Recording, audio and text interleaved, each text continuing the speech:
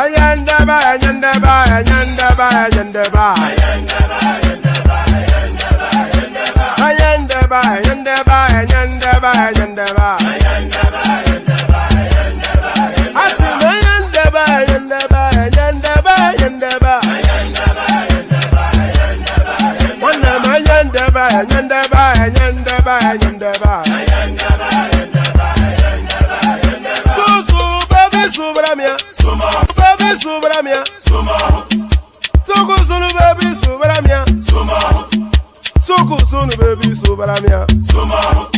Suku, sunu, baby, subramia.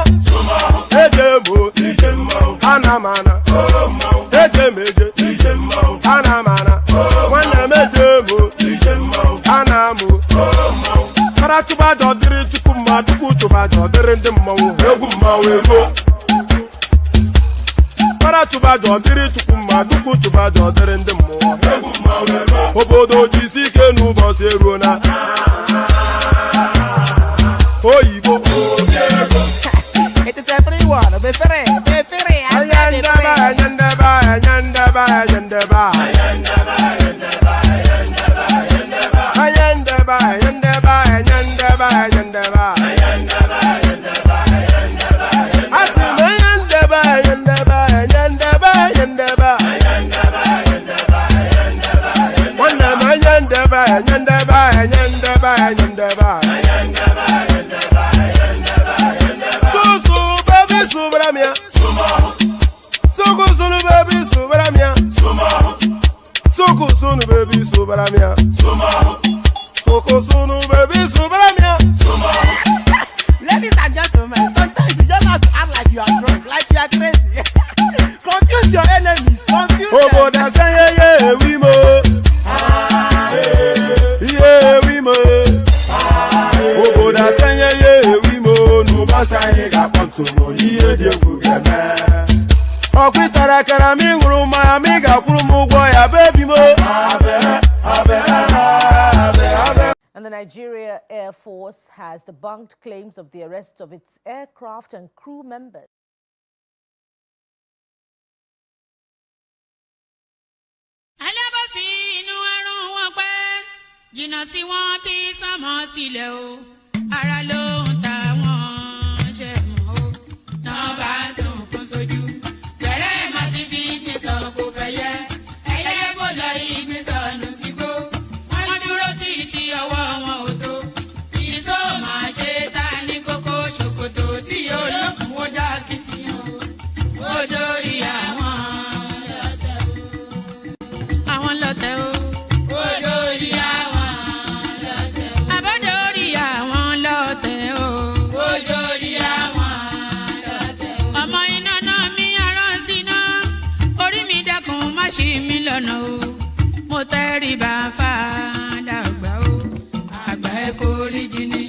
Ojoojúmọ́ ni mo ń pọ́n wọn lé, mo ń ṣe yá sí àwọn àgbà o, mi ò fojú tí ń rìn wọn láyé. Ọmọdé ẹ má fàgbà ṣe yẹ̀yẹ́, torí omi kọ́ tó lè ọlá ní. Ọmọdé ń bọ̀ wá dàgbà o. Màmá ń bọ̀ wá dàgbà o. Ọmọdé ń bọ̀ wá dàgbà o. Wọ́n máa ń bọ̀ wá dàgbà o. Ọmọdé ń bọ̀ wá dàgbà o. Ọmọdé ń bọ̀ wá dàgbà o. Ọmọdé ń bọ̀ wá dàgbà o. Bọ́lájú kòkòrò bá pẹran nígbó, tó bá fúnra ẹ̀ pín ló dára jù o. Kọ̀wé mi á jẹ́ tàgbà o. Èyí mo rí màrò, ẹ̀ka gbogbo náà ní ilé ayé. Sùúrù ní ṣẹ́gun ohun gbogbo. Ẹ má ṣèké mo ní ẹ má dalẹ̀. Ẹ má forí orí ìkìlọ̀ ló jẹ́. Ẹ̀yin forí wọ́rí yóò ṣàbàmọ́. Àwa ò ní ṣàbàmọ́ láyé o. Nílé ayé o. Àwa ò ní ṣàbàmọ́ láyé. Àwa ò ní ṣàbàmọ́ láyé. Àwa ò ní ṣàbàmọ́ láyé. Dẹ́bìtọ̀ rẹ̀ àtàrà ilé o. Àwa ò ní ṣàbàmọ́ láyé. Àwa ò ní ṣàbàmọ́ láyé. Àwa ò ní ṣàbàmọ́. Wọ́n gbọ́ pé ọjà tán nílùú Ṣókótó. Wọ́n múra wọn sáré kárù sọ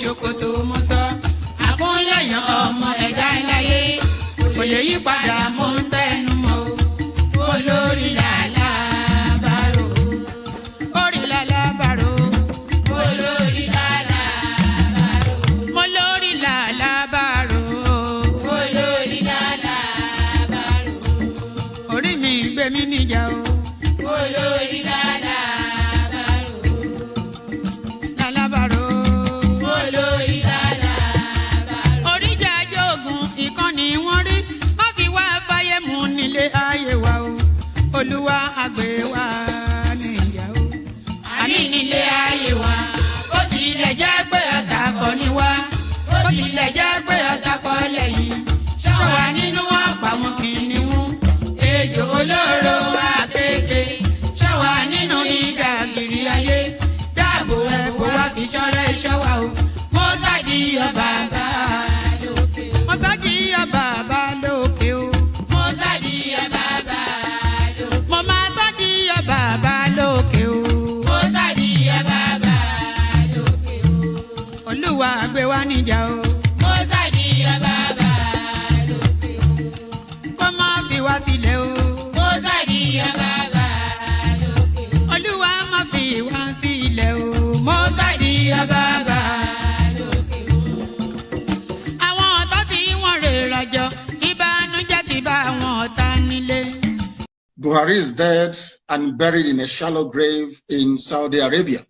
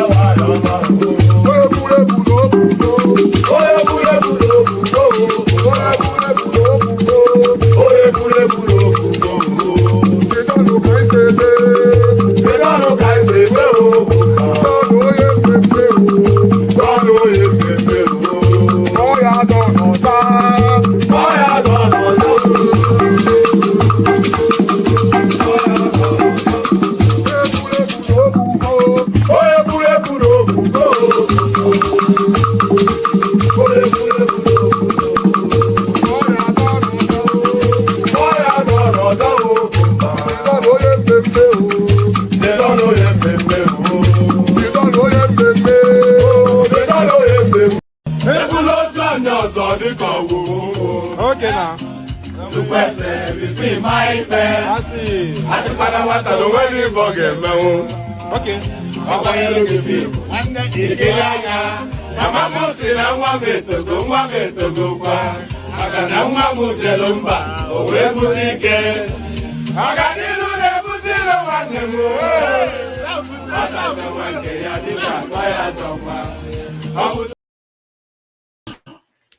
And there it is right there. Hickory dickory dock, the mouse ran up the clock.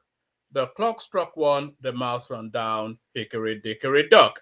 So hickory dickory dock, all that. Hickory dickory dock. So yes, good day to well, I've already said good day because this will be our second outing today, actually.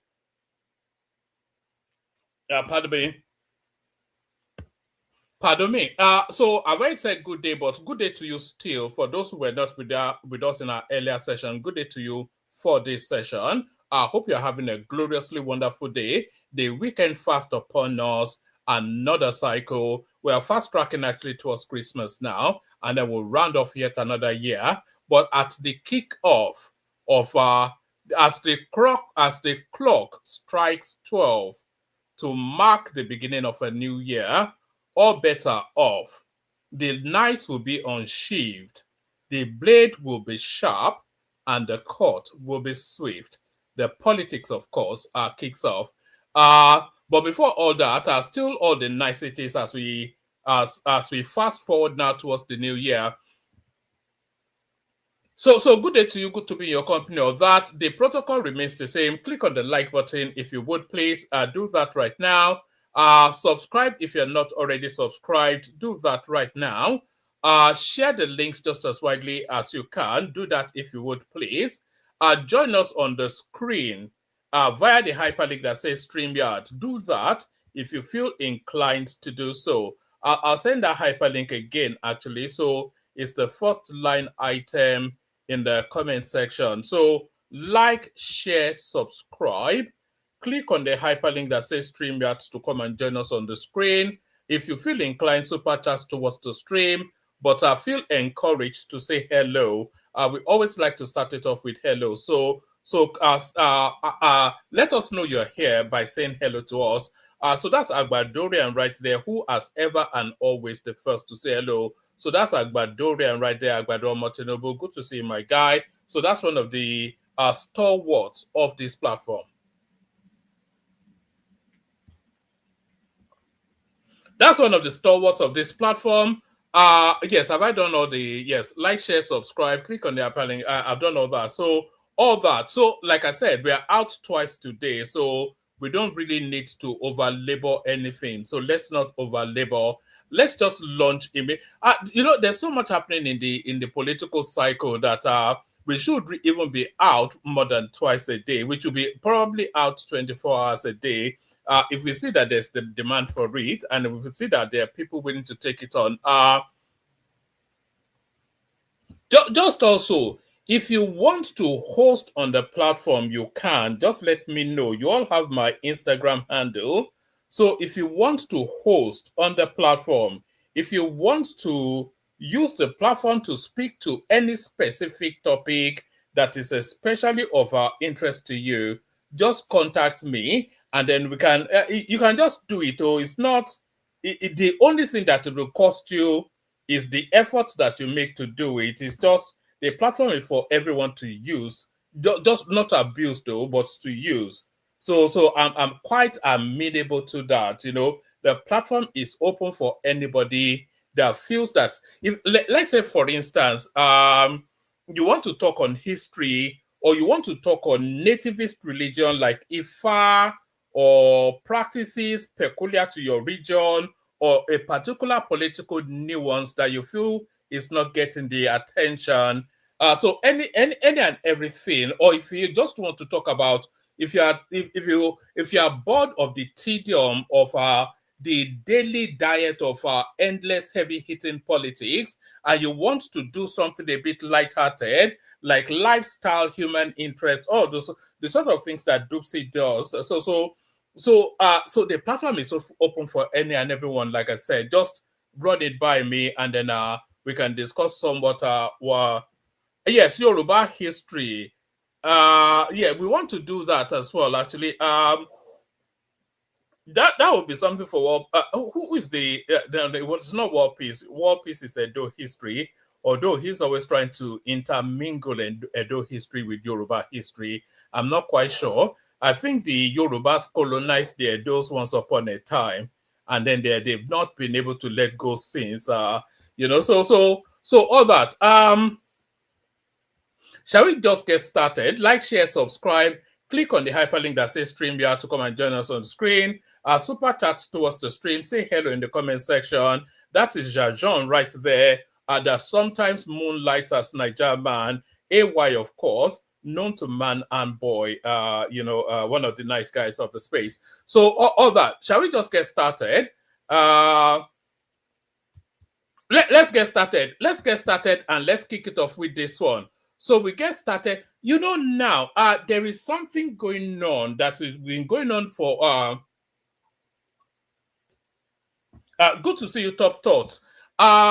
There's something going on that has been going on under the radar for quite Christmas giveaway. Maybe I should be the one giving for Christmas. What do you think? Should I be the one doing the? And by the way, we have to give something to War Peace's daughter for her achievements. So I have to think to do that maybe tomorrow. So there's been something going on quietly in the politics that's not been making the headlines as much as it should. there's an indigenship bill going through parliament at the moment, and that indigenship bill is being sponsored by Benjamin Kalu, who is the deputy speaker of the House of Representatives. So you wonder what that indigenship bill means. So that indigenship bill, it confers indigenship on somebody if either through marriage or if they have lived in a particular location for 10 years and a bit. There's a reason why I'm telling you this. So it confers indigenship on somebody if they are either through marriage or if they have lived in a particular period for a specific amount of time, 10 years minimum. So what does that mean?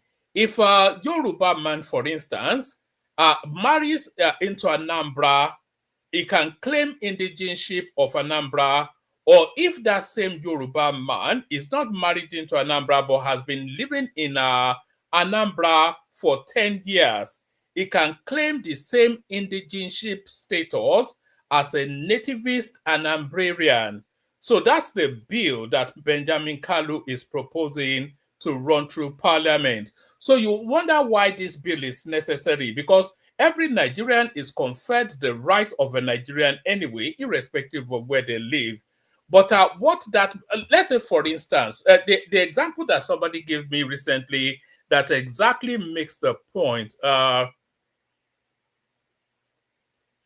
Who is the next governor of Abia State, Benjamin Kalu? I don't think he has the money, you know. So the example that somebody gave me recently that exactly makes the point is that, for instance, let's take Lagos State, and the Lagos State traditionally gives bursary to Lagos indigenes. So if that indigenship bill passes through, somebody from Anambra, for instance, or somebody from Kano that has lived in Lagos for 10 years and a bit is entitled to claim that bursary that Lagos State ring fences for Lagosians, especially not Lagosians in the broader sense of it, but historic indigenes of Lagos State, people like the Aworis, the Badagry people, and all of those sort of people that they are trying to encourage education and want them to feel the effect of the wealth of their own land. So you get that same status. So why am I bringing you, why am I going through, and by the way, we have to discuss that at some point as a standalone topic, but why am I going through all that? I am going through all that only because I want to play you this clip. So watch this. This alarmed me somewhat when I saw it. I saw this post today on Nigeria Tribune. I saw this post today on Nigeria Tribune's page. I mean that Senator Buhari, a Fulani man, is declaring his intention to become the next governor of Oyo State. Of course, there's nothing. Can you imagine that? Senator Buhari from, I'm not quite sure, you know, we have intermingled quite heavily with the Northerners, the Yorubas, but we've not intermingled enough for a Yoruba man to be called Buhari. There's only one place that a Buhari will come from, and that will be Katsina. And of course, he's a Fulani, but he's putting his name forward to become the governor of Lagos State. So this is Chinedu Rose Vivo Pro Max. So we are now in funky territories in Nigeria now. They are all circling around Yoruba land, and they are going to take it one way or the other. A Fulani man putting his hat in the ring to contend to be the governor of Oyo State. I saw this post today on Nigeria Tribune's page. I mean that Senator Buhari, a Fulani man, is declaring his intention to become the next governor of Oyo State. Of course, there's nothing bad in it, but I was like, a Fulani man contesting for the governorship seat in Oyo State. How did he get to that level? It was a question I was asking myself. I was like, So when I went through his antecedents, I discovered that he was formerly a House of Rep member representing Ogbomoso North. And currently... How can that even be?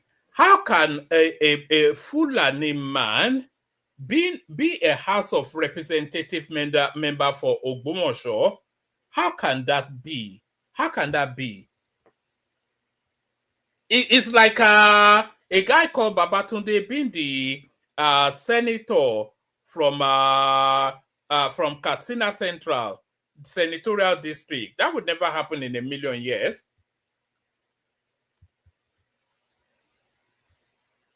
A Fulani man, a senator representing the senatorial district in Oyo North. So the question was, like, how did he get to that level? I was like, So some people said, oh, his upbringing and everything is in Yoruba, so he has been Yorubanized. I said, okay, no problem. But can this happen in Oyo, in Sokoto? That a Yoruba man is coming up as a governor, putting up, to become the next governor in Sokoto State, just like the way we are having it now. Can that happen at all? So please, Senator, if you see this video, it is not about you. It's just my curiosity. And I have made video about this. To answer your question, not in a million years, can you imagine for 1 microsecond a Yoruba man going to Sokoto to say he was to contend, not even to be the governor, but to be a senator? They would give him the Deborah Samuel treatment, or Deborah, if you're an Englishman. They will give him the Deborah Samuel treatment, and stones will be headed towards his head. Can you imagine that? Even before I saw this post, I've made a video about it, warning Yoruba Muslims that, look, your ideology of Islamic religion is not the same thing with that of the Fulani. The Fulani ideology of religion means conquest. It means takeover. And we have seen it that anywhere they have a foothold, they render complete conquest of that place. So don't be surprised when you see Oyo State answering Emir instead of Oba. So don't be surprised. I have made video on it before. So seen it on. And by the way, this guy must be, it doesn't sound Igbo. It sounds like an Edoma. We don't have an Oba in Oyo. We have an Alaafin. Do you know what that means? It means the owner of the palace, Alaafin. That's what we have, not an Oba. He's trying to project his system onto our space. It's not about you. I'm just talking generally. And thank God, some of them, the Yoruba Muslims and Yoruba, they already wrote in for you that you can do it, that you have done it before. So you might be a good man with good intention for the people of Oyo State. Please don't mind my curiosity. I'm just being curious. And I have talked about this before, and it's like I'm seeing what I said coming to pass. That is why I said I'm being curious. Okay. And I have seen some Yorubas arguing over that name, Buhari. Please, does Yoruba BS Buhari? Can you let us know that in the comment section? Some people said that some Yoruba BS Buhari. Some said no, it's Fulani name. Some say it's neither Fulani nor Yoruba name. That is Arab name, or should I say Arabic name? So is that true? Yoruba Muslim, please, you have something to say in this matter. We want to hear from you. Buhari, is he a Yoruba name or is Fulani name? Let us know. So there it is right there, unmistakably, because Buhari is not even an Islamic name. It's a nativist name. It's an ethnic name rather than a religious name. So there is absolutely no reason, even a Yoruba Muslim, there's no reason why they will bear Buhari as a name, because Buhari is not a religious name. So we see Tope O right there, who enters with the elegance that only she can. So that's Tope O right there, making sure that that my whole village gets fed out tonight or whatever. I don't know. But there it is right there. So there it is. This is what is going on now in Nigeria. Very, very quickly, Yoruba land will be taken over. It's beyond equivocation. Because, there was a time, actually, recently, over the last 3 months or so, one of these Fulani people that have sacked a community in Yoruba, is somewhere in Oyo even, they had sacked that community, and then they were in the process of installing a Seriki, or which is the lower version of an emir. So they were in the structures of setting up their system there, until some of the people in that environment called the authorities to put a stop to it. So it is if not when that Yoruba land will fall under the authorities of the people from the Sahel. Now we're going to have a Fulani governor represent. You know that your state is the most preeminent Yoruba space. There is nowhere Yoruba land that's the heartbeat. That's the very epicenter of Yoruba-ness, or your state, and or your itself or your town is the ground. As you know, Katsina Daura is the heartbeat of the Fulanis. So what Katsina is to the Fulanis is what Oyo is to the Yorubas. That's the epicenter of Yoruba-ness right there, Oyo, you know. So if you have a Fulani or oversighting of your state, then essentially you're just a conquered people. There's nothing else they have to do beyond that. If they take Oyo, they've taken the whole of Yoruba land. But there it is. That's the climate we find ourselves in now. So that's the climate we find ourselves in now. Let's see who else is here. So we've seen AY. So that's our godfather right there, otherwise known as Solomon. Good to see you, Solomon. What are you doing up so late? As I said, that's Tope O right there, doing it in her own inimitable style. Tope O, incomparable. That's Samuel Adeleke right there. Good to see you, Samuel. We've already seen Jajon. Babatunde Martins, known to his friends as Baba. That's Baba right there, of course, the mighty man. And that's Tinkan Island, or Tinka Island, as he calls himself.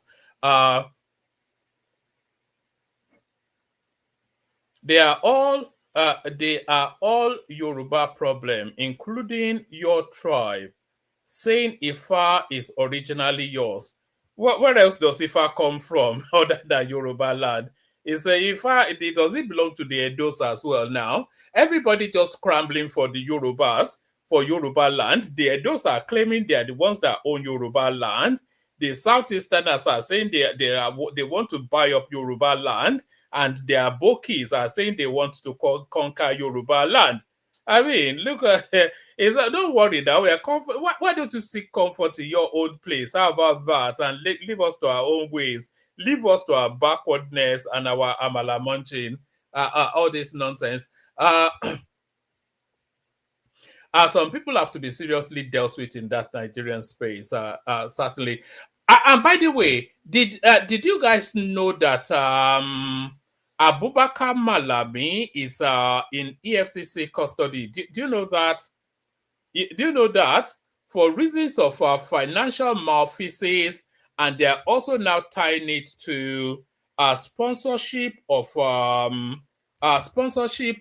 terrorism. So Abubakar Malami very much. I think I had a story in one of the sessions that I abandoned. You know, I've been abandoning so many sessions these days.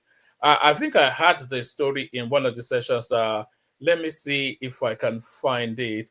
And as is Chris Ngige as well, the former governor of Anambra State. So there seems to be something going on with the EFCC sweeping up somewhat a lot of the big names in the Nigerian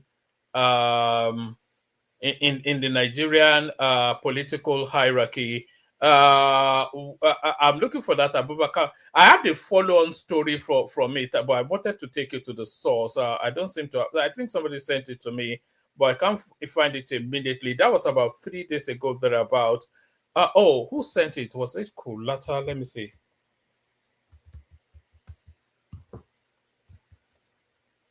Let me see if it was Kulata. Just bear with me 1 second. All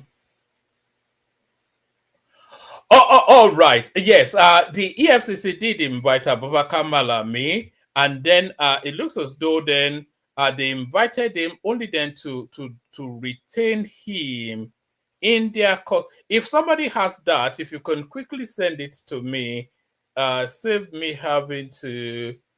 All right. Let me just go with what I do have. So let's take the conversation onto this space. why EFCC has not released me. So this is the erstwhile. I think that story may have just come in. Has it just come in? Let's have a look. Una momento, por favor. Una momento, por favor. Do you know what that means? 1 minute, please. Una momento, por favor. All right. Let me bring you this. Why EFCC has not released me? Former Attorney General of the Federation and Minister of Justice Abubakar Malami SAN has explained the circumstances surrounding his continued detention by the Economic and Financial Crimes Commission EFCC after voluntarily reporting to the agency on Monday. The former minister is being questioned over several issues, including allegations relating to terrorism financing, the ownership of 46 bank accounts, the engagement of multiple legal representatives in the recovery of 300 of the 300. And that Abacha loot, actually, it looks as though because between Ndume and Abubakar Malami, that Abacha loot that was recovered was reduced. Please don't sue me on Ned, because Ned has this habit of always suing any criticism on social media. Hold on.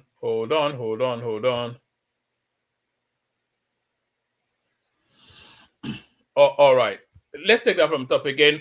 Former Attorney General of the Federation and Minister of Justice Abubakar Malami SAN has explained the circumstances surrounding this continued detention by the Economic and Financial Crimes Commission EFCC after voluntarily reporting to the agency on Monday. The former minister is being questioned over several issues, including allegations relating to terrorism financing, the ownership of 46 bank accounts, the engagement of multiple legal representatives in the recovery of the $322 million Abacha loot, and the utilization of funds released under the Conditional Cash Transfer Program. Malami, however, said he was detained without being given any specific reason other than being informed that his earlier administrative bail had been revoked, despite not breaching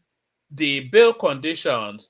In a statement issued on Wednesday by a Special Assistant on Media, Mohammed Bello Doka, Malami said he had been given new bail conditions, which he is prepared to meet once the EFCC authorizes him to do so. Earlier, Malami dismissed allegations of terrorism financing and ownership of 46 bank accounts, describing them as false, misleading, and baseless. We state without equivocation that there is no allegation, investigation, or charge of terrorism financing against Abubakar Malami SAN by the Economic and Financial Crimes Commission or by any other security, intelligence, or law enforcement agencies, whether in Nigeria or abroad. Similarly, claims suggesting that Mr. Malami operates or controls 46 bank accounts are entirely fictitious, unsupported by facts, official records, official records, or lawful finding, and merely form part of a coordinated media trial aimed at character assassination. Doka added that Malami had never been questioned or confronted with issues relating to terrorism financing or alleged multiple bank accounts. Even the retired military officer cited in recent reports explicitly clarified that he never accused Mr. Malami of financing terrorism, a crucial clarification that was irresponsibly overshadowed by sensational headlines and mischievous framing. So if he has nothing to answer to, then why is he in detention? And by the way, there's no reason for them to release Malami anytime soon. If they want that guy in prison for the rest of his life, there's an abundance. It was seizing cargo ships. It was the person that looted the most in the Buhari administration was Abubakar Malami, without any doubt. He even looted more than Abba Kyari, who stole an awful lot himself as well. You know, so that's just that. What are we looking at?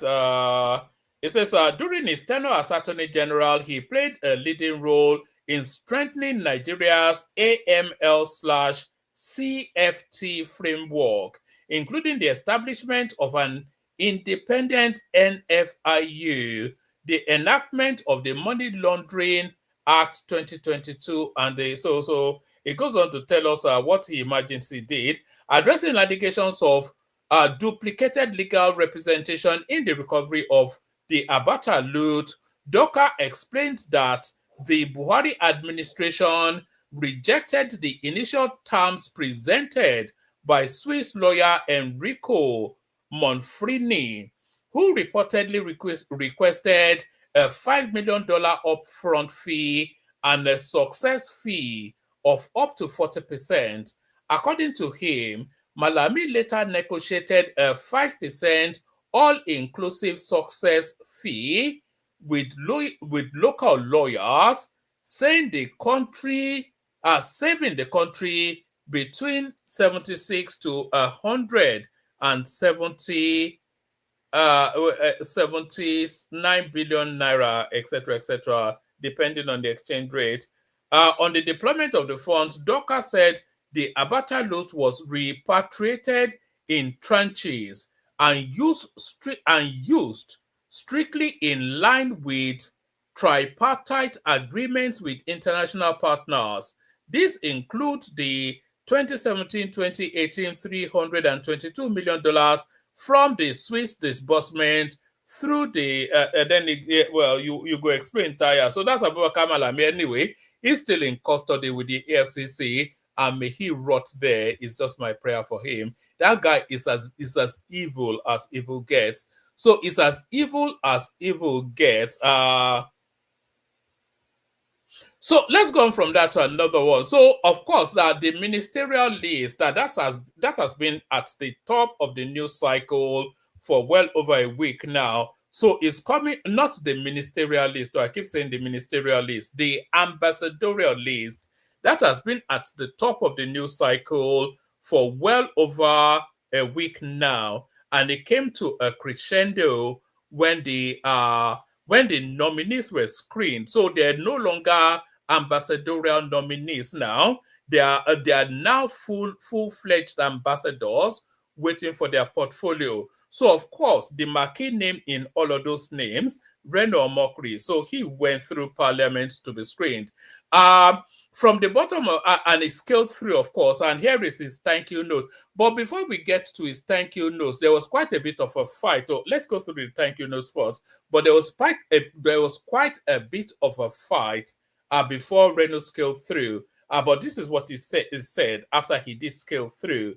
From the bottom of my heart, I sincerely thank the distinguished Senate leader, Senator Okoyemi Bamidele, the chairman of the Senate Committee on Foreign Affairs, the distinguished Senator Sani Bello, and members of the committee, especially distinguished Senator Adams Oshiomole and Ali Ndume. So it's thanking those two names. But let's listen to Reno first, and then let's listen to Reno first, and then we'll go and find out exactly why he's thanking those two people, especially Ali Ndume and Adams Oshiomole.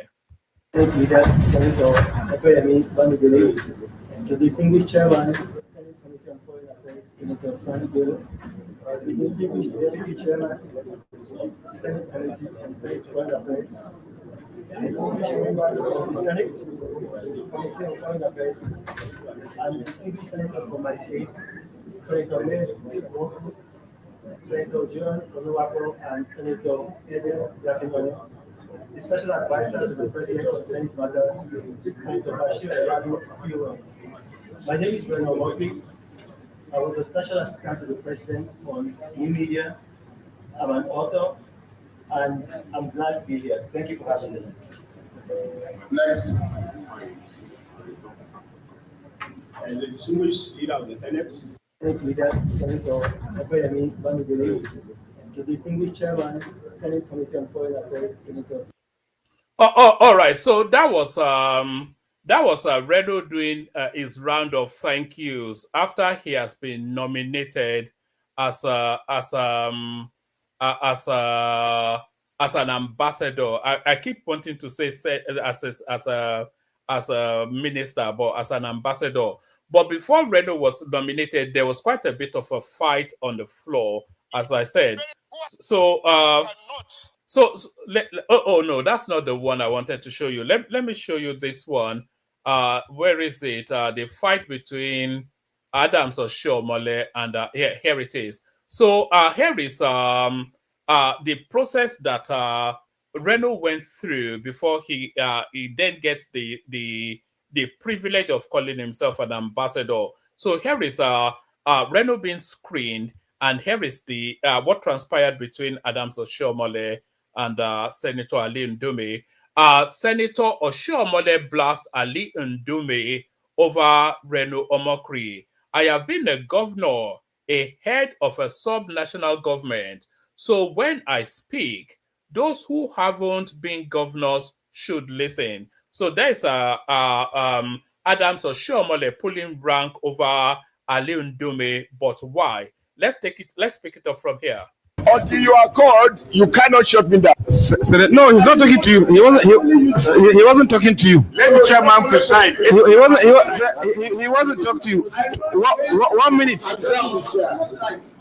These are people. Okay, go ahead. There's a motion on ground. You can either defeat the motion or let it survive.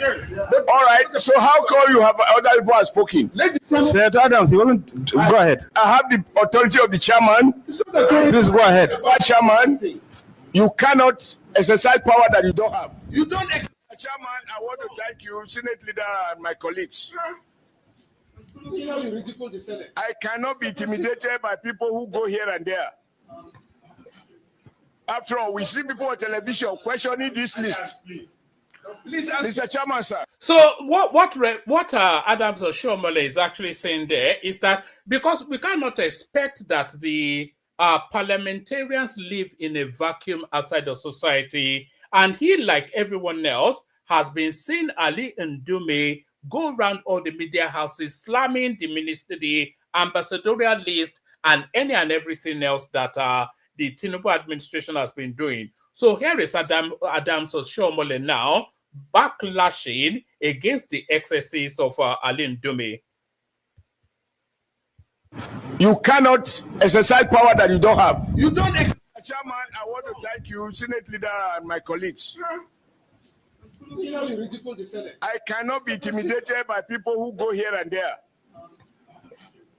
After all, we see people on television questioning this list. Please ask Mr. Chairman, sir. The procedure is that if there is a motion on ground, it should be seconded. If it is not seconded, it's dead. It's dead. If it is, so allow me to continue. Mr. Chairman, you have allowed me. Please protect me. Senator Adams, conclude. Your time is going. Conclude. All right. Mr. Chairman, I think I needed to speak on this in the public interest, with particular reference to the nominee, Reno, because we cannot pretend we have not had stories. We can't work on stories. For me, there's no petition before the for me. Look, this is for me. You should not return the Senate. Senate is not a job. So he's reverted back to the national language of Nigeria. Not allow, but his own native language. This is the thing. You know, in a lot of ministries, the language of communication, especially under the Buhari administration, was Hausa.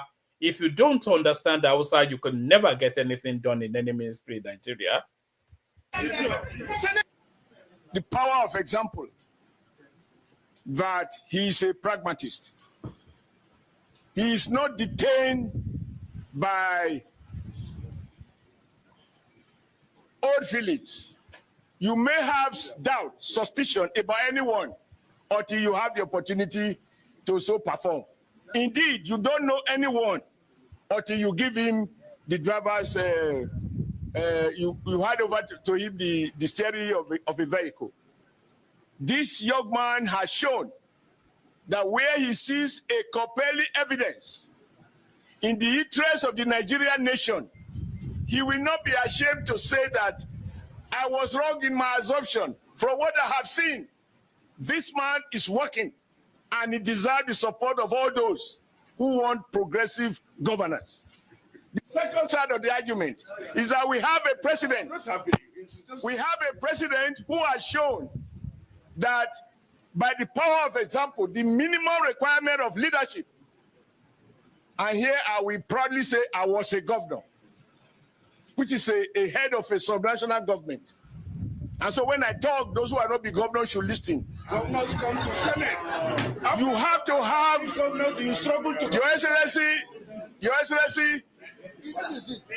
have to have that large hand. Become a senator. You have to have, for me, President Bola Ahmed Tinubu has showed a real quality that the fact that you criticize me during the election, the fact that you abuse me at what time was Senator Adams, you made your point very clear. There is a motion.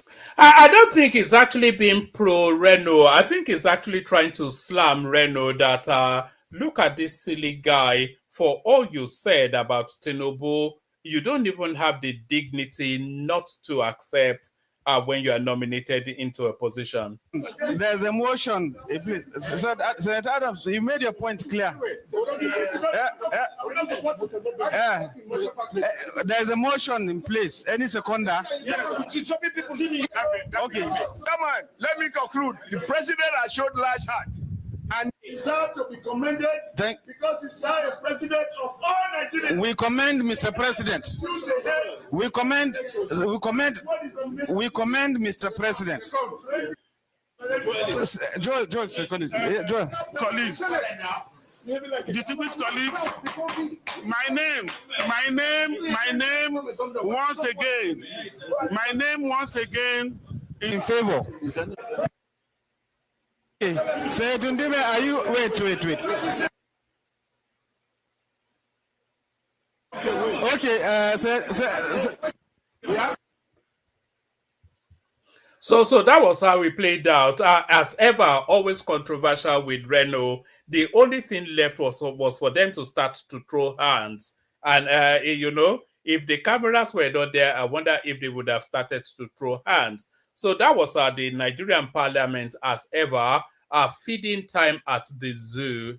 That's the experience of the Nigerian parliament, feeding time at the zoo. So feeding time at the zoo.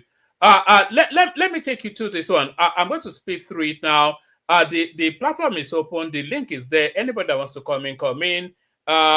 Sultan of Sokoto breaks silence on imposition of Sharia on Christians. So this comes off the back of the Americans now telling us that that Sharia should be taken off the Nigerian statute books. So if we are an Islamic state, then we can be an Islamic state. But if we are a secular country, then we cannot have Sharia as part of the statutes of the book, of the constitution. The Sultan of Sokoto, Mohammedu Saad Abubakar, has spoken publicly on the rising debate over the alleged imposition of Sharia law on Christians in some parts of the country. The respected monarch made it clear that Christians must not be subjected to Sharia law or court processes meant solely for Muslims, stressing that the Islamic legal system remains strictly a religious obligation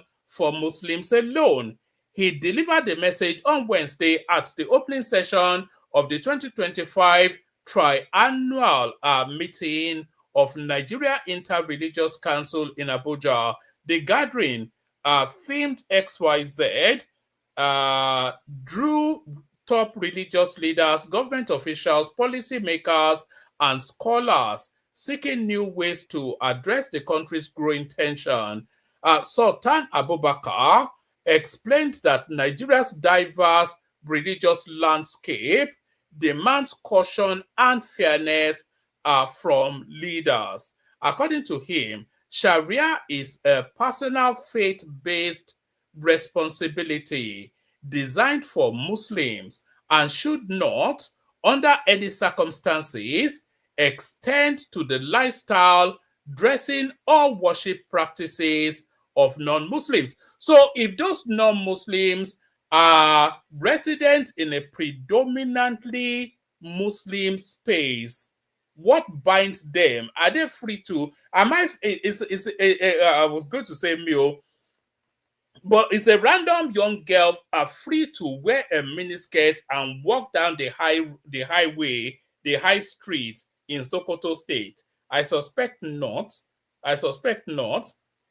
In fact, I'm pretty certain that would not be tolerated. You know, can I openly drink a beer in Sokoto State? I suspect not. I suspect that would not be tolerated.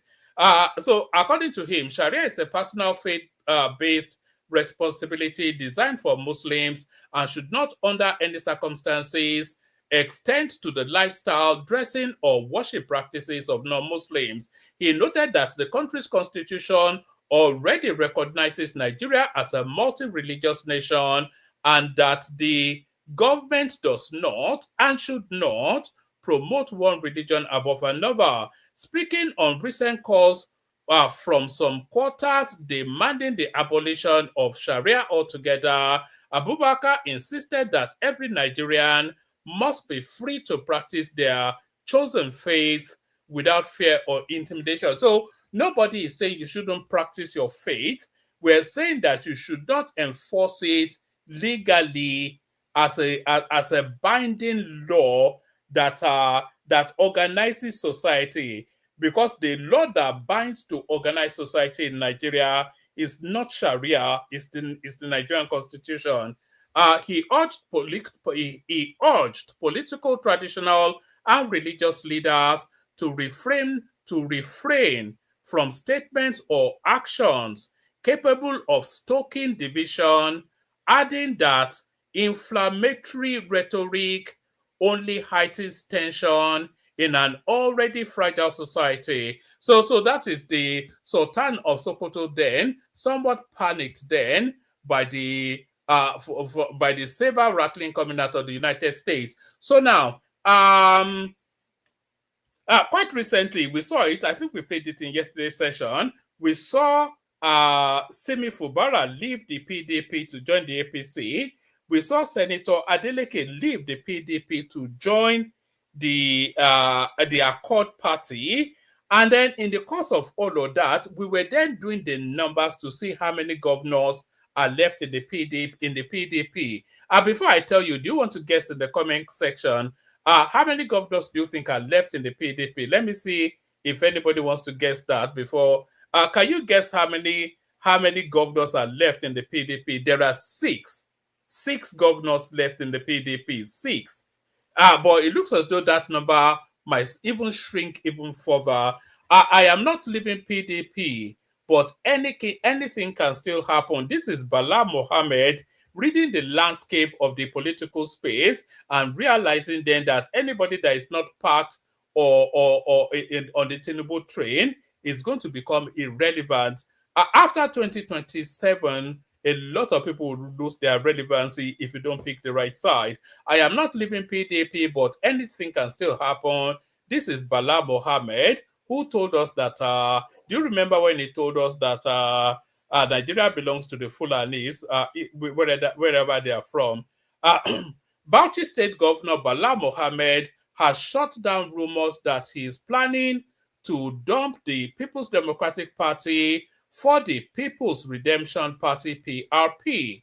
The rumor started after the PRP publicity secretary in Bauchi State claimed the governor was secretly trying to join their party to escape the crisis in the PDP. But in a quick response on Wednesday, Governor Mohammed, through his special advisor on media, said the reports are baseless. He said the governor has actually been one of the strongest voices trying to fix the PDP and save it from those trying to turn Nigeria into a one-party state. The statement added that the PRP had shown its true colors with the false claims, warning Bauchi residents that all that glitters is not gold. Gidado insisted that nothing will stop Governor Mohammed from focusing on developing Bauchi State. However, the governor also noted that he still has the constitutional right, and this is the crucial part of it. So this is a caveat that gives equivocation to what he said. This is a caveat. This is a get out clause, sort of. He says, however, the governor also noted that he still has the constitutional right to defect if he ever chooses to. He said he can decide his political future at any time, but such a decision will never be forced by political turncoats who survive on lies and mischief. So that is Bala Mohammed right there, signaling somebody's exit from the PDP. So now let's go to the headline piece, which is Representative Riley M. Moore of the United States, bringing to the attention of the Americans what Nigerians have known for decades, that the only problem we have in that country are the Fulanis. So here we see, this is his official Twitter handle, Representative R. M. Riley M. Moore. So Representative Riley M. Moore, I just returned from a congressional delegation to Nigeria with House Appropriation GOP. Whilst there, we visited Benue State. We met with Bishops Anagbe and Duga and the Tortiv. We met with suffering IDPs who were all Christians. They were forced to live in camps that are regularly attacked by Fulani Islamic radicals. So they are isolating the narrative in America because there was even a push, by the way, to declare the Fulani Caliphate a terrorist organization. And it looks as though that was, I'm not quite sure who did that recommendation. I think we played the clip here a few sessions ago. But I think the push now is to isolate the Fulanis, the entirety of them, as an ethnic stock, to isolate them as a terror organization or a terrorist space, a people of concern. So this is Representative Riley M. Moore. I just returned from a congressional delegation to Nigeria. Whilst there, we visited Benue State. We met with Bishop Anagbe and Duga and the Tortiv. We met with suffering IDPs who were all Christians. They were forced to live in camps that were regularly attacked by Fulani Islamic radicals. We heard heartbreaking stories from survivors of this horrific genocidal campaign committed by the Fulanis, including a woman who was forced to watch her children being pied. I have never seen anything like it. It will stay with me the rest of my life. I am working on a report to POTUS. So POTUS, P-O-T-U-S, is our president of the United States. So essentially, he'll be reporting back to Trump to inform him then that what the Nigeria faces only one problem, and that problem is called the Fulanis. I am working on a report to POTUS that will outline a path forward to work with the Nigerian government in a coordinated and cooperative manner to end the slaughter of innocent Christians in the Middle Belt and stop the ongoing terrorist threat in the Northeast. We will brief the president soon. More to come. So I think this is him now giving feedback to the American press. So I don't know if let's watch this. Let's hear him in his own words. And there is a person on this mission, Republican Congressman Riley Moore, who just led a congressional delegation, not over Zoom, but by armored vehicle. You went into this country at a time when they are taking Christians, and you went to these camps of internally displaced people. First of all, welcome to the Focus. Tell me what the people told you. Well, Harris, it was really shocking. The stories that we heard, the imagery, it was, I've never witnessed anything like that personally in my life. I met one woman, and I see you're showing some of the pictures, who had lost her entire family. 5 of her children were murdered right in front of her, and she was pregnant at the time and was able to escape.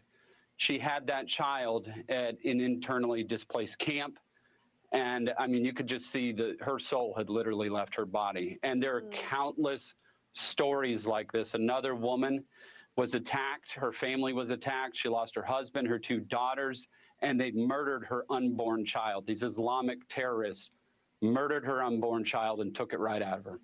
You know, I don't know. It's beyond words. I don't know if my team has it, but we do have a picture of one of those women with her baby in her lap, and you're standing with her. So I'll ask my team to kind of shuttle through these pictures so that we can show even more. Look, Congressman Moore, the president right now is waiting to hear from you. You are preparing a report. Let's talk about the news. There she is, so beautiful. I mean, I can only imagine what it was like to have to leave. It's just one of those default statements that people make. We all say it, but how is he able to tell that that child is beautiful? We can barely see the child's face. So why is she saying so beautiful? It's just, this is what people detest about Americans. It's like talking by numbers. You know, they'll tell you to have a good day. They don't give a damn what direction your day goes. They just have these peppy little, you know, cliches, these greeds that they talk with. You know, just random expressions that have no meaning. You can't see the child now. So how are you able to say so beautiful? So that we can show even more. Look, Congressman Moore, the president right now is waiting to hear from you. You are preparing a report. Let's talk about the news. There she is, so beautiful. I mean, I can only imagine what it was like to have to leave that camp knowing that your mission ahead is for them. No, absolutely, Harris. And this mission was part of our report. This was a fact-finding mission. There were 5 members of Congress in total that went there. We went to Benue State, which is one of the most dangerous states in the country of Nigeria. This is where all the Christians, a majority of them, are being murdered for their faith in our Lord and Savior Jesus Christ. But I felt that we had to go there, so we went in armored vehicles with security and went there and visited with these people, visited with these Christians, Christian associations, Bishop Anagbe, the Catholic Church, Protestant leaders as well, and got ground truth that we're going to go report back to the president, and we're going to make recommendations in the report that he has asked us to do. He's asked myself and Chairman Tom Cole to give him a report and report back to him, and we're going to do that by the end of this. I don't know where they're getting these figures from, and I'm not quite sure how much trust or confidence we can place in them, but these are quite harrowing figures, actually. These are Goodluck Jonathan numbers. When did Buhari take over? 2015. These are Goodluck Jonathan numbers. It says, in 2025 alone. Oh, no, it's not Goodluck Jonathan numbers. This is the culmination of a total number. And I think even Kashim Shettima confirmed these numbers. That he told us that well in excess of 100,000 people have been pied by insurgents, Fulani bandits. In this year alone, 7,000 plus. Churches burnt down, 19,000 plus, etc. So these are real harrowing figures. This month. Are people afraid there? I mean, how many people are in these protection camps? Well, in protection camps, probably really not the right word, Harris. They're in IDP camps, but the Fulani, these Islamic radicals, are attacking the IDP camps. They're attacking them in the camps. And for those who say this is about climate change and land and things like that and economically driven, why would you burn down a church? Why would you attack an IDP camp? Screaming Allah Akbar. I think that it's very clear what the answer is there, right? They're trying to erase the Christians in Benue State and around Nigeria from their ancestral homeland. Yeah, and some kind of bizarre caliphate, I would imagine, is part of the plan too. Look, Congressman Moore, I want to bring you back once that lands on the president's desk and you've delivered that report. Thank you so very much for being here first. We appreciate it. Oh, thank you, Harrison. Thank you for all your... So that is from what that guy said, we can deduce from that what his report is likely to be to Donald Trump. So there it is right there. It looks as though the bombs might still be coming in the direct. I just hope if they are coming to bomb Nigeria, let them take the bombs to the north. So that's where we have a problem. So now this will be the last one. Now this one is about privilege and entitlement. This clip that you are about to see now is all about privilege and entitlement. There are certain elements within the Nigerian paradigm that have been invoicing their life to the Nigerian state for so long, they don't know. It's a bit like footballers, actually. That's the best analogy to draw between a Nigerian parliamentarian and society. So their life is not that dissimilar to a footballer. So a footballer, it shows the talent from right about the age of 9. And from the age of 9, a club picks him up.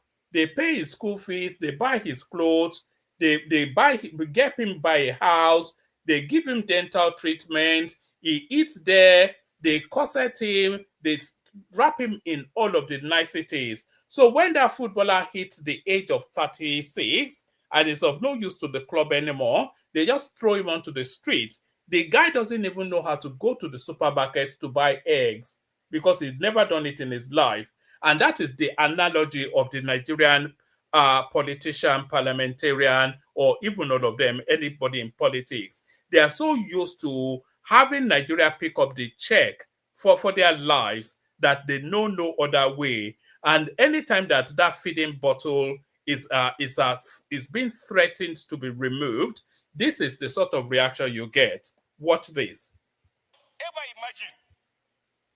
I cannot ever imagine that a senator of the Federal Republic of Nigeria, who has been here for a very long time, only one orderly, and he is withdrawn.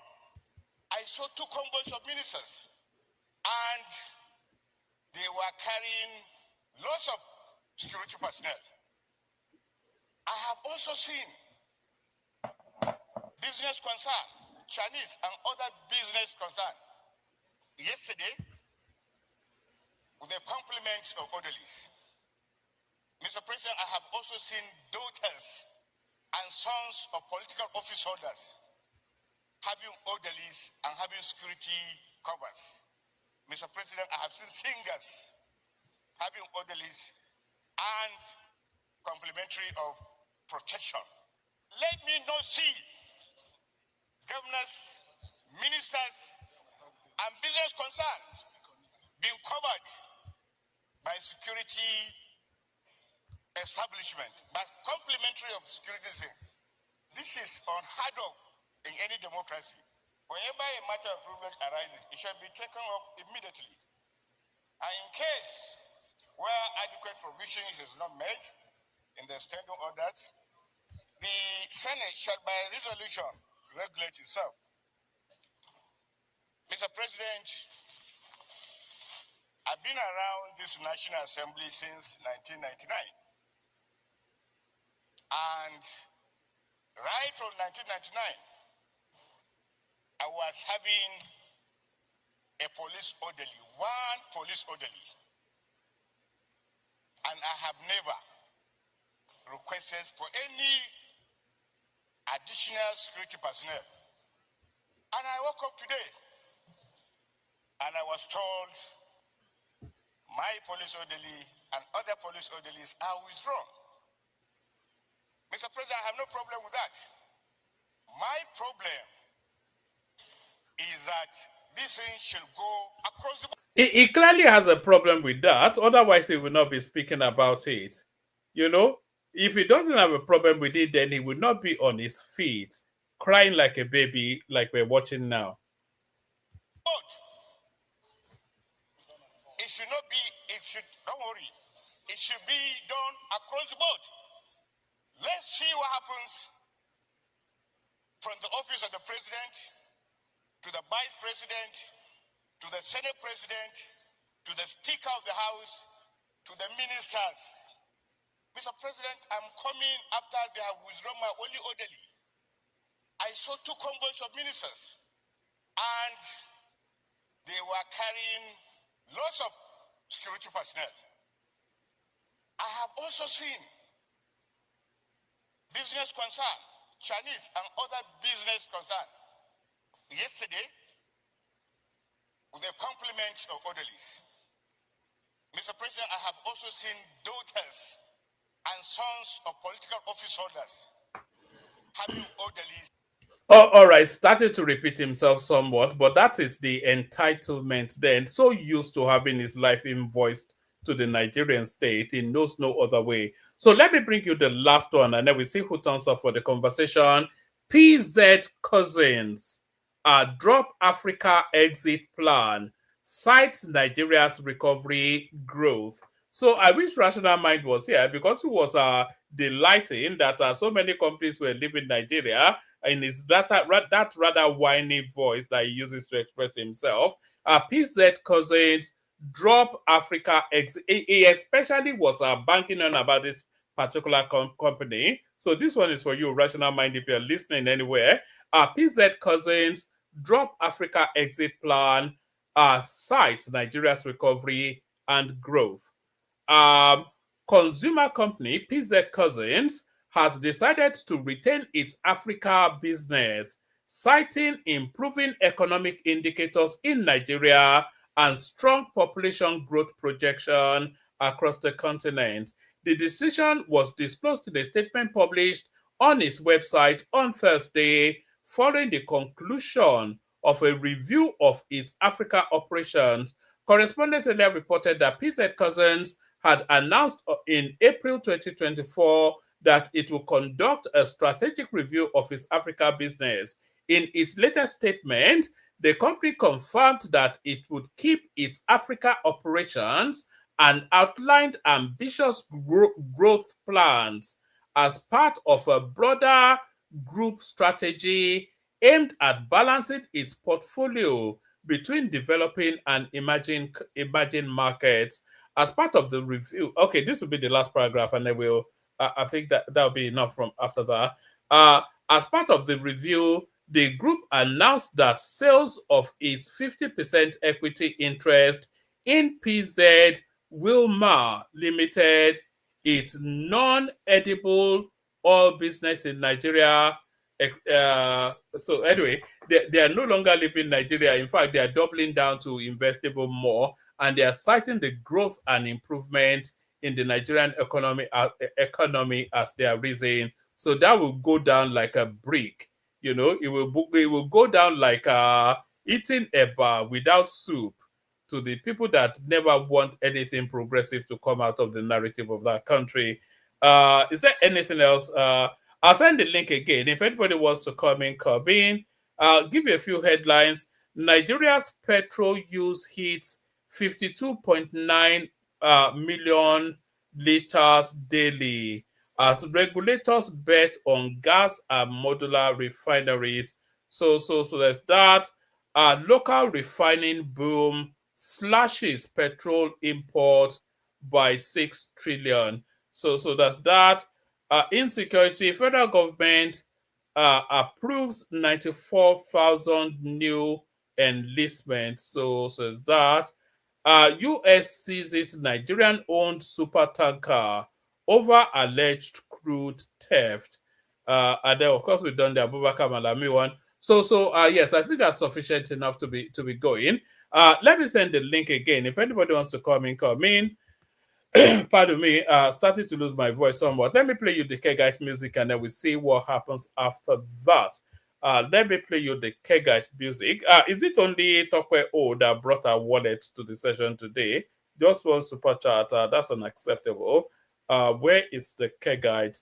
Here they are. Only water, where they see my water.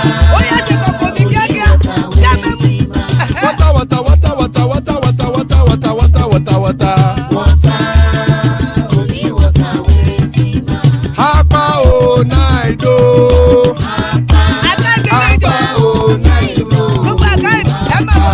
Hapa you don't come o.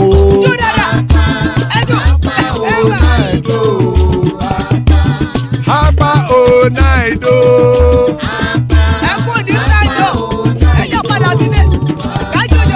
Oro kẹ̀kẹ́ ẹlẹ́mù yé o. Ilé sọ́dí kẹ̀kẹ́ rẹ ẹlẹ́mù rẹ o. Bobby master kẹ̀kẹ́ rẹ ẹlẹ́mù rẹ o. Chifu Faila ti kẹ̀kẹ́ rẹ ẹlẹ́mù rẹ o. Eruku lẹ̀lẹ̀ ẹlẹ́mù dé.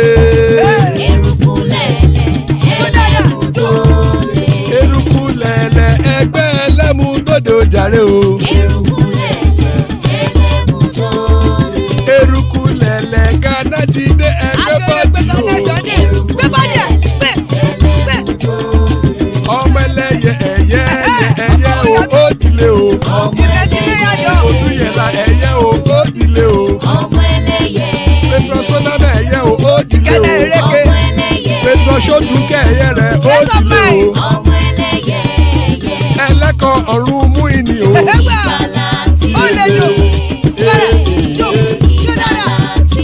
Àkùkọ ọ̀run mẹ́kọ̀.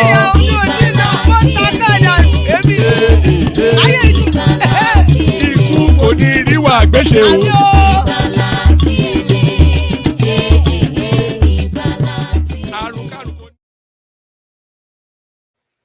And there it is right there. Ikukoniru Agbeche, may death have nothing to do with us. Yeah, here is AY in the house. Good to see you, AY. Prince Daddy. There's the Prince right there. So good to have you, gentlemen. Anyone else that wants to hop on. We'll start the conversation off, kick it off with AY. AY, Wagwan. What Agwa? Hi, woman. Kilo Ishele. You hear Yoruba also? Kilo Ishele. Baoni. Hey. Abi Omonile. Omoluabi. Omoluabi. Yeah, you know you're part of the Omoluabi space now because you're from the yes. Yeah, so I did here. I have lived with Yoruba a lot now. I live in Lagos more than 10 years at least. Even back home in my village.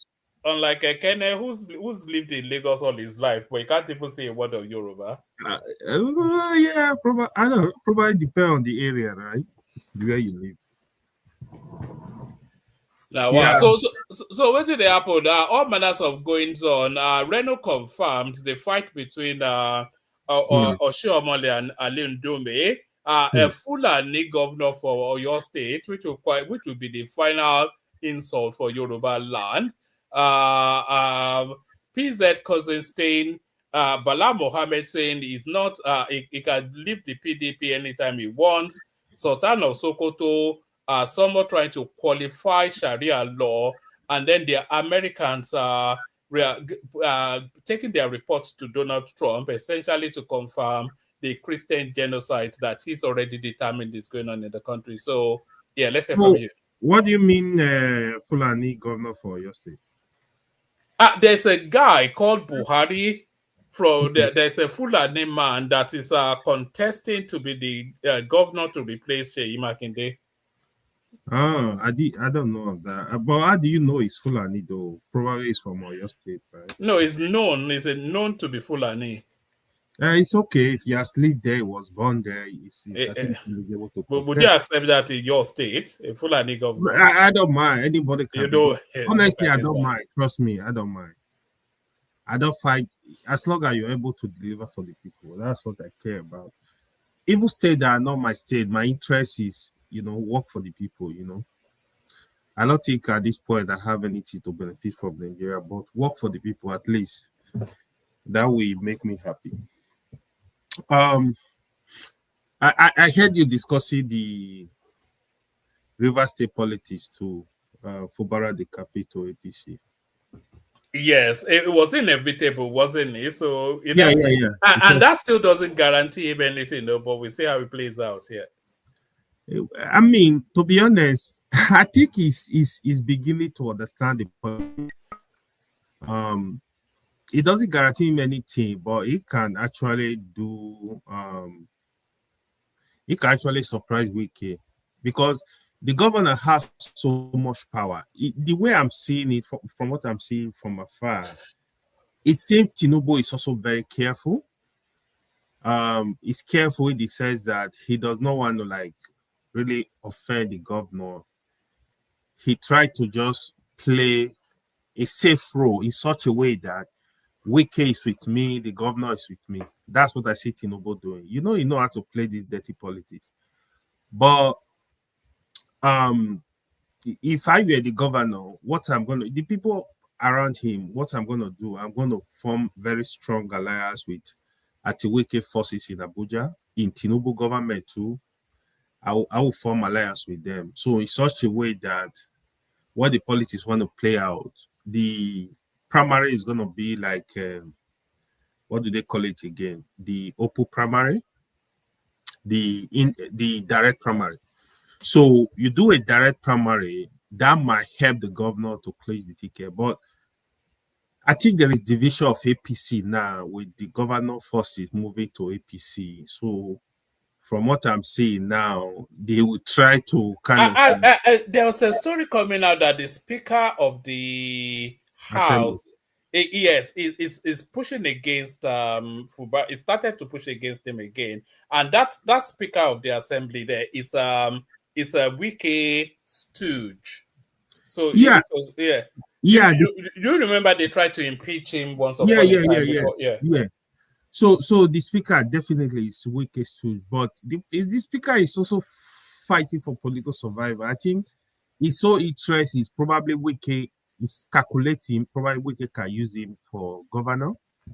I think that's what he's calculating, at least, or deputy or something, somehow, or give him like senatorial opportunity or as of rep, something like that. Because he has actually shown loyalty to Wike because one thing I heard on the ground was the governor was trying to buy some of the assembly members. That is what he was supposed to do long time ago. So if you know you were ready to fight with K, the first thing that he was supposed to do is to divide the house. So at least get half of the members. There is a way to do that. Trust me, you can buy them over. But unfortunately, he missed that. The people that were with him, I don't know the kind of advice they were giving him, to be honest. But we see what play out. It seems the fight is not over, but the governor is still the governor. Especially now, Wike is kind of like having a lot of pushback from the federal. I still fear after election, Tinubu might remove him from the FCT. I think Tinubu will remove him. So Tinubu might want to just let the status quo remain, use him for election after election, he move into other area. Provided that will reduce his power too. The other thing is the South is all APC. Now, I was saying this. I kept saying it that South, the whole of South is going to move towards APC. And I will see that with the Southeast, but not before election. I see Soludo might decamp next year. Then he's going to remain Abia State governor. Even Abia State governor, I think he's just calculating. This calculation is okay. If I move to APC, will I be able to win the state? Abia State governor, even if he moves to APC, I strongly believe he's going to win the state because the anti the governor forces, they are mainly in APC. So Abia APC is a bit strong because of the presence of the deputy speaker and people, the likes of Uzo Kalu and others. But personally, I don't really want him to move to APC because probably if he moved there, he will not be able to continue his job. I want him to deliver for the people. It doesn't matter the party where he stands. But why would they not be able to deliver if he moves to the APC? Because now you move to APC, you are gonna be at the mercy of the political leaders. Ojuzo Kalu is gonna be there. The deputy speaker that is making noise all over is gonna be there. Some other big politicians in APC are in Abia as well. But I mean, the governor is still gonna be the leader. If he knows he's gonna be able to like stop them, because now he does not really have a political godfather, so he's able to navigate, do whatever he want to do for the people. This is Alex Oti, Abi. Yeah, Alex Oti. So, but I see Alex Oti, even if he's not decapping before election, he might decap after election. But here is the trick. If he decap before election, he can still win the state. But what APC are doing, APC put pressure on you in such a way that you will be left with no option than to move to the party. If you see what happened to Adeleke, it's just that they rejected Adeleke.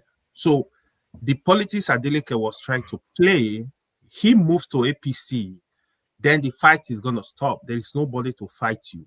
Do you think Adeleke will be able to retain that seat or not? He's going to fight. The politics of Oshu is one politics we need to watch 2026. It's going to be very, very interesting. Why it's going to be interesting? Aregbe is on one side. Adeleke is on one side. What's the other party? ADC. No. APC, they are on one side. So you have this leader in APC right now, like the likes of Omishore. So now Omishore, he might want to play dirty politics. Don't forget, Omishore is an important figure in Oshu politics. Will the governor negotiate with Omishore? Will the governor negotiate with Aregbe? The deputy leader of the Omolua big group in Oshu, you know, he left Aregbe camp. So there was a meeting with him today. I saw his picture with the governor. So Oshu politics is going to be a lot of realignment. It's going to be very interesting. So these three forces, they will always, I think Aregbe might just like, okay, you know what? Let's work with the governor. I don't know if they can arrive at some kind of negotiation, but it's going to be interesting. We got to watch it. So that's a space to watch. But APC will try to do everything. And you know, Tinubu 2027 politics is brutal. So he's going to try to do everything to get Oshu to APC. That's what I'm seeing right there, you know. Then it's just to seize the South. Then whoever is going to fight him, they're going to... Tinubu is going to need more votes from the South because he's not going to get the same amount of votes he got out of the North he has, in the last election. To be honest, it will be fair to Tinubu. He has basically locked down 3 regions. So he's locking down the South. He locked down the Southwest. The Northwest, they are still with him, a lot of the governors. What I see, even the Southwest, you see. So part of the negotiation Adeleke will go and have with Tinubu now. Let the election be free and fair. I'm going to support you in 2027. That will be the negotiation. So we will see that. Politics is interesting. So that's the negotiation. It'll be interesting to see what plays out in the Southeast. Because Tinubu has a lot of friendly hands in the Southeast. The preeminent one, of course, being Charles Soludo. And Soludo, we want, there's also, you're talking about the battle for Osun State. There's also a battle going on in the Anambra State to see who's the preeminent politician there. Peter Obi still holds sway there, but Soludo wants to have total control of that space. Peter Obi Yes. he does not hold anything in Anambra, to be honest. No, in the presidential elections. In the presidential election, so if Peter Obi is gonna be in the ballot in the presidential election, he's gonna take back the Southeast. There is no contest. But what is gonna happen is like state like Imo, Anambra, Ebonyi, Enugu, they will try to get at least 25% for the president. That's what they were fighting for.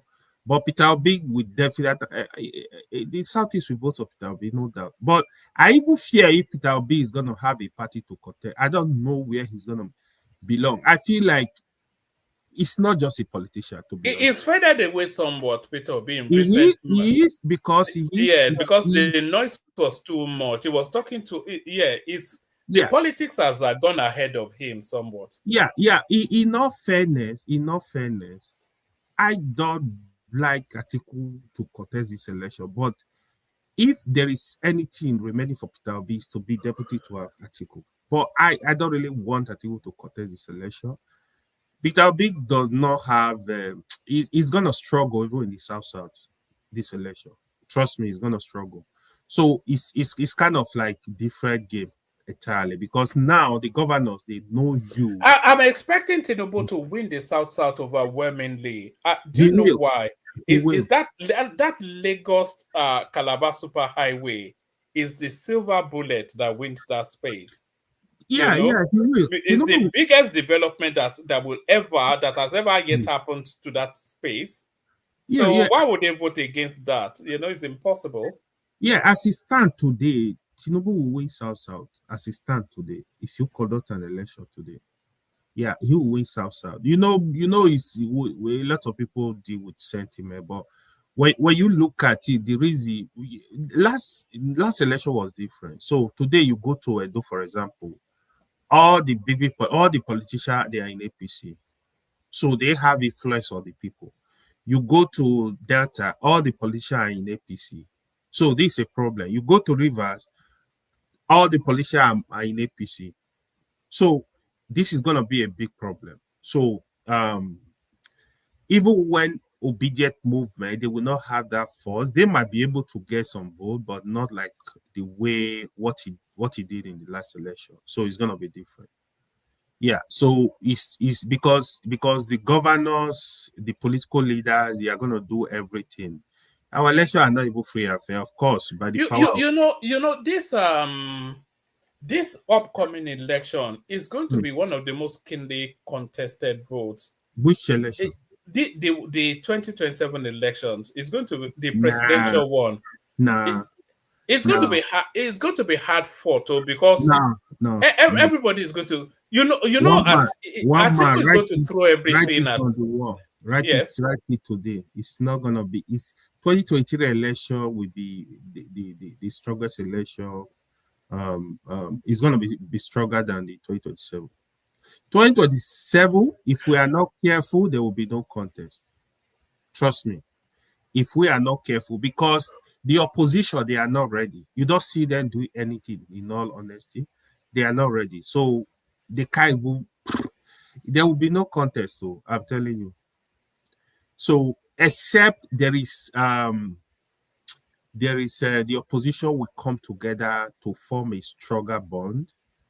The likes of Peter Obi, the likes of Atiku, Who do you think Donald Trump will back in 2027? You see, Nigeria is not that easy to mess around with. I hear Donald Trump. Nigeria is not that easy to mess around with. I don't think Donald Trump is interested in Nigeria election. He's interested in Nigerian resources. Yeah, however, even if I don't know the candidate is gonna back, even if he come back any candidate, it's not that easy. It's what the people want, kind of.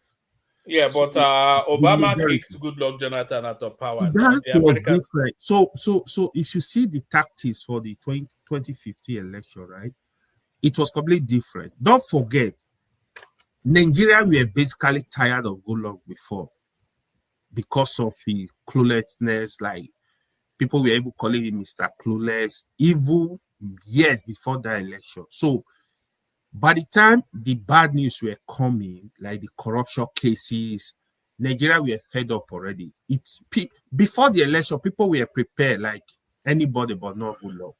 So it was an election that was really, really difficult for good luck to run through.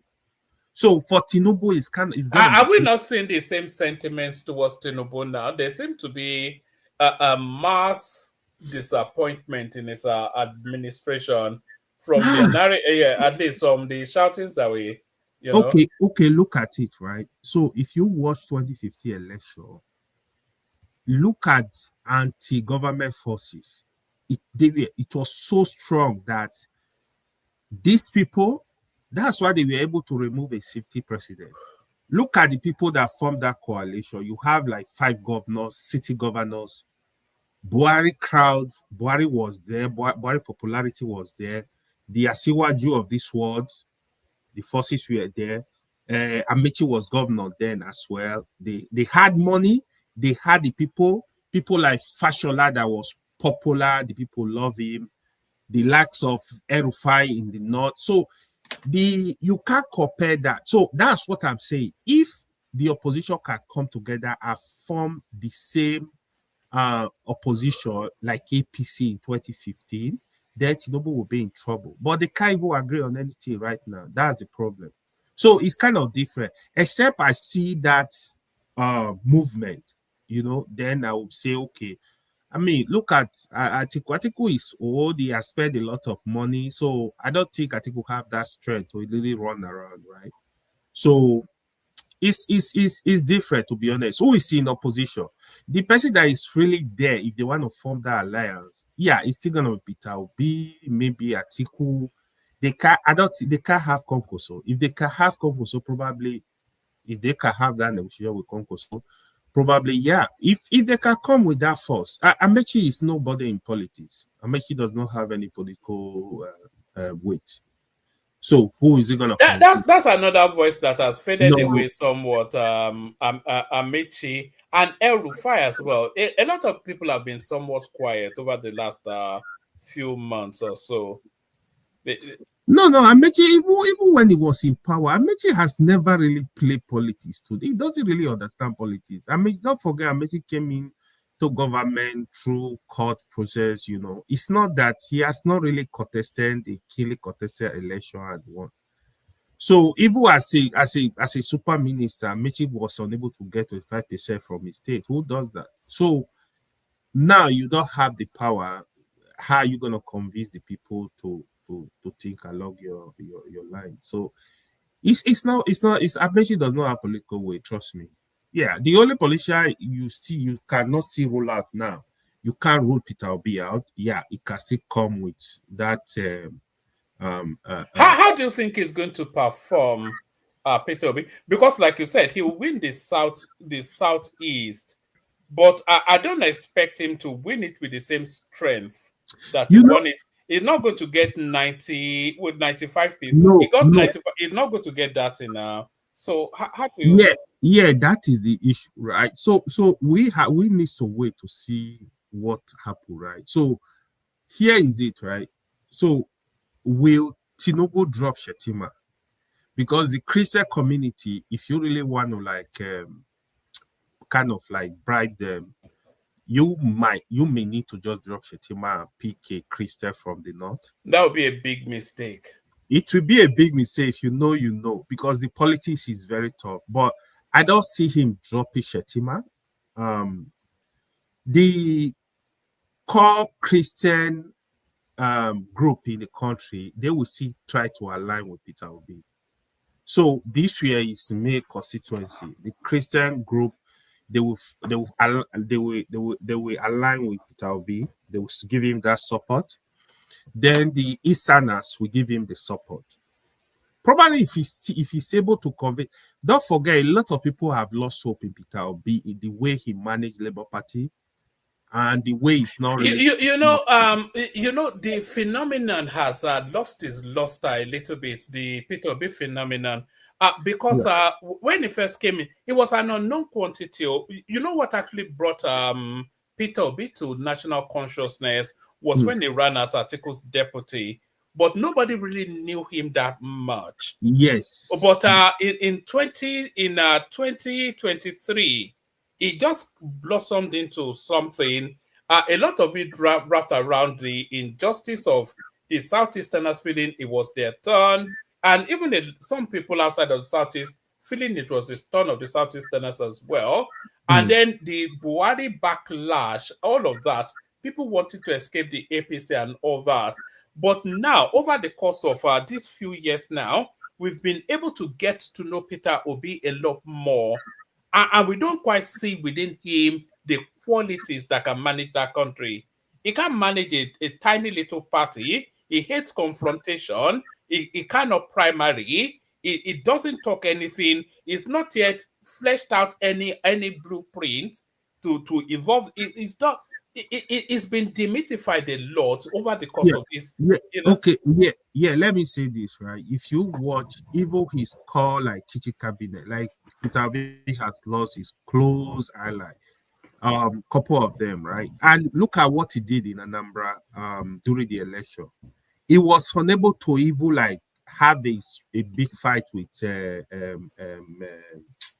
the governor. Like at least give him a run for his money. You know, he knows that there was no contest in Anambra now. It was walkover for Soludo.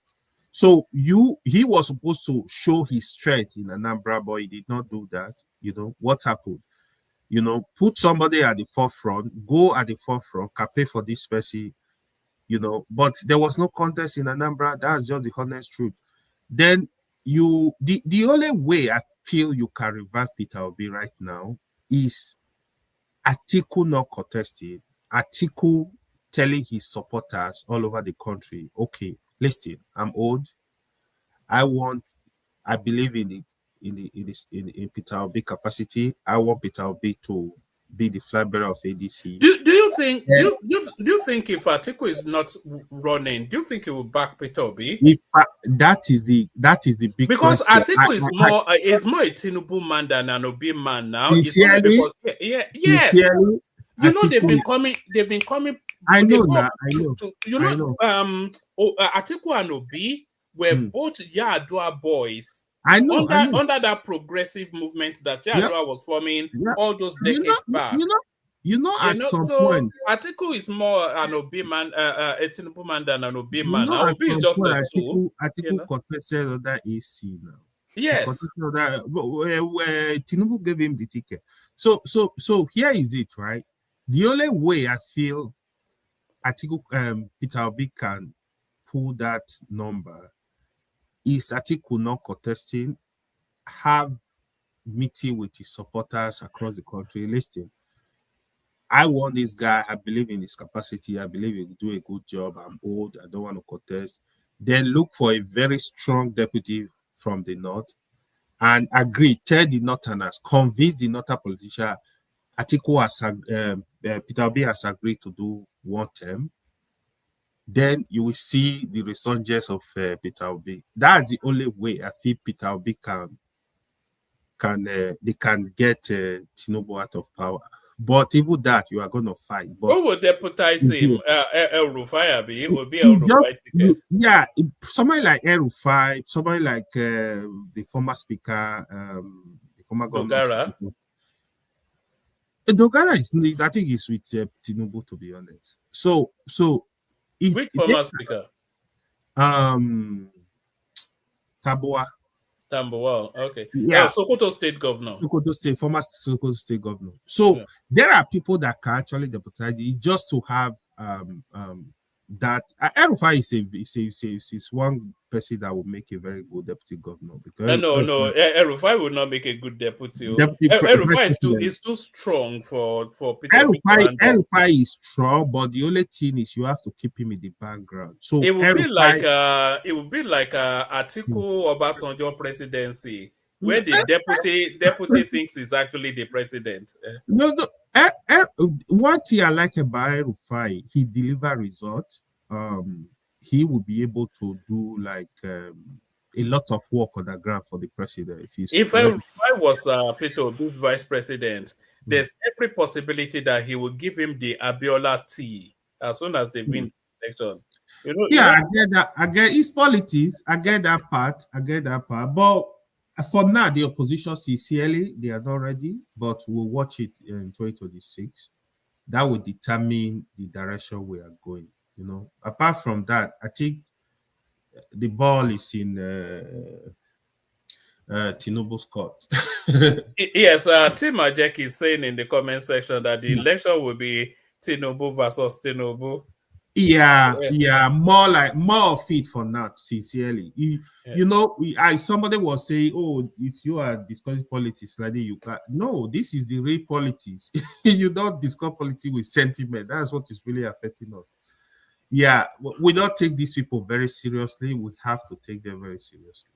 All right, brilliant, excellent. Stay with us a while. Let's move it around. I was going to, I was so enjoying that conversation so much. But let's bring Prince Daddy into the conversation. So, Prince Daddy, it looks as though the Sokoto Caliphate has finally cornered another Yoruba land. They got a lorry. Now they're after Oyo. Governor Buhari seems to be the name we'll be conjuring with post 2027. What says you, Prince? Prince Daddy. Hello, man. Hello, man. Yeah. Hello, man. How are you? I'm good. How you doing? I'm good. Good to have you here. Yeah. You too. AI is the only person there, right? Okay. That's cool. No, Baba is here as well. I think it's covered by the super chat. Yeah. Yeah. Now, I was thinking earlier.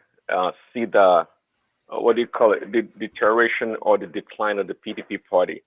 I tell you, man, that man Atiku is like he has no leadership skills, not at all. Unfortunately, he was the vice president, former vice president, but he has no leadership skills. He does not know how to manage nothing. I know all politicians and even individuals are selfish, but that guy Atiku, I think, is a very selfish man. Very selfish man. If he's not getting it, nobody else is going to get it.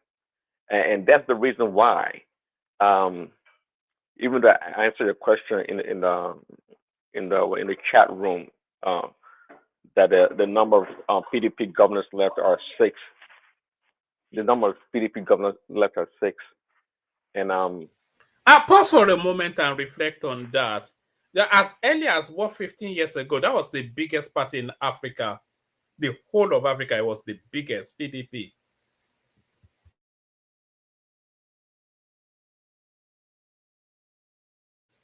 Sorry, Prince, carry on. Are you still there? Prince. Oh, I think Prince may well be attending to something. But as Prince was just saying, 6 governors. Yeah. Carry on. Yeah, I think he said that a couple of days ago also. He actually gave us the answer about 6 days, a couple of days ago, that there were 6. But anyway, we saw the decline and deterioration of the other PDP party. And Atiku's fingerprint is all over it. All over it. I mean, there's no doubt about that. He got into a scoreboard with Wike, right? And but yeah, at the end of the day, his selfishness is what has ruined the PDP party. So just like somebody said in the chat room, I think at the end of the day, it's going to be Tinubu versus Tinubu at the end of the day. And I think AI said he has 3 regions pretty much locked down. Of course, the Southwest and what do you call it, the South. But when it comes to the Southeast, I said it months ago. The goal here is, of course, he's not going to win none of the states in the Southeast. Anything can happen though.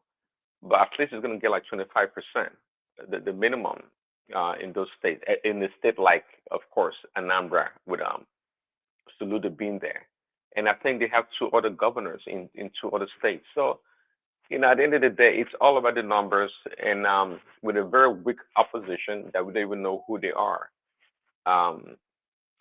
Tinubu would just cruise, down the memory lane, or essentially just, get the right numbers to become the next president. when we have people like maybe Rational Mind and others think it's Tinubu's responsibility to make sure the opposition is strong enough to compete against them, which is kind of a joke. So that's what we have there. So we played the last video about this guy. This right. Oh no, I was going to take you to the video. Representative Riley Moore, who led the delegation to Nigeria on a fact-finding mission, he's now determined then that what we're contending with is a Fulani excesses, which is what we already know anyway. So he's compiling his report to present to Donald Trump. So what do you think the upshot of it will be? You know, at the end of the day, what the man was saying, you know, it sounds like he has a pretty good grasp of what is going on in that part of the country, actually. You understand the IDP camp. And of course, there's no doubt about it. I think we said it before on the show. The IDP people, they are vulnerable because they are in the open air and because of the situation in that space. So they are vulnerable to the attacks of the bandits or the Fulani herdsmen and all these people. So that's a fact. That's incontrovertible. I don't know who's going to dispute that or argue against that. Yeah, it's. I think, and the numbers that people are trying to dispute. You know, the last time we had the American ambassador or the ambassador of UK been interviewed to give a number of the people being pied already. You know, he was like reluctant to do so, and they never give any good numbers. But these numbers have been compiled over the years, and if anything, I think the Nigerian authorities should have had the opportunity to dispute those numbers, and they never did. You know why? Because they ignored it. Those people are what you call or you term non-persons. They're not important. The only reason why we're doing Greg right now is because Trump is trying to light fire on their behind. That's why all these things coming up. Other than that, I think Tinubu will just go about his way, worry about the next upcoming election, and nobody's going to care about these people. Nobody cares. You know, at the end of the day, some people want to reduce the argument to Christian versus Muslim, but that's not really the case. And that's not really the case. It's a case about women and children. What sort of response do you think we'll be getting from the Americans? Do you think they are going to empower the Nigerian government more, or they are going to take direct actions for and by themselves? It all depends on what the senator, is it a congressman that the information he gathered, if he feels that the government will cooperate with him, it's going to be a partnership. But if it goes back to Trump and tells them that these people are just buying Christians left or right, they're arrogant, they don't want to do nothing about it, then I guess that Trump has to unilaterally make a decision on what to do, right? And really, that's not the best way to go about it. The best way would be for the Nigerian government, Tinubu and his administration, to partner and tell them what they need and provide some intelligence, or just work in tandem to address the matter. That's just the most logical, ideal diplomatic way to go about it. It would make sense American coming to drop bomb in Nigeria. It's just ridiculous. It doesn't make any sense. So I hope they go that route, a route of cooperation between the two sides, and to work things out. That'd be the ideal way to go about it, because again, if Trump hadn't done what he's doing or said what he said, nothing will be happening right now. Nobody cares about those people. Absolutely nobody cares about those people. Hopefully it goes that way. The Sultan of Sokoto has come to clarify positions on how Sharia applies in the north. He's telling us that the Sharia law only applies to Muslims, and non-Muslims are only bound by the Nigerian constitution. That is to say, they can live their lives in ways that they live it in their own natural habitat anyway. So do you think it's the pressure from the Americans that is making him come out in that way? Well, it has to be, and I don't buy that argument anyway. That's quite silly. You can't have a place whereby you have two parallel laws at play here. No, it's not true. What is that comment? I don't buy that. I actually thought about it before, because this is how it works. When you live in a space whereby you think that you as a person, a people group, you are superior to others, and you have your own law, be that of Sharia law, then naturally you will always want to apply your law above the national law or the state law because you feel superior. So I don't believe that, and that's why they can just go and pie a Christian girl in university, and and just like that, they can just pie her because they can. Because they saw their prophet or whatever, because they feel that they are superior. That law, if they don't feel that personally, but they feel that the law or their religion is superior, therefore they can do whatever they want to do. So the Sultan is deceiving himself. And of course, his followers feel the same way. They feel that they are superior people. They have a superior religion. And the Sharia law supersedes that of the Nigerian state because they are a better, a superior group of people. So he's lying to himself. All right. Bala Mohammed, is actually one of the prominent leading figures in the PDP, Bauchi State Governor, but he now seems to be leaving the window open for himself to defect out of the PDP, not necessarily to the APC, because that would be something, it's near impossible for him to go to the APC, but he's now leaving the window for defection open and is encouraging that narrative.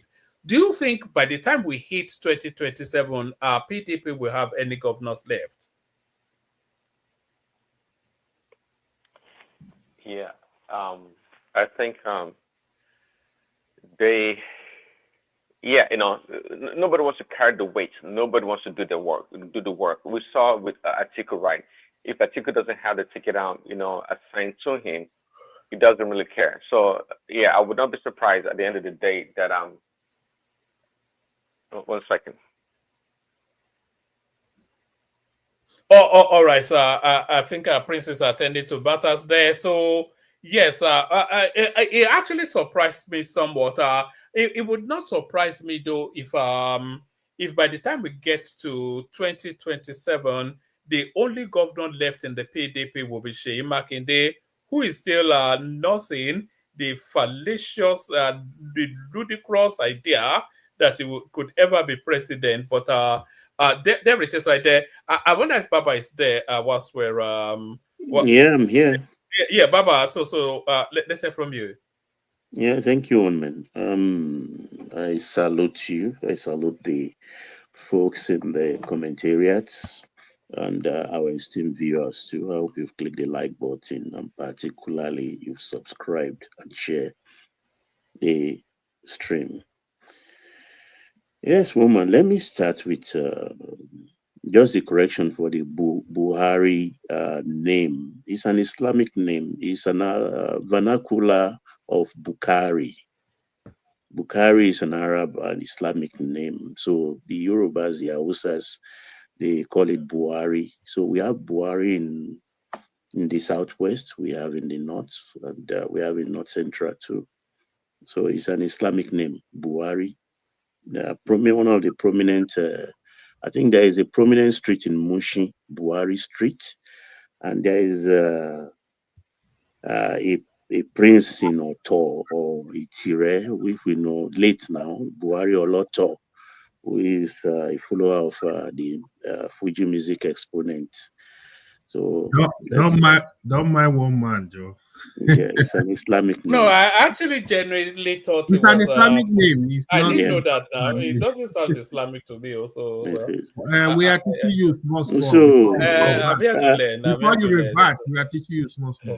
So I think Tinubu is the luckiest man alive because the line is always falling in pleasant places for him, according to Psalm 16:6. The line is always falling. I mean, a couple of weeks back, we thought he had his back on the ground, and is going to face a lot of difficulty. But see how it has panned out. You can see when Raleigh Moore and his people are departing, they paid a courtesy call again on the NSA and thank the president, or ask the NSA to specially thank the president and things like that. That's why I say he's the luckiest man alive. Alive in the sense that he's seizing the opportunity, because if you listen to Riley Moore in the speech he gave, he is no more talking about Christian genocide. If you read between the lines, he's not talking about Christian genocide, he's talking about the killings in Nigeria. And he's talking particularly about the Fulanis and the Fulani Caliphate, putting them in a corner that they are actually the cause of all the problems in Nigeria, and they are not far from the truth anyway. And that is why the Fulani Caliphate, they are getting very antsy at the moment, because they know they are in trouble. Because the reports they are going to give back to POTUS is about them. And you can in that rally, I think in Washington, D.C., in the forecourt of the White House, I think that was it last Monday? Yeah, last Monday, when a Christian leader was saying that the Caliphate should be termed a terrorist organization. And don't doubt it, because the debate before Riley Moore departed with his fellow congressmen in the Congress was like, no. Let's leave out this genocide thing. Let us concentrate on the killings generally. So there is a general consensus, both in the Congress and in the caucus of those who visited, that, of course, it's a Fulani problem that is going on there, and they are going to deal with them. Despite the fact that POTUS have a short attention span, but the pressure coming from the Congress and the Christian Belt will help him to focus on that matter. And Tinubu will now be licensed to do whatever he pleases with the Fulanis. And he's been having help from everywhere. If you remember, I mean, General Kefi has been dropping some nuggets.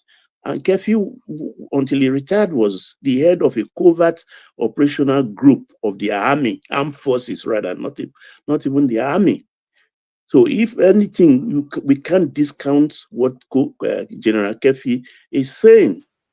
If we don't even buy it wholesale, at least we can. It also wraps into the detention of Abubakar Malami. I think that's quite a move right there. Yeah, he's dropping some good nuggets there. You understand, and I know people are listening to him, and there is no way the Fulani Caliphate can escape this. There is just no way, because the whole world is focused on them, and it's not a false accusation. Actually, they've been doing this for decades. So they are already a second skin or second nature to them. All the fiber in their body oozes or breathes evil concerning the country. They do nothing, but they always have the cream of everything called Nigeria. So I can't see them escaping this, no doubt. And I think the president should just seize the moment and act accordingly, effectively and accordingly.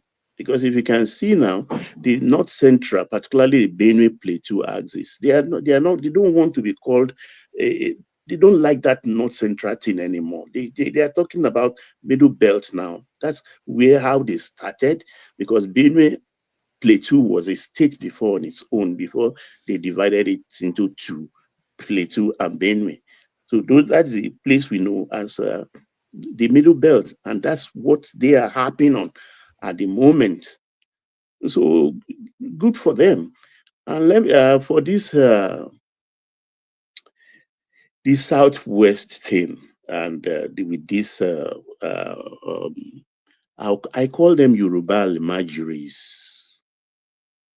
Yes, because we have Yoruba Almajiris, and they are becoming unruly at the moment because of the social media space and things like that, because they are causing a lot of problem and talking anyhow. Anyway, we know them originally. We call it I want to wiggle mofila. I want to wiggle mofila. Don't fear boyfa. They are not even sincere. They are not pure Muslim. They are just deceitful lot. They don't even know where they belong.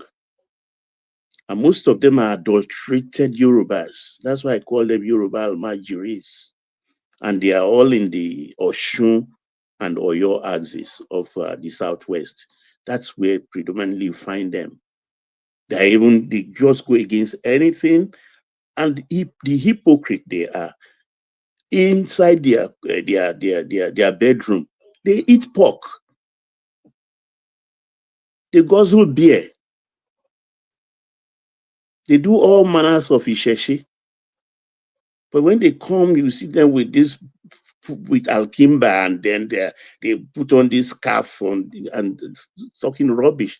They are even talking against your festival of the 27th. Oh, they should not partake and things like that. Who needs them? Who needs them? Well, what's the rationale for them not? No, that says is satanic. It's kind of ritualistic something. And I look at them. Look at this. You're satanic. So they don't have to take part now. Do they think I wonder. They just want to be relevant. They just want to be relevant because it doesn't concern them. But the social media thing has turned the world upside down in a way. So everybody wants to have a voice. So that's why I back Australia particularly. Australia has banned every under 16 from the social media. Every under 16. If you are not above 16, you cannot be on social media. And I can see other countries following in that line. Because it's not a healthy space at all for adults, not to talk about juveniles. So you find all these people, all manners of affairs on the social media space and talking rubbish, selling smoke to people. When I say smoke, that is, I mean things that don't work, things that are not real. And people are buying into it. Very funny. So they can come up and say anything in support of the caliphate or anything, but then it's no more in Nigeria's problem. It's now an American problem. I would love for them to designate the Sokoto Caliphate as a terror organization. I would love Look, that. as we speak, when America takes interest in something, don't discount it. They are not in the air watching now. They are not positioning one or two of their satellites in the Nigerian space. Don't discount America. Before Desert Shield, Desert War, they've been in that place for months without Saddam Hussein knowing anything going on. So don't discount it. They are not watching. They don't just come up on a whim to do anything they are doing. They will have their facts. They have their targets. They know who to target. They know what to do. And when they hit, they are going to hit hard. A lot of these people, the Aerofiles of the Caliphate, they're going to lose all their monies. They're going to lose all their monies if at all they survive with their life. If at all they survive, because they really perpetrated evil in that country. We are in the South. We are not feeling anything. But a lot of evil went on there. How can you? Why? For no reason. just moping people down, no feeling nothing. You know, it's the For years. disregard for human life. Exactly. That maybe I may send you some clips. You know, there are certain clips I choose not to send to you, Baba, because they may be too traumatizing. You know, I think I sent one to Kulata once, and in nearly I know the one you sent to me, I couldn't even finish. it nearly fought me. You know, just the most brutish, the most inhumane things. To what end, though? Exactly. You know, the spreading Islam by the sword, Abi, or what exactly is the objective? I don't. I look. I think at times when I see them on the internet, I look at El-Rufai, trying to figure out, is this a human being? I look at the Sultan, smooth faced, glib talking. I said, this must, if I have to draw devil, just imagination, I think it will be close to El-Rufai or something. I don't know. Look at Gumi. Every time he opens his mouth, shit falls out. I mean, the last one he said was, Do you think the Americans should name some of these individuals? They should just not only name them, just turn them into smoke. Just let them get out. Turn them to dust.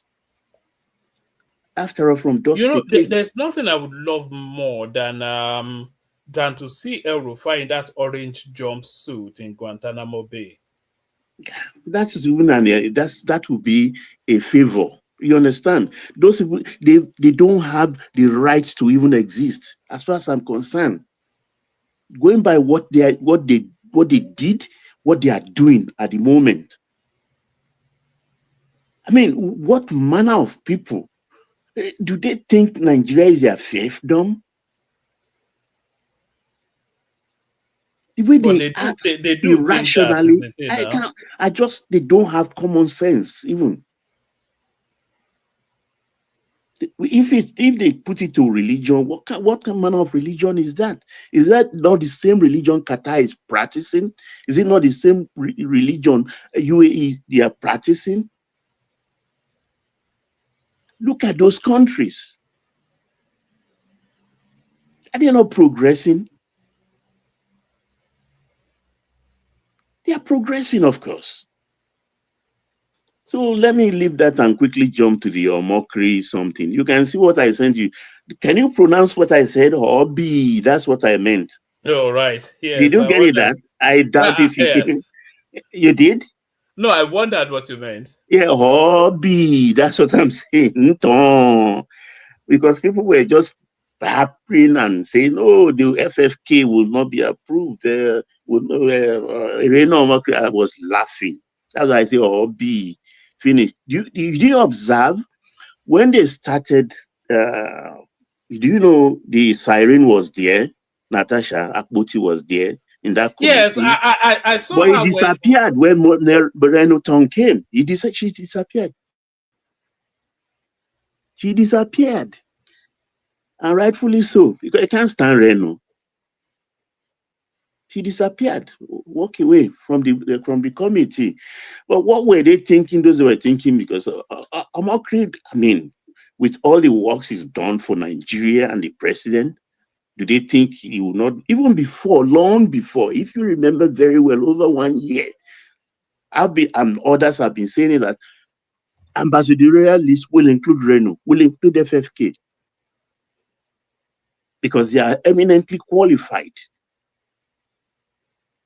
They are eminently qualified as far as this time in the world, and Nigeria particularly, because every time with his own kind of people, with his own temperament and his own texture. But for this, the temperament of this time, we need people like FFK, we need people like Reno Omokri, because they are fearless and they speak their mind and well educated. They have high pedigree. Nobody can challenge that. You can pull their character as much as you want. That's your own headache. That's your headache. So I'm really glad all that show between Ndume and Oshiomole, I think it's just theatrics for the laugh. Just what I see it because it's bow and go. And for people who are making all the noises in the cyberspace, they said they didn't receive any petition. So what were they doing? They think just by acclamation in the social media, then the president will withdraw. They didn't write petition. So Well, all the he did that with the presidential pardon, though. Public pressure made him change that list. Do you remember when it well, was this that? time it didn't work anyway. And also, I can see of late, the Attorney General is really doing his work properly. I love what he did against Stella Odua. She is standing. He went to court as a prosecutor, the Attorney General. That is brilliant because Stella Odua has been dodging arraignment for over 4 years or much more than that even. A judge was protecting her. She has never been in the dock. But this time around, they nailed her finally. They nailed her finally. And the Attorney General is there standing. And I hope he will do the same thing for Ngige, because Ngige thought he's wise. Why was Ngige picked up? It's been it's now about 4 cycles out of government now. It's had Peter Obi, it's had Willie Obiano, it's had Charles Soludo. So why are they picking him up now? You forget he was a minister for labor. And under the and Keyamo was his minister of state. Yes, that's true. Yeah, you know what he did? When he was first invited by EFCC, they asked him, submit your passport, and told him you cannot travel. He didn't submit his passport. Listen, he didn't submit his passport. Then he wrote to them that he's traveling, and off he was on the plane and he left. Said he's going to America for medical treatment. He stopped by in London. When he stopped by in London and said he's lost his passport. So he went to the High Commission to get a travel document to come back to Nigeria, just in a bid to avoid dropping his passport. But I'm glad the FCC didn't fall for that. He will be in court tomorrow too. He will be in court tomorrow. And for Malami, who thinks social media can help him, rubbish. Social media cannot save him. Cannot save him. Because it is this too much money in private hands that is feeding insecurity in our country and funding terrorism. Idle money, money without industry, money without backed by enterprise. That's what they use this money for. So until they started raking this money, taking it from them and their property, that's when we will start having peace of mind. Because with these people, $5 million is nothing. It's pocket change. It's pocket change. So it's when you go after the money, then you start having peace of mind when they can't buy weapons anymore. They can't buy drugs to feed the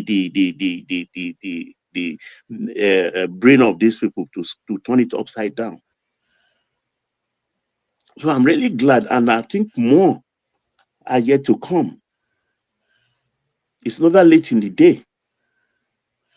Never late in the day. They will be dealt with. And this is why the American support is very, very important. Because Tinubu has a perfect excuse. Whatever they say, they challenge him. He will always say, it's not my fault. America is on my neck. What can I do? America is on my neck. So if you have to go, you have to go. Matawele have to go. because they are complaining already of General Musa being the defense minister, the woman. I mean, why they are too hasty, even in their stupidity. They are hasty.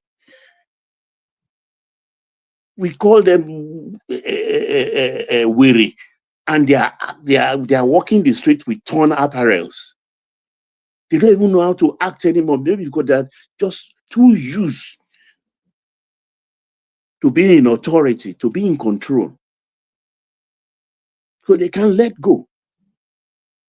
Well, I mean, why everybody's applauding the appointment of General Musa as defense minister, and here they are quickly going against it. And of course, Matawali has to go, whether he likes it or not. He has to go. So these are enemies of the people, not just even Nigeria. We don't want such people. If we are still one as a nation, we don't want such people in corridors of power, because they soil their hands. They have blood all over their head, their body, their hands, their feet. They are not even supposed to be walking this earth. They are lucky. They are lucky. So any other topic, one man, I can leave it for AY to come back again and things like that, please. Yeah, from what you said, right? I think, Baba, you said the ambassadors is supposed to be buy and go. Is that what you said? You really mean You it? say what? When you were discussing the ambassador list, you said it's supposed to be bow and go. Do you really Yeah, say that's that? what they did. No, I said that's what they did. Bow and go. Okay. So Oh, I think they only did that for the women. No, I'm not sure they did bow and go for the men. They did for the men. Not they did it for the men too. I was part of it. You see, let's be honest to ourselves. I don't have issue of. I personally feel Reno is qualified to be an ambassador. I feel FFK is qualified to be an ambassador. I think the area of criticism was the way they kind of like divided the country, right? You know, its activities online. People can question that. But however, let's assume these people were perfect. No perfect human being. Let's assume they were able professors, they will be high profile people, whoever they think they have. The Senate, sometimes they really, really disappoint me. It should not be a matter of war, like we hate you, but it should be a matter of both then when they nominated the ministers, right now when we have the ambassadorial list, the Senate should be able, those that know things about foreign affairs, those that understand the issues in the country, they should be able to question them at least. Okay, how do you think? So, AY, you know what is wrong there? Just like the ministerial list, they don't come with position. Oh, this man going to the Senate today is the designated Minister of Works. So you will know the appropriate question to put forward. Let's say FFK now is going to, let's say, Belgium. You will know exactly the kind of questions you have to frame. But when they are just without designation, it becomes very difficult. What questions do you want to ask? You start asking about America. Sorry, AY. Sorry, AY. Sorry. To the audience. We're going to be taking it to the back in about 5 minutes thereabout, unless one of the hosts comes in. It's 4 a.m. where so I'm going to. Otherwise, my wife will start sending me text messages. Another one. You should say now your wife being the other one. She's even trying, woman. She's even trying. Yes, I don't If you don't go in 5 minutes, she should slam the door in your face. Yes, no. I've already my phone has already beeped once. So unless somebody comes in to one of the hosts, but I'll send the link anyway for anybody that wants to come in still to the back room. You can come in. But carry anyway. To Niger come in. So what I was saying, right? Yeah, I heard what Baba said. It's also true. At least that is the thing, right? I think at this point, if the Senate were really doing their work, they're supposed to see like, okay, listen, amend the constitution, the president, if you are sending them to the Senate, you should come with portfolio. I understand that, but for ambassadorial list, right? Even without the countries, I think they should be able to ask some serious questions, especially as it relates to diplomatic issues. You know, you should be able to ask questions like, how are you gonna? You are kind of like an image maker for the country. How are you gonna, help Nigeria to? How are you gonna do this work for Nigeria? I think this idea of bow and go, it's not that you will not use that to really disqualify them, but they should be able to, like, at least let's know what they are thinking. Okay, these are issues on ground right now. Right now, we have, for example, for America, we have the issue of the. One man, do you know Neya was there? Oh, I'm sorry. Who is That's that? Ojiuzo Kalu's daughter. Mm-hmm. Yeah.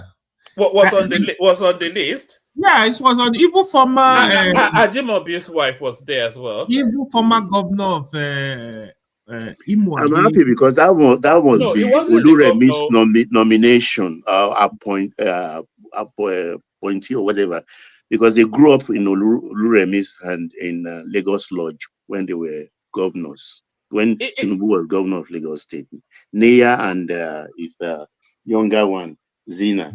But it wasn't the former governor for Imo State. It was his wife, wasn't it? Was it not his wife? Who? You said the former governor of Imo State. No. Ohakim wife. No, Ohakim wife. Ohakim was, I think, Anambra. No, Ohakim is not Anambra. Is she Anambra? I think the wife of the former governor of Imo State was on that list. Yeah, sorry, Ohakim. Imo, yes, was there too. Yeah, but the honestly, the list is more like family list. Like it's family list. Like that was it was job for the boys. Usually ambassadorial. But that's what ambassadorial position has been long ago. It's job for the boys. America, UK, I don't know, Germany anyway, but France too. It's job for the boys. Yeah. And donors, particularly for America, donors. But I see, like, I don't know much about that Uzo Kalu daughter, but I definitely, I think they say she's Gen Z. I don't think she have the experience to handle that position. But whatever, what's my business? At least we are well-trained children. They are well-trained. Well-trained. We are talking of experience, Baba. Experience. What's difficult when you have the consul, you have military attaché, you have a lot of aides. As far as you are well educated, these days, when you put a civil engineer to be Ministry of Communication, don't they perform in some circumstances? They do perform. Well, you go into university and the university goes into you. You are supposed to be rounded. You are supposed to be rounded, but at least, well, just like you say, I don't know how to experience. I mean, I see cut on that education plus experience, because experience counts. Experience count, That's why somebody like FFK, you might call him name, but he's qualified. Like, he have the experience. He was minister. Reno have the experience, the training. But Can I chip in something? I was listening about. Before you chip in, Patoski, thank you for being here. No, I'm on the bed. No, I can't hold.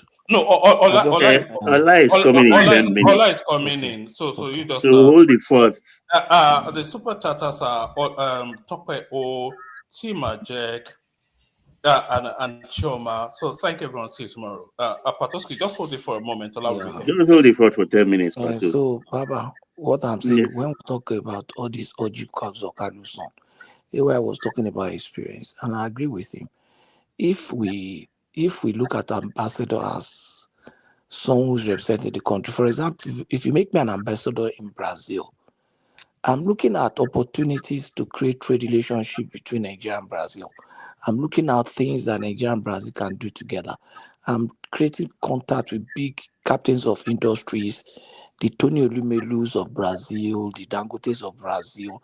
I'm trying to create meetings and contact with between them and my president and my minister of trade. I'm beginning to do that. So that requires some maturity, some experience, some courage. And it's not just because somebody's father was governor. You understand what I'm saying? I'm looking at Brazilian Stock Exchange. I'm looking at those companies that are there. I'm looking at the ones that have free cash flow. I'm looking at the ones that have appetite for risk. I'm looking at those behind those companies. I'm looking at opportunity to have meetings. Maybe if there are parties, I want to attend those parties. I want my intelligence officer in the embassy to help me arrange a seat beside them so that I can get to talk to them. You know, those are the kind of things now. Not just one girl that's supposed to be in her husband's house will be there and say, Come I need to on, quick, I Patoski. need to One quickly girl go. that's so No, her Baba education. Edu, I If need you're to go. talking, if I need to it go and quickly cook for my no, wait, husband. wait. I need. If He you are can talking about attend these young late people, night meetings. wait. So I'm looking at that. To me, it's just Patoski, wait political now. settlement. It's me you are addressing. So I say, wait. Look, these young ones, they are not your street urchins. You understand? These are children that grew up in the corridors of power, and they are well educated and successful. And in this age and time of internet, they spread their tentacles, even whilst in the university. They come with pedigree. So if By the time you want to embarrass Watan, that's why we'll still look, all the of us. console are Just there. They wait. are not just going naked. They are going Just to have wait at now. least about 90 days crash program. They take them to NIPS. You understand? For some Baba, yeah. I'll give you an example. Did you read this guy Richard Branson's book? Which one? I'm reading one now. I'm reading the latest, The Secret of Secrets, right by my side. The earlier ones. I think it was Da Vinci Code, Can you the fix it or Digital something? Fortress, and The first Inferno, two. Now he was and talking all the rest. about Nigeria and the problem that he faced and how they used politicking and bribery to get him out.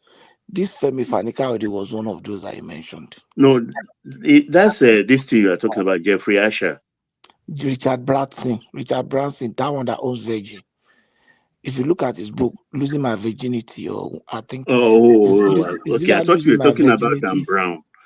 No, but Richard the incidents you're Branson. talking about, bribery and things like that, is also in one of Jeffrey Asher's book. I've forgotten the title. So Richard Branson was trying to mention how he left, how their experience. Okay, that's the incidents concerning Ibrahim, the senator.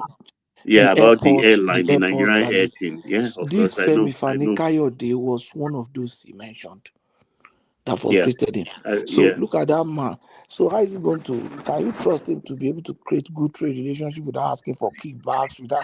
So these are the things that, Sherry, this thing, it will embarrass Tinubu. And at that time, me and you go sit down. We will come talk. Okay, let that time come first, because if you talk about the Richard Branson thing, I can tell you for free that because somebody is this, because somebody look at Bianca now. Bianca they try, but to me, we need someone that can do better than that. But who do you want? You want to recreate Professor, what's his name now, and bring them back? In the time we are at the moment, the things are different. No, what I'm saying is that Nigeria still has people. All you need to do is look very well. Look out. Baba, I don't know why you're supporting some of these people, please. These people, to be honest, you need that experience. It counts.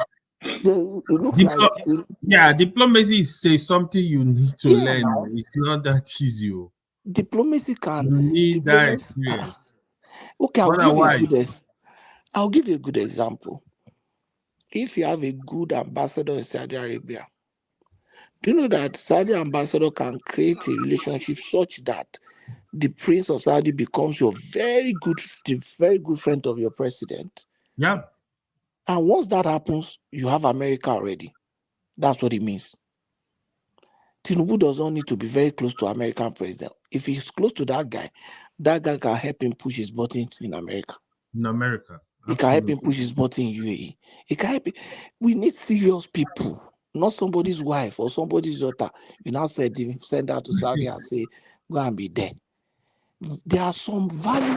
Whoever knew that we can extract that amount of value from Brazil before now? Patrosky, give concrete examples. I think you're overdoing it. These positions are just like friendly positions. They look like ambassador friendly positions. position. Hold on, they look like friendly Give an example of a past ambassador that made an impact. You can exploit it and turn it to something that is good, that is powerful. Don't forget the ambassador is not there in isolation. He has a minister back home, and the minister has a ministry backing him. And the minister is also working on the ruling government's policy. So they have a policy program, a framework to follow. Is not There is a consul there. The minister is not in the field. The minister is, what are you calling today's world where you lift a phone and you are talking to somebody and giving instructions? If the ambassador rule is so flimsy, then why did we need to appoint them? I've never been a fan of it anyway. It's you people that are clamoring for ambassadors. After all, we have done without them for 2 years. Hold on. That's why I thought these ambassadors were not necessary anyways, most of them. So then I thought Nigeria was taking a bunch of money. I thought Nigeria was taking a bunch of money because at the end of the day, listen, if you go to the clique of these people, these ambassadors, they go for dinner. They don't do much, really. Give me an example of a past Nigerian ambassador that has done something so wonderful that we can talk about. Because this, I'll give you an example. You know why we've never had a Nigerian ambassador that has done so well? Because this is what we do in choosing them. We don't put effort into bringing people that are meaningful and giving them the kind of orders. Say, if you are sending somebody somewhere, I'm sending them somewhere. I know that country you are going into, there are opportunities here, there are opportunities here. These are the targets I'm giving you. These are things I want you to achieve for me. I want you to attract tourists to Nigeria come up with programs, come up with this thing. That's the framework we are talking about. So if he's giving that framework, so wouldn't he work towards it? This is what I'm saying.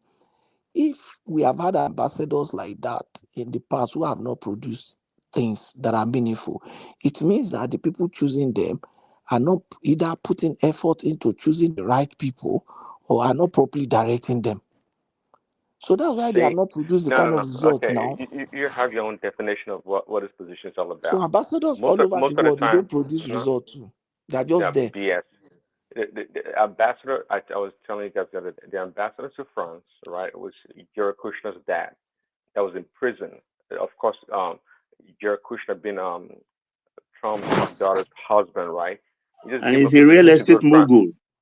Right. Does that make it good because Trump did it? Does that make it the rule? Here in America, because Trump did it. Hold on. I beg, don't come and use that standard. You want to say, okay, America is doing it this way. What kind of crap is that? Listen, you're talking on cloud nine. Where you're talking of the reality. Best of example is Hold Donald Trump. I'm talking reality. You're talking cloud nine. I'm just trying to tell you the number one ambassador. Hold on. The number one ambassador. Talking of meaningful example, a good example of emulation is Donald Trump. No. Who went to choose somebody who was in prison. You're talking about the number one citizen of the world. Leading the world. The number one ambassador for America is Donald Trump. He's the only one that's been able to effect bringing back trillions of dollars to the country. I've never heard of one damn ambassador to any damn country, an American ambassador that's done anything. They do nothing. So this is what you want to put all the pressure on the damn Nigerian ambassador. Of course, if they are proactive. I don't know why they think an ambassador who is a second government that will do wonders or anything. We have trade group, we have Ministry of Trade. If you can have an ambassador that's proactive, that can engage the diasporans, the local community, and do something and open doors for an ambassador rather will be the one that opens doors for his own people in his home country. By trying to get maybe diasporans to go back and seek opportunities. But the notion that this ambassador going around trying to foster deals, no, it don't happen. If it happens, it's by happenstance. That's not their job. They go for cocktails, they hang out with the big boys. Okay, when they go for cocktails, what do they do there? They talk now. They chit chat and talk Networking. garbage. What do they Whatever. networking? Okay, when they network, what is the essence of that For their networking? own personal, usually for their own personal stuff. At the end of the day, You they form see, friendship. is it for personal stuff? That's why they network. Yeah, most Definitely, of they are them, that's what they networking. do. No, normally they are Because supposed to it's go not and a permanent network. job. No, Baba, they are Exactly. You can be networking. reposted even Baba, if you are not what even I'm saying is entirely that they are going there recalled. to network to foster national interest. That's the But this point. guy for Twitch, but yeah, it's just. See, Yeah, of course foster national they hold interest. on. Of course they are the Now, let me official give you an example. A representative of the group, country. because those people, they are already in the political sphere. They can become anything tomorrow. A former high commission officer in Nigeria is now the president of France. A former embassy staff in Nigeria is now the current president of France. So when you If we are say, talking of Yeah, Macron, okay. I mean, It was not. You see, is that the okay. work that prepared him Don't want to go into for French no, what president politics. I'm saying for is, The guy presidency? was what I'm Macron saying came is from. that, Come on. what I'm saying, Patoki. Baba, Patoki what I'm saying is that you is a cannot lovely limit guy. the extent of that kind of relationship, of that kind of networking, which is what Tinubu is enjoying now too. Networking with in dinner. He didn't go to the same school with Macron, so he must have been maybe one of those dinners, one of those things. And look at what the network is doing now. So when you send an ambassador, it's not just, shouldn't be a random person that cannot take advantage of opportunities. That Let me cannot tell you, see. in fact, a random person can make more impact than some damn diplomat. These diplomats, they don't know much. They tend to be lazy. I'm not talking of maybe diplomat. I'm saying somebody that at least has some experience about life, about business, about things, that can look at, this is the state of my country. Look, my country has You are insecurity going to say problem. someone like Reno doesn't know, who is well traveled. No, I'm not directing at any individual. I'm just saying the kind of things I should go into it. Yeah, my country is going through this insecurity problem. This country is also good in defense. Then I'm creating connection with him. Let's talk to my minister. Let's talk to NSA. Germany can help us. So we never even thought about that. All those kind of things. I'm not talking about Reno, but I'm thinking about this. This person is governor's daughter, governor's wife, You are governor missing a this. point. You understand? When it Emma, comes to Toba backfire. let me tell you what you are missing. It will not be An the fault of You've just ambassador been cannot talk. idealistic. Wait, an It will not be the ambassador fault Ideally, of cannot. I agree Tinubu's with Or you. judges. listen, you think the government is about the normal business office? No, an ambassador cannot talk to NSA directly. No way. An ambassador talks to his permanent I say secretary. his minister, his PS, his minister. He Yeah, can he talk can to his only foreign talk affairs minister can now. only talk to his minister, and his Yeah, that's what minister I'm is saying the now. one that will report to the appropriate quarters. It's not just a fiat. An ambassador doesn't give you the openness to think you own everybody or you can talk to anybody in Baba, let government. me give You are you an restricted. example. Let me give you. Every embassy has a defense attaché. Yes. Every embassy has a defense attaché. That embassy is leading. That defense attaché is leading some intelligence gathering of his country in that foreign country. He also has the No, responsibility there's of always an intelligence officer beside about they are exactly. two different work entirely. He's also he has he's also connecting with his own country, and when he sees defense opportunity, he can do a report to his country about that. You understand what I'm saying? So you can see that an ambassador through his defense attaché can also make an impact in defense. Opportunities, ideas they can come at any level in the organization. But what I'm saying is that it should not be a settlement So let for. me tell you. So It should not be a what you're talking about, settlement Petoskey, for. guess who does this It in should America? not be what I'm talking about. Hold on. It should not be a settlement It is for. the Oh, intelligence, this person. is the CIA, the No FBI, problem. whatever, that No that problem. does all those jobs. Tobati Dele. All of us want Tinubu success, especially someone like me. I want it.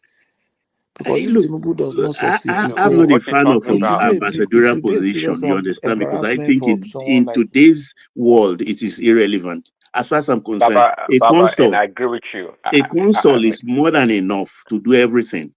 Yes, sir. Yeah, I agree with you. Yeah. And I tell you, I rather hold on. Can I say something, please? Can I Hold say on a something, second. please, if you don't mind? Yeah. Hold Yeah, on, 1 you will say second, please. something. Okay, go ahead. Hold on. I was going to say that I'd rather have, for example, one ambassador maybe stationed in Ghana for the entire West Africa for Nigeria. You don't need no damn ambassador in Togo, Benin, Niger. What is that for? Who's good? I mean, just a waste of money. I mean, one. Of course, you want to have an ambassador in England and America, and Countries that maybe one matter. for each. Yeah, that matters. You don't spend all this damn money for these ambassadors. I don't know their value. And unlike Petroski, that thinks highly of them, I actually don't. Can I go, please? Yeah, go ahead by all Go ahead. means. Why Let not? us hear you. Let's hear you. Thank you it's everything. Let's hear you. Let's hear what you want to say. Are you going to talk Thank on you. ambassadorial? Yeah. Thank you very much. Joel of Nashville on the one-man show. Morning, afternoon, evening, whenever you may be listening from. Please stop advertisement. Stop advertisement. Otherwise, And by the way, I'm an obedient, so I want to rile some people up because what I'm going to say is not going to sit down well with most of you. You change your voice, Joe. I didn't know it was you before. Go ahead. Oh, my brother, how you doing now? I did. How far? The ambassadorial list was a disgrace. And when people like Trump calls us whatever he calls us, or other countries look at us as an unserious nation, this is it. No, but don't forget that Trump himself is convicted of felon, right? Hold on, please. He's not a convicted in blue court. Go get your history right. Maybe you guys maybe get your butt off and go on YouTube and get the real news and stop listening to the likes of ABC, CBS, and the rest of them. So you are saying it wasn't convicted? Is that what you are saying? I say in blue court. Let's focus we know what is going on here. We know what is going on here. Okay, so, let's go on the ambassadorial. Going back on track. It is despicable. I heard some people say, oh, it is not necessary. Yeah, it's not necessary because we've not made them necessary. In every part of this world, there is gold. And only those that are trained to dig it will be able to dig it. In every country of this world, there are opportunities laying fallow that our attention could be brought to if we had the right people in place. What about the aspect of respect? We've gone so low that we had to bring in a Fani Kayode, who we know his history. He's not a man of honor. And we can dilly-dally about the issues about whether he was forgiven in court and all that. We all know what the court system is in Nigeria. We all know under whose power those judgments were given. I miss those days when you talk about an ambassador of a country, when he speaks, that country listens.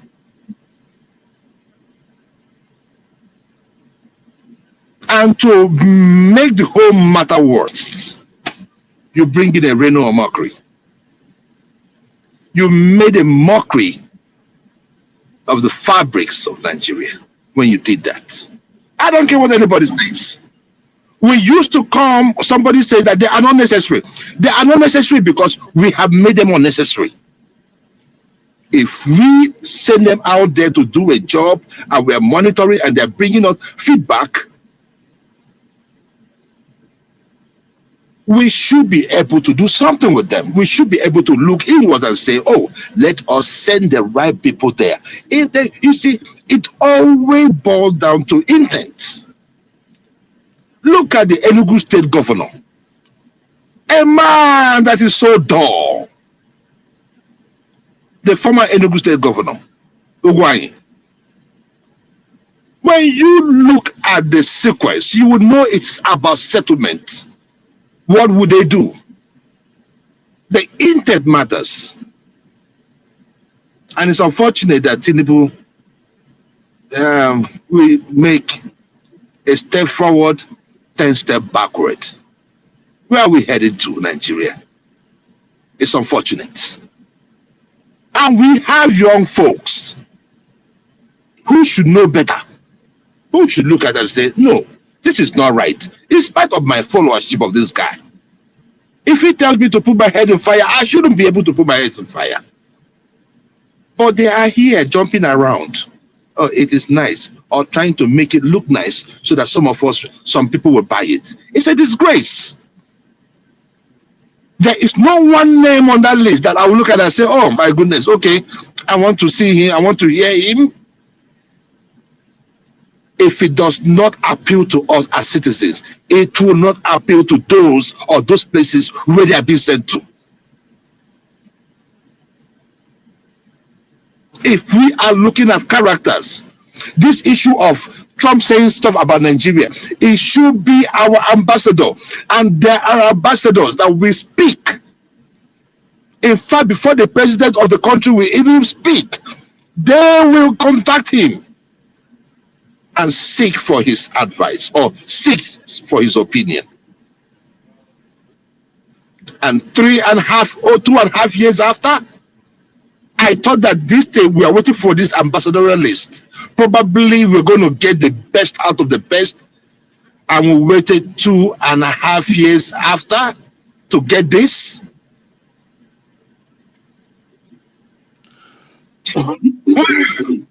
It's a disgrace. It's a disgrace. But anyways, you know, like, I don't know where Nigeria is headed.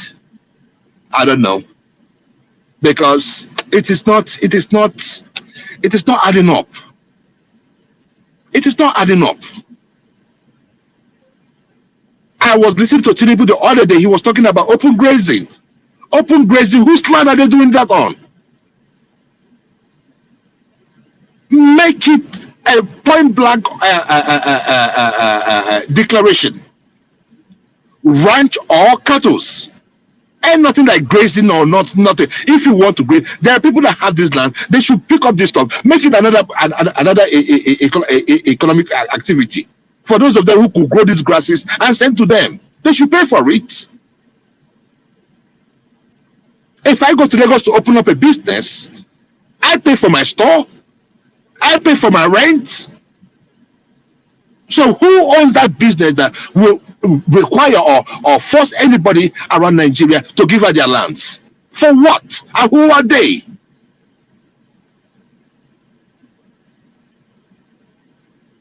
It is unbelievable that after over 2 years of Tinubu is still talking about open grazing. No matter how you want to slice it, no matter how you want to look at it, as long as we have open grazing, no matter how minimal you want to make it look like, someone else will come in and enlarge that. We know the country we live in.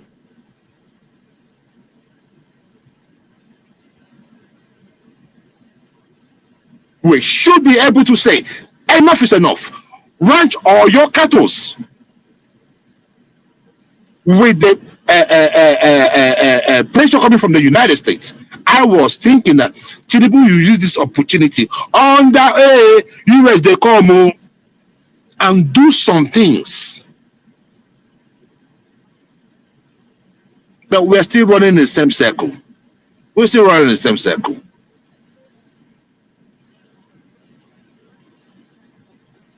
And lastly, let me just land it with this Fulani with the report from Riley Moore. Well, for some of us who came on here to say there was no Christian genocide, I hope you listened to the victims. If you had listened to those victims, and if those victims were somehow related to you, you will not speak ill of their plight. It is real. Our Christian brothers are being murdered in the north in the name of religion. In the name of religion. It's a divide and conquer mission, and it's been going on for decades. Thank you, Trump, for bringing it to light, and I hope with this report, something more drastic, something more practical, away from the corrupt leadership we have in Nigeria, will be done to alleviate the plight of those people. Thank you very much.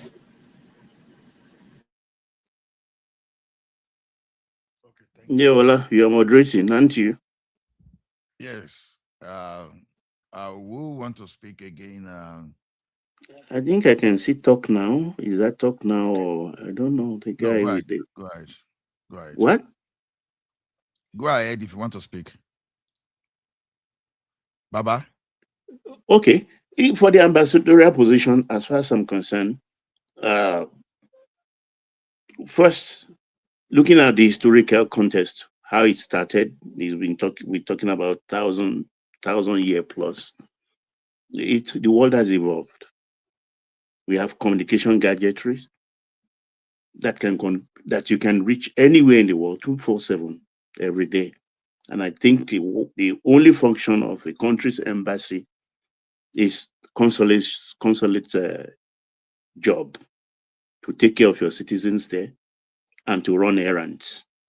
When the Ministry of External Affairs or Foreign Ministry in every country, there is a need to make contact.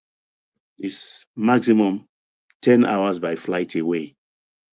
There is trade missions and a host of other avenues government interact these days.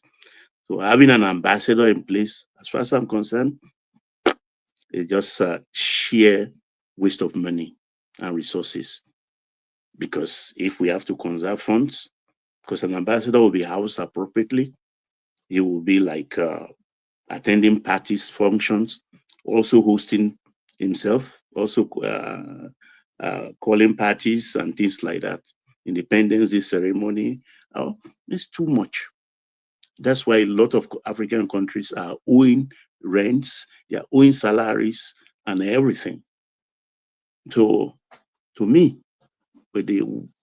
what's available to mankind in the year of our Lord 2025, I think it's not necessary anymore. You can have a team of mobile ambassadors in the Foreign Affairs Ministry or External Affairs Ministry of any country ready to go at any time.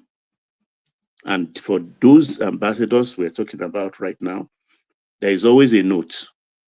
Before you dispatch an ambassador to a designated post, you send a letter first to sound out the country to say, this is the man we are sending to you. This is his qualifications. This is the reason why we are sending it to you. Do you agree? If they agree, fine. That fellow will be sent there. If they say no, then they will find another person. That's how it works. That's the protocol. But Baba, yes, Baba, sir. Yes, sir. The issue there is this. Even if you want us to have mobile ambassadors, we can have those mobile ambassadors around countries that of maybe say, I don't want to say less importance, but of less activities. But there are countries that you must have a stationed ambassador. And that's the point. You cannot say, when we talk about that, I agree with that. You see, Canada, there's also something too. Canada, US, France, Germany, England. Important countries, right? We should have like permanent ambassadors over there, right? Because sometimes too, you see, it's not just being an ambassador. It's also about knowing the culture, the way those people operate, the thinking of those people. It's important. Do you understand? In terms of how you communicate with them. What you are not observing is that the first 3 ambassadors named, I think those are the 3 that will go to US, France, and UK, I think, because those are really, they are fit for purpose. Reno and FFK shouldn't be around any government. That is my point. Well, that's, you have your own bias about that. So No. your bias, My I can brother, understand. see. No. Forget the bias. Forget the bias. When you look at the character, the integrity of those people, you cannot just do that. You understand me? Even the other guys that they mentioned, I did not mention their names. But how dare you bring in Ibazu? Ibazu. You see, Baba, see, beyond politics, I always come on this show and I tell you that the Southeast has one of the worst leaders, the most useless leaders in the world. I know what I'm talking about. You go and you bring in an Ibazu. For what? For what? To represent you where? What is he going to offer? But you Someone can't condemn somebody like Umba, Oti,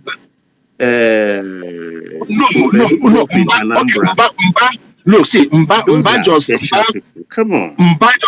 just entered. Mba just joined the APC. Even if they make him an ambassador tomorrow, I wouldn't feel some type of way, because I know that at least he has something, right? But you bring in an Ibazu, Ugwai you even try, but the thing there is that Ugwai is too dull.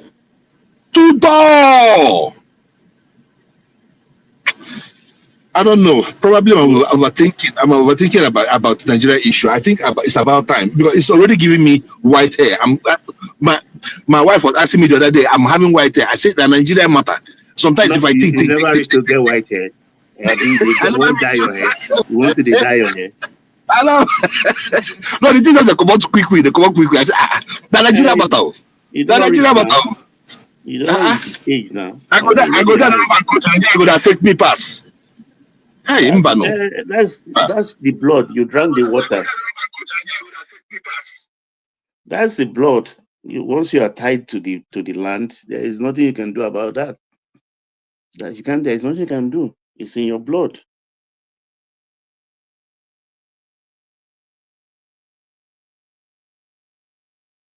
It's in your blood.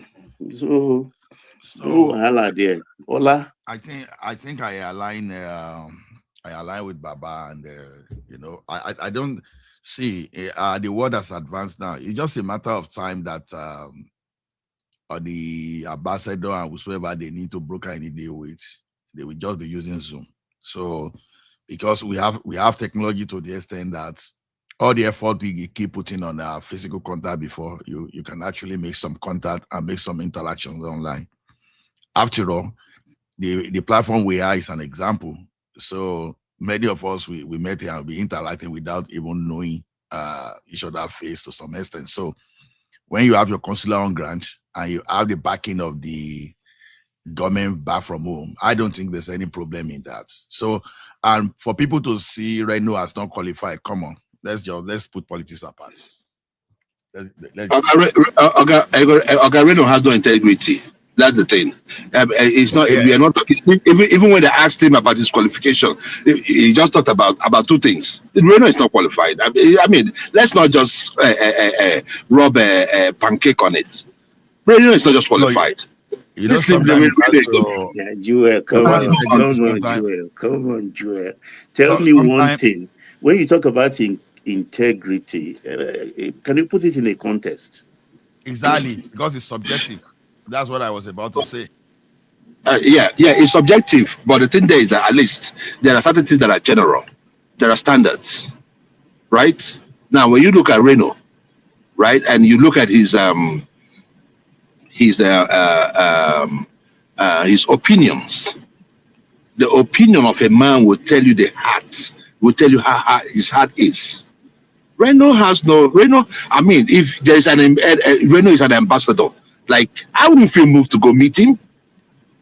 I mean, Reno.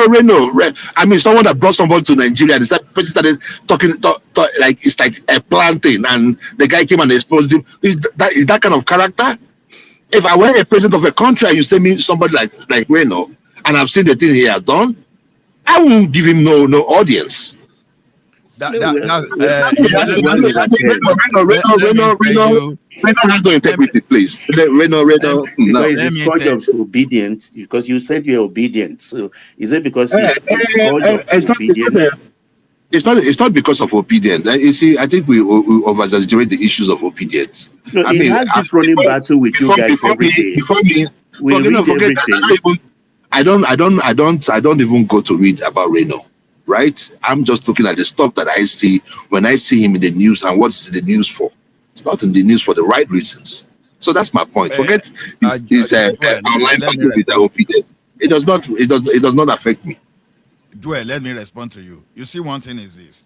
I always believe, being a Yoruba guy, I believe in our elder statement. You see, they say the person you are negotiating with is what you look at. You don't look at the noise that surrounds the market. See, Reno representing us, you understand. People that are there, you understand, they are not naive of what is happening in Nigeria. So but they just need some kind of contacts that they can be talking to. You understand? So that can be facilitating things. It also so the matter about integrity. Integrity and politicians, they don't go together. So you have to understand that. So even being the president of the country, being a minister, once you're a politician, so integrity, we have to depend on your definition of integrity. So as long as, because so far I've seen what Reno is doing online, how do you promote your country more than that? Yes, he said something in the past that maybe it was far-reaching. I agree. But then the same Fanika Yode too that people are saying, you understand, he was a minister under OBJ. So if OBJ could make you a minister, Abba, let's do. See, so it's not all this the moral quality we define for ourselves. Sometimes we just have to take a seat and sit back. You understand? So and let's look at what these people can do before we even say they should not go. Because after all, if they start doing background check on many of us, you understand, you'll be shocked of what some of us have even done in the past. So to me, let us see how this thing go. That's the way I just see it. You understand? That's the way I see it. They should come around background check on me. They come around background check on me. I don't have problem. Can I say something? Good morning, everybody. Go ahead, Midwest. The thing is this: I don't think our leaders they understand the kind of problem that is surrounding our country. They have been naive. They've been carried away by the excessive chances for them to loot. So what is really happening? Even the commoners, some of them, very few that can say they understand what is going on. But as far as our leaders are concerned, they don't know. I'm just telling you the truth. Imagine a country as Nigeria. At a point of time, a few months ago, I think about 200 people, just one day, back. When the president went there, because of the ignorance level, people were celebrating the president. It became a jamboree, a place that's supposed to be of a sober. And the international community, they were watching. So if you tell us that our leaders are indeed aware of their surrounding, we are making a mistake. How can do you know how many kilometers from Nigeria to America? The leaders in the United States are not the one telling us there is a genocide in our. I don't know whether that word is allowed in our own country. That is shameful. With the numbers of Christians that we have and pastors who parade themselves that when God speaks, they hear. So it's a serious issue. You see this ambassadorial something they are selecting. For me, I don't have problem. I think every Nigeria is now representing Nigeria. It represents ugliness, failure. I don't know whether I will call it backwardness or whatever. I'm just telling you the truth. Even the one that can talk good, you thought that they have integrity. Set them to go and represent. They just set them to go and negotiate a deal for the interest of the country. They will only go there for their own purse, not the country. And it is easy for those people just to blind them by offering them anything and they will accept it as fast as their own already. And they come back to give promises. about what we have been yearning for many years that we desire as a people, such as we want electricity. They tell you, yeah, the new company is here, you want to build it. Whereas nothing is going to happen.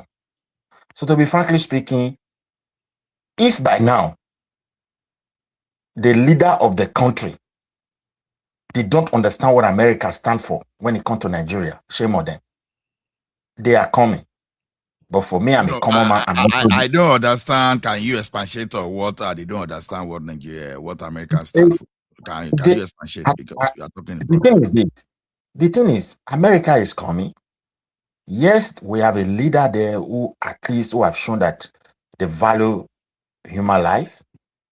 But these people have their own interest, and their interest is first.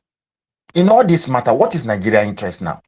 A senator from there came to your country. You want that man to come into your country. They prepare their mind. They understand what is going on. You can't change it. And when they came in, they were not telling you, yes, this thing is far worse than the way we are reporting it. Then you are in shock.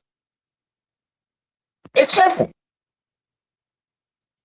Even the media cannot really actually assess everything that is going on in our country.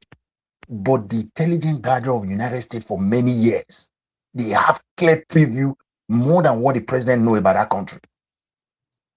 So if they are coming, what can we do as a people to minimize the chances of we all not becoming a victim? Should that be the priority? No, I'm not getting you. I'm not getting you. You understand? Now, the American delegates, they came recently. And yeah, their report is not good. Hold on. You will respond. They went on fact-finding mission. And since that time, if I listen to what Baba said there the other time, you understand, they've upgraded from a Christian genocide. They now say, okay, the way Nigerians are dying instead of limiting it to Christian genocide.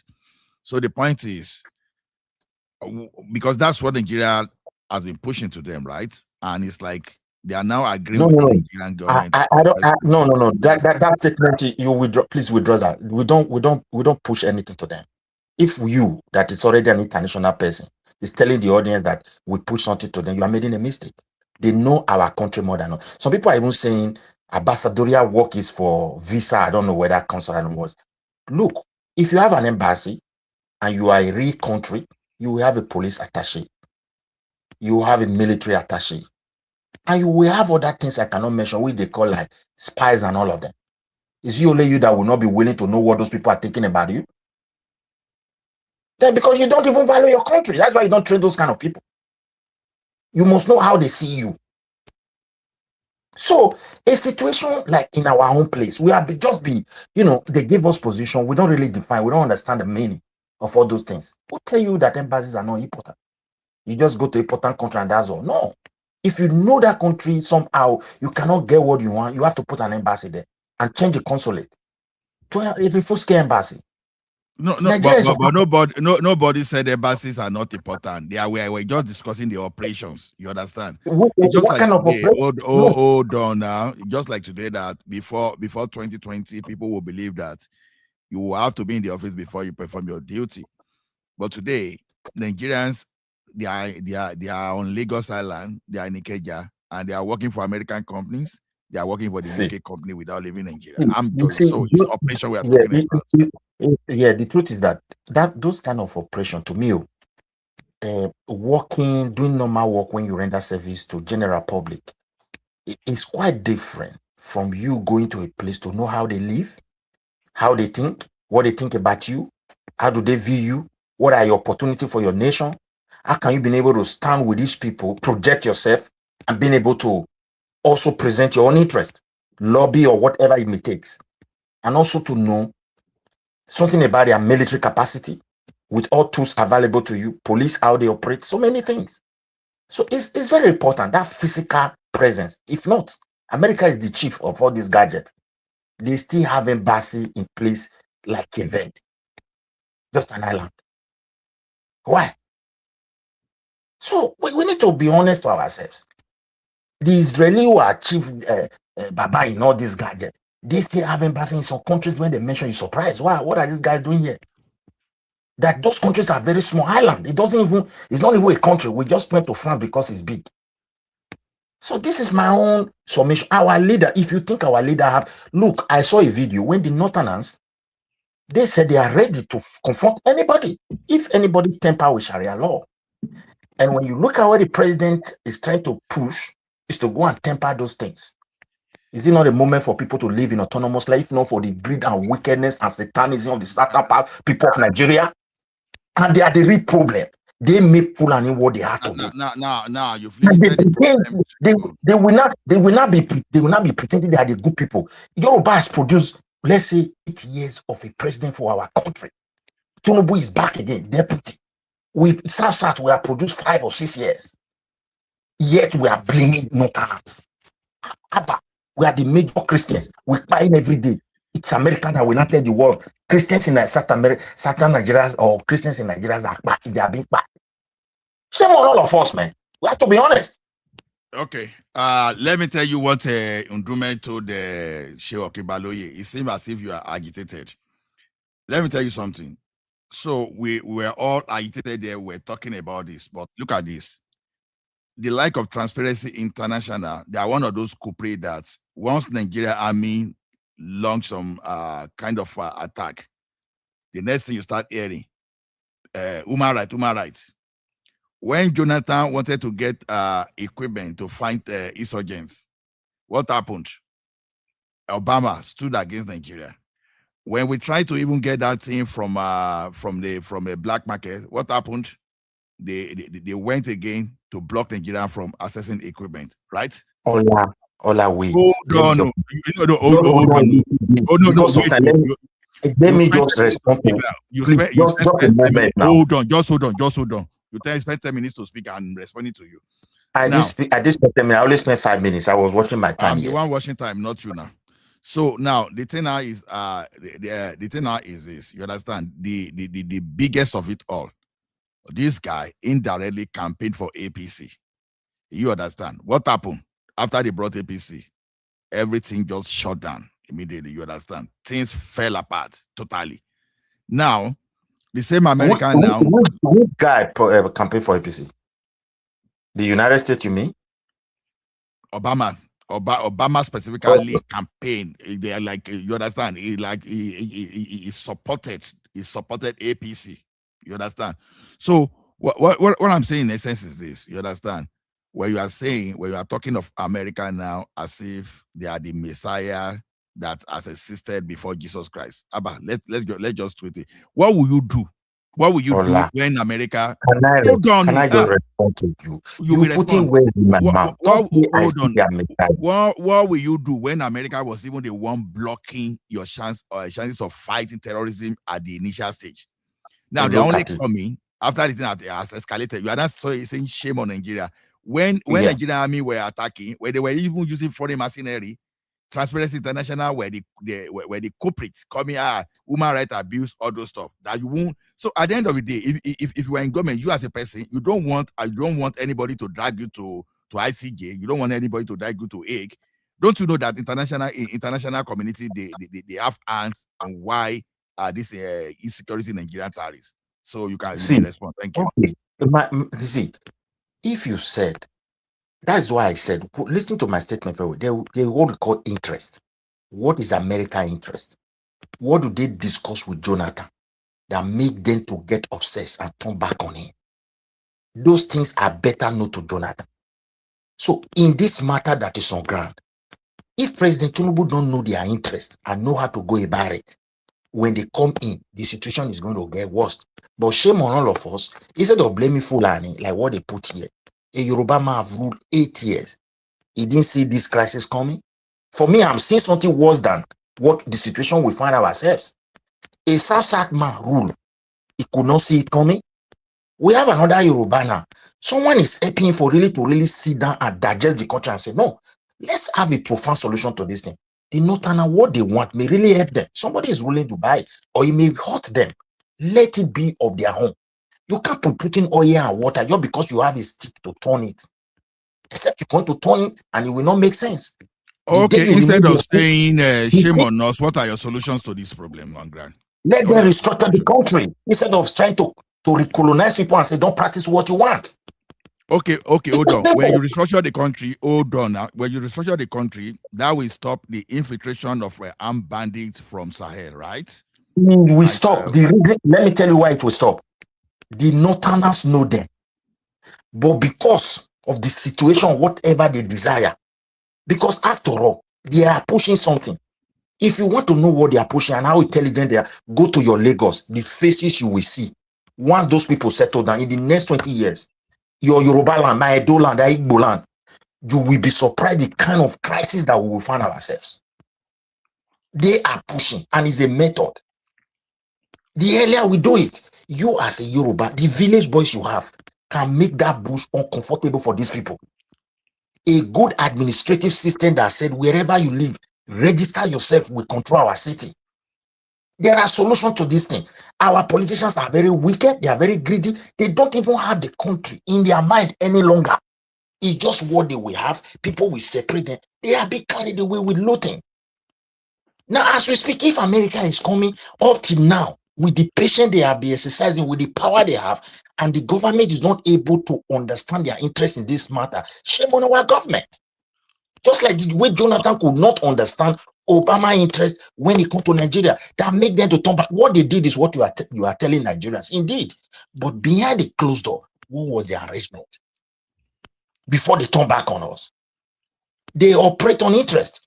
You win, I win. If you see what they are winning is too much, there's a way you can arrange it with them. You went there, they tell you something you cannot obey, you can't do anything, and you don't have any power. You yourself, you are looting the country. You don't even value the country you are representing. Every penny you take out, they know. Huh? So why are you not taking them away? Are you serious about your land? All these things our leaders are doing, they have proper information, proper gathering about the attitude of Nigerian leaders. Where they buy a house, where they take their money to, where their children are studying, how they transfer money to them, the kind of lavish life they are living. They have information. Nobody should say Nigerians the way we are pushing. Please, they are on ground already. Their embassy knows our country, our psyche, what we want, what we do. The conversation of our president is being listened to. Who isn't trying to allow it? They can't because they don't disclose it does not mean they don't have it. It is also left for you to know what they are discussing about you. The question we should be asking Jonathan when he was there, what was Obama interested by Nigeria? This one that is coming is American first. So it is not left for Nigeria to say, okay, you help us to restructure this country in a way that we will not start buying ourselves. The Northerners have solution. Yoruba, with the in my opinion, if you equip my people now and say that bush, make sure these people are not comfortable. I don't think less than 2 months anyone will remain there. But because we are one Nigeria, you want to do forest guard, you will send a offender so you can attract your tribal men. You've not answered my question. You know, Nigeria will not be the first country to have the problem of insurgency in the past. Don't worry, with the level of resources we have, let them come. We'll see ourselves in the real trouble. Let me ask you the question now. At least I gave you 5 minutes to speak again before you even ask a question. Now, the thing is this. You were just saying all this, but no solution. You restructuring. Restructuring alone will not solve the problem. Okay, you restructure, good. You get maybe Yoruba move away from Nigeria, right? Good, congratulations. But how does that stop infiltration through our borders, especially when you have a very large expanse of border where people can just come in through the footpaths? How would that stop? Well, the thing is this. You know why Nigerians, they don't profile citizens? It's because we are all one Nigeria. If, for example, since Obasanjo time, on a regional level, there is that constitutional or laws that mandated everybody to be well documented on a regional level, would have advanced on it. I think the plan was there already. Obasanjo tried to give her the card, never worked, and they always spend money. And they share those money among themselves, and that's all. Now, on the border level, there's no border in the world that people cannot cross. As we speak, even the United States with Trump, some area, people can still not go themselves, except because it's becoming very tough. Except when they deploy troops on an emergency level, then it becomes so tough. But however, once you are inside that country, and if it's a country that has structure on ground on their own to control whosoever that is inside their country, not to be comfortable, because sometimes you can't access so many things, that will push you out to go and tell the government I'm here. Now, in our own situation, the people cross into the country and automatically they're already like a citizen. They are being protected. If they don't speak, even to identify them, sometimes it's very challenging for the immigration. And there are culprits among us. And to stop that, everybody loves their nation more than the country. Let us be honest about this. I don't think the Northerners, they understand the threat. But if it's no longer of their favor and their interest, they know what to do about those borders. The Yoruba will do the same thing. Anyone that crosses the Southeast know what to do. But the idea of one Nigeria, if the other people have a different interest about the entire group of the country or the entire space of the country, they will collude with those people, come into our country illegally, and that's why we're in trouble. Sometimes they need them for election. Sometimes they need them for political agenda that I don't want to mention here. So that's why they open the border. I'm just telling the truth. This problem have a solution. Nigeria must be restructured so that we can progress. I'm not saying we must divide. Even though When you if say that be restructure, can you define your own let's go back. See, my own restructure with the whole thing that is on ground. Since America is coming, Nigeria is a tribal country. Regions has been existing for a very long time. The ones that we tended to discuss in the past, let's discuss it with honesty. Or even if and if America is not coming, just hold on a moment. Even if some state at the moment said, I don't want to be part of anybody, let it be so. But let that state be able to generate its money, finance the progress, their own progress, run their administration, contribute their quota to the federal, and the federal responsibilities to make sure that the accountability of those states are well ensured. That's how it is across the board.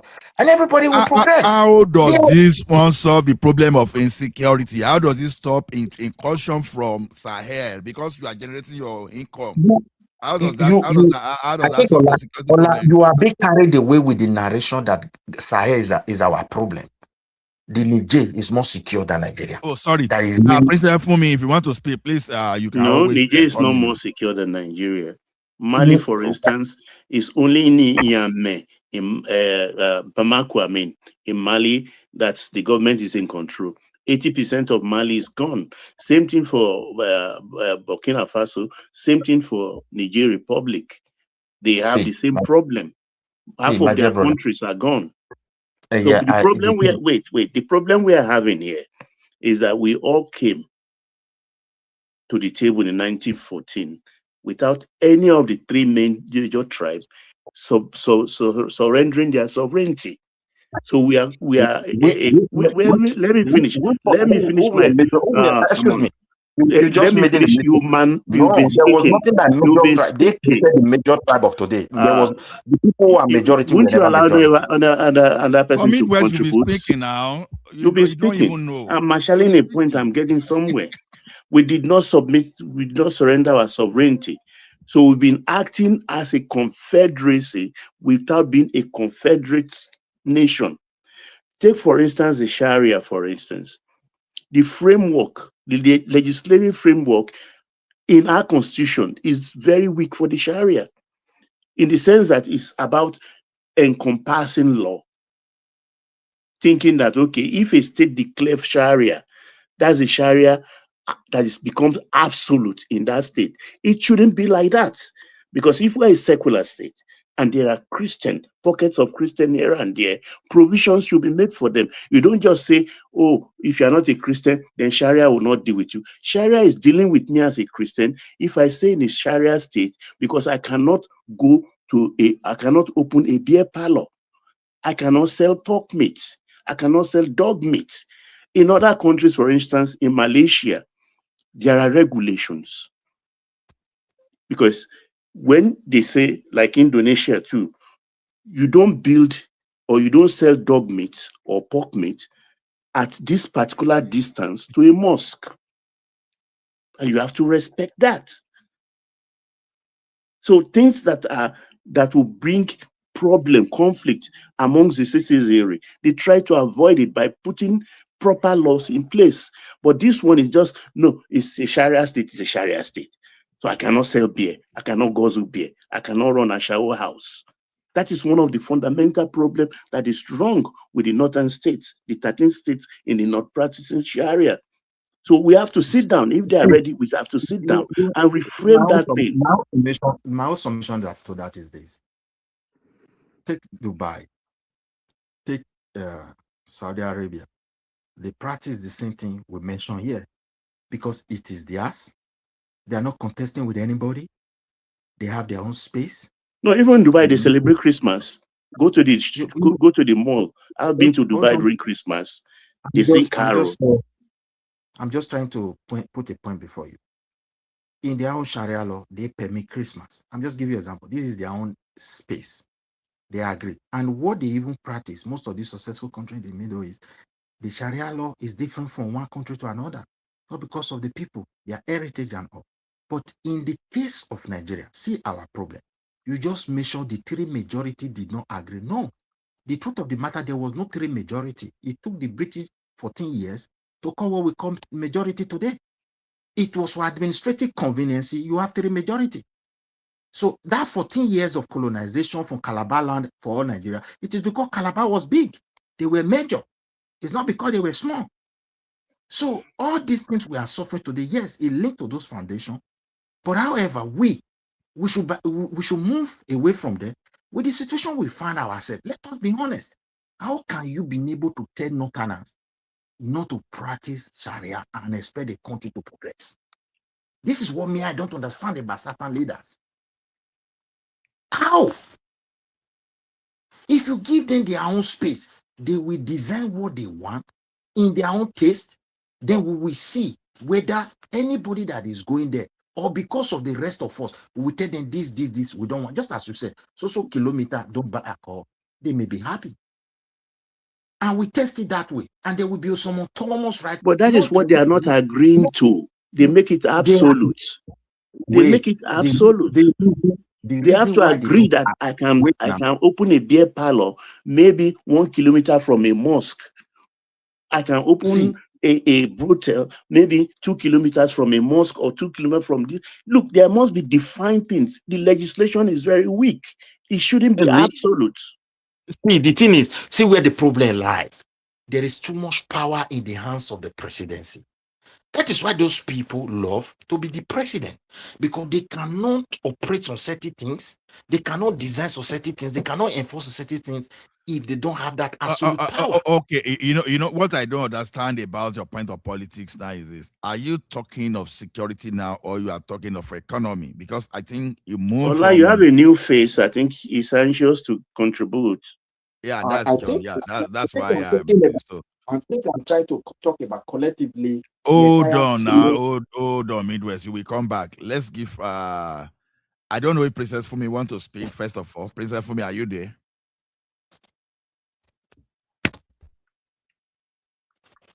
Princess Fumi, are you there? Okay. If you are not there to speak, okay, John. Welcome, sir. Do you want to contribute? Yeah, good evening, everyone. God bless you. Good evening. For what you're doing. Well, I don't really have much to discuss here, but I just want to support the last speaker. It seems we don't even know what is coming to Nigeria, because what happened in Turkey is gonna happen in Nigeria if care is not taken. Sorry, what happened in Turkey? Yeah, in Turkey, as I was told and I read, it was a Christian-dominated country, but at the point, those people pushed, those Islamist terrorists pushed so hard that they later overrun the country and it became an Islamic state. And this is what is going to happen in Nigeria if care is not taken. That's what I want. let me tell you the truth. I have a colonel from Adamawa State. He's a Christian. He told me last year, was it last year? He said to me, he's in America now. He said to me, Brother John, what is happening in the North is that these people had an agenda. And the agenda is to penetrate every nook and crannies of the country so that they will push their own agenda. And their own agenda is just to take over. And once they established a group in every nook and cranny of the nation, gradually it will start manifesting because they have the resources. But the thing that we don't understand is that our leaders, just like the last speaker said, is like they're selfish. All they want is just leadership and forget about whether Nigeria is going to be destroyed or not. I wish the restructuring you're saying, Allah, you're saying that restructuring cannot do anything. No, restructuring will go a long way to do a lot in our I didn't country. say restructuring cannot do anything, but I don't want him to go on a very wide scope because someone talking in a wide scope and not picking something. So the problem of insecurity we have now, how does restructuring solve it? That's the question because Yoruba may go now. I will say Okay, what are the Northerners fighting for most, especially like this security issues that is going on? It's all about controlling the mineral resources, right? Yes, I it's agree. all about controlling most of the generals. Do you remember when Oshiomole mentioned that the generals in the North, most of them knows what is happening concerning the okay, what about buying in the Middle Belt? Is it because of minerals too, like a Benue and Amplitude? They have 2 to 3 agendas, 3 ways agenda. The other one is to take over the Middle Belt. They will penetrate the Middle Belt, install their own emirs, and at the same time overrun that state. And what will it turn to be? Okay, that's what about we hear, kidnapping? but in this age and time, how is that possible? How is that possible? Tell us. What did you say, sir? I say in this age and time, how is that possible for them to overrun Middle Belt, for instance, Okay, and then sir. rename it and install? It was possible maybe 100 years ago, but in today, Nigeria. Go ahead. Sorry. Have you ever studied what is happening in the southern Kaduna area? Have you I read studied about what is it. I've not. I was not there. The I'm not southern there. Kaduna area, they penetrated there, took a very vast land mass, and they are living there now.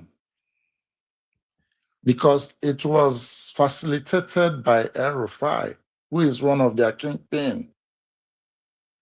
So it's happening. Okay, you destroyed a village and finished about 200 to 300 people, and everyone run away. Who is going there to be there? And look at what the Nigerian leaders are doing. They are not even trying to bring back the ones that are in ID camps for the past 5 years. Why wouldn't the federal government go and rebuild the place and go back to where your ancestral homes? Why is it that our leaders are not doing that? Okay, why will you even allow American fact-finding missions to come to the extent of going to IDP camps and see thousands of people? Those thousands of people, they have a home and they cannot even go back to their homes. And if care is not taken, if you go there, some of these Fulani jihadists has occupied that area. So it goes a long way. Riley Moore just left the IDP camps. He was with the Tortiv and all the rest, and he's making a report back home. The governor could not give them the report that they wanted. But they went to the IDP camps. That is an assurance that indeed These people are committing genocide. You understand, sir? So, my brother, you see, to hard up, I don't know why Baba asked that question. Baba, let me tell you something. There are children that were born in IDP. They are now 18 years old. Some are 13 years old. The place you call their home, the government did not even have map, neither do they profile it. So you will expect those children to now return back to those communities that is really of their origin? The answer is no. Those who are currently living there are not the owner. As time progresses, when their population gets to it where they can change the name, they can install whoever they want to install. Take for example, in my state, I'm from Edo, their population grow to some extent in one particular area. They said they want to install Sariki. Didn't you hear of it? We have Sariki in Lagos. We have Sariki in the Southwest. Don't worry, that Saraki will mature to that of Kwara. It's a matter of time. Do you understand? We are very, very liberal. We are very political corrected. But for them, let me tell you, if America come in and temper with Sharia, that your Yoruba you want to take away and go and form country, it will be too late for you. Except Americans say, yes, Yoruba must be a country. Get that one very clear. No. That's your bribe. That your bribe will become so late. That your startup will become so late. And that is my worry. Uncle Midwest, hold on. Let me tell you one thing. This is insecurity is not in Nigeria. I think you know. You find it in Mali, they are in Burkina, it's in Burkina Faso. It's that Ghana. Every time you want to compare. No, it's not about comparison. No, it's not about comparison. I'm asking a question because I'm just looking for a solution. You know, in our earlier session today, I had my own personal solution, which Ola, just indulge me for 30 seconds. Why, sir? This guy that spoke last, I forgot. Midwest. The kidnapping going on in Edo State, is it Fulani? Because of the recent one, it's about the Ugwamashu guy in Asaba who has been working as a middleman negotiator in Edo State for kidnappers and raking a lot of money. Excuse me, Baba. You see, if people have a problem today, okay, let's say we have doctors here. Somebody have symptom. He refused to go and consult a good doctors that we have as a colleague here. The person choose Agbo. Well, it's not too bad. But if you drink Agbo one day, the thing not change. Supposed to go back tomorrow. You refuse to consult a doctor. What is going to happen? There is tendency for that thing to become a big problem. So the government of Nigeria is killing Nigerians psychologically. Somebody will build a hotel, carry his fellow Nigeria, do one like meat, collect what you want to collect, just to make money. So are we like that before? No, evil is progressing in our land. So that is why my own submission, since we don't know what we want, when America is already there, I just pity people who will say, Ododuwa then, except America agree. Except the Midwest, we are that looking is for when you can even talk. They will harm everybody to sit and turn on to zombie that will be buying themselves for many years. It's happening in Togo. We've heard you on this thing, but we want solution. Okay, let me create a scenario. Now we have Amotekun, you understand, and the kidnapping has not totally stopped in the southwest. Now we have Amotekun, and even they are even going to the bush now and clearing Fulani settlement and unusual settlement now in our bushy forest. You understand? The question is this: assuming we clear the people that are there now, will that prevent others that still want to come to our forest to come? The question is this: how are they coming? So what do you do about that? That's why I ask you. If okay, let's assume we are not. Hold on now. We are not. Hold on. Assuming Odua is no longer part of Nigeria now, does that automatically make us immune to what is happening? Because, like I told you, they are still facing the problem in Niger. They are facing the problem in Burkina Faso. Sahel. Let me just say they are facing the same problem in the Sahel, not only in Nigeria. So, do you think that will automatically secured just because we declare Odua. You must know the problem of every country. It differs. The Mali was once a peaceful country. Oh, so what's our own problem? Start with it. What's our own problem Yeah, to start with? the problem of those people is not religion dimension, because they are Muslim already. But tribal men, they are. So there have been a faction that have been crying for dissatisfaction for a very long time. They did not address it until it become what it is. Now, those are air. Why Mali is like that? There are now major players. We should learn from them. The first that you said they should leave, they created those countries. They have no choice than to still be there in one form or the other. Now, in Nigeria case, we are very opportune that these guys are not on ground. Instead of to put our heads together, you just mentioned Dodua. So it's when you are just giving class theory. Okay, let me go back to that. See, just give me one moment. Look, if you clear your bushes and you have autonomous right to strengthen Amotekun, you make laws. If you want to farm, just the way it is where you are in Canada, I don't think anybody will be a farmer without a permit. Like where I live is the same thing. In the process of the permit, the people are captured. Who are you? Do you have criminal record? What is your financial record? If it's a place where government subsidizes agricultural produce. So in the process, in the process, just the way I am. Wait, I want to have this one. If I go village, if I go village where I have to go. I want solution from you, but you are not giving me the solution. So that's why I'm targeting you. Okay, so maybe let John speak. May I come in? May I come in? Let me just quickly throw this one to you. Let John speak now. Let John to speak. Okay, John, continue, sir. Okay, yeah, I think Ola, the answers is very clear. You're saying that you're looking for the solution, right? Yeah. Okay, if you're looking for the solution, the political elites are our problems. Use this as a ploy, in order to perpetuate themselves in power. I must let you understand today that before America put pressures on our president knew very much well what is happening around the northern elites that are using this as a tool in order to perpetuate their intentions. He knew about that. And as a result of that,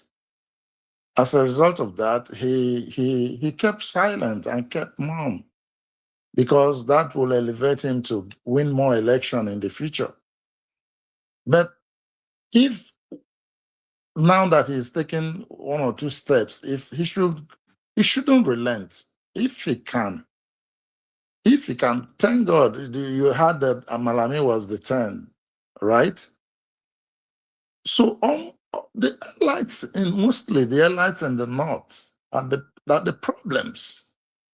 And if most of them can be brought to book, like especially those that were mentioned during Buhari's time, those ones that are sponsoring, if they can be brought to book, their leaders, if they can, get hold of their leaders, those sponsors, at least you've won almost 60% of the battles. Because you're cutting off their supplies, you're cutting off their financial negotiation and every other thing. So I think for me, if our president will go a long way by, Okay. You wanted to say something? No, go ahead. I think that's that guy is speaking. So that's for me is all about letting the cat out of the bag and said, look, it's high time that this rubbish stops. If most of these people can be brought to book, I think we are winning this war gradually.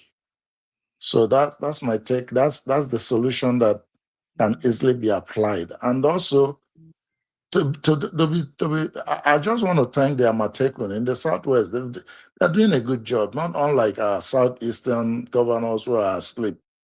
Yeah, the Southwest, they're doing a good job. If we can go a long way to reciprocate what is being happening in the Southwest, bringing those forces together and equip them. I think we can go a long way, but at the same time, it's not just about the South and the Southeast or the South. What about the Middle Belt and some other areas that these people are perpetrating their evil?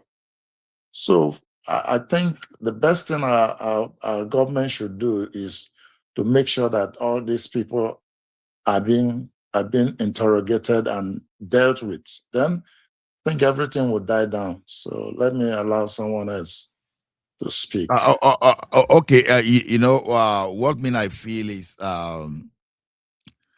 capturing all those people. I think it's a little bit difficult at once. And that's why but I know that Malami now, for example, has been caught, and maybe gradually we may start making some scapegoats. But the question is this: some even without being sponsored, because our borders are very porous, they find their way in. But just because we know that our leaders, they are inactive, this fear of Fulani, what they can do by the time they leave power, all those stuff, I think they are not acting. That is why some of us believe that if you fence that country, the problem is like solved to some extent, because there are facts everywhere where those things were done. They were able to reduce insecurity. Now, when you fence the country, because what happens when all those bandits, whenever they arrive, when those fighters arrive from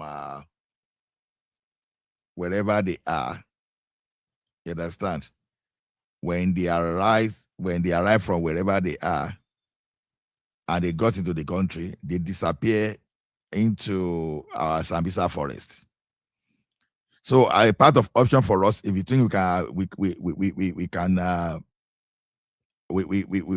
can take that, is maybe you want to turn Sambisa forest to desert.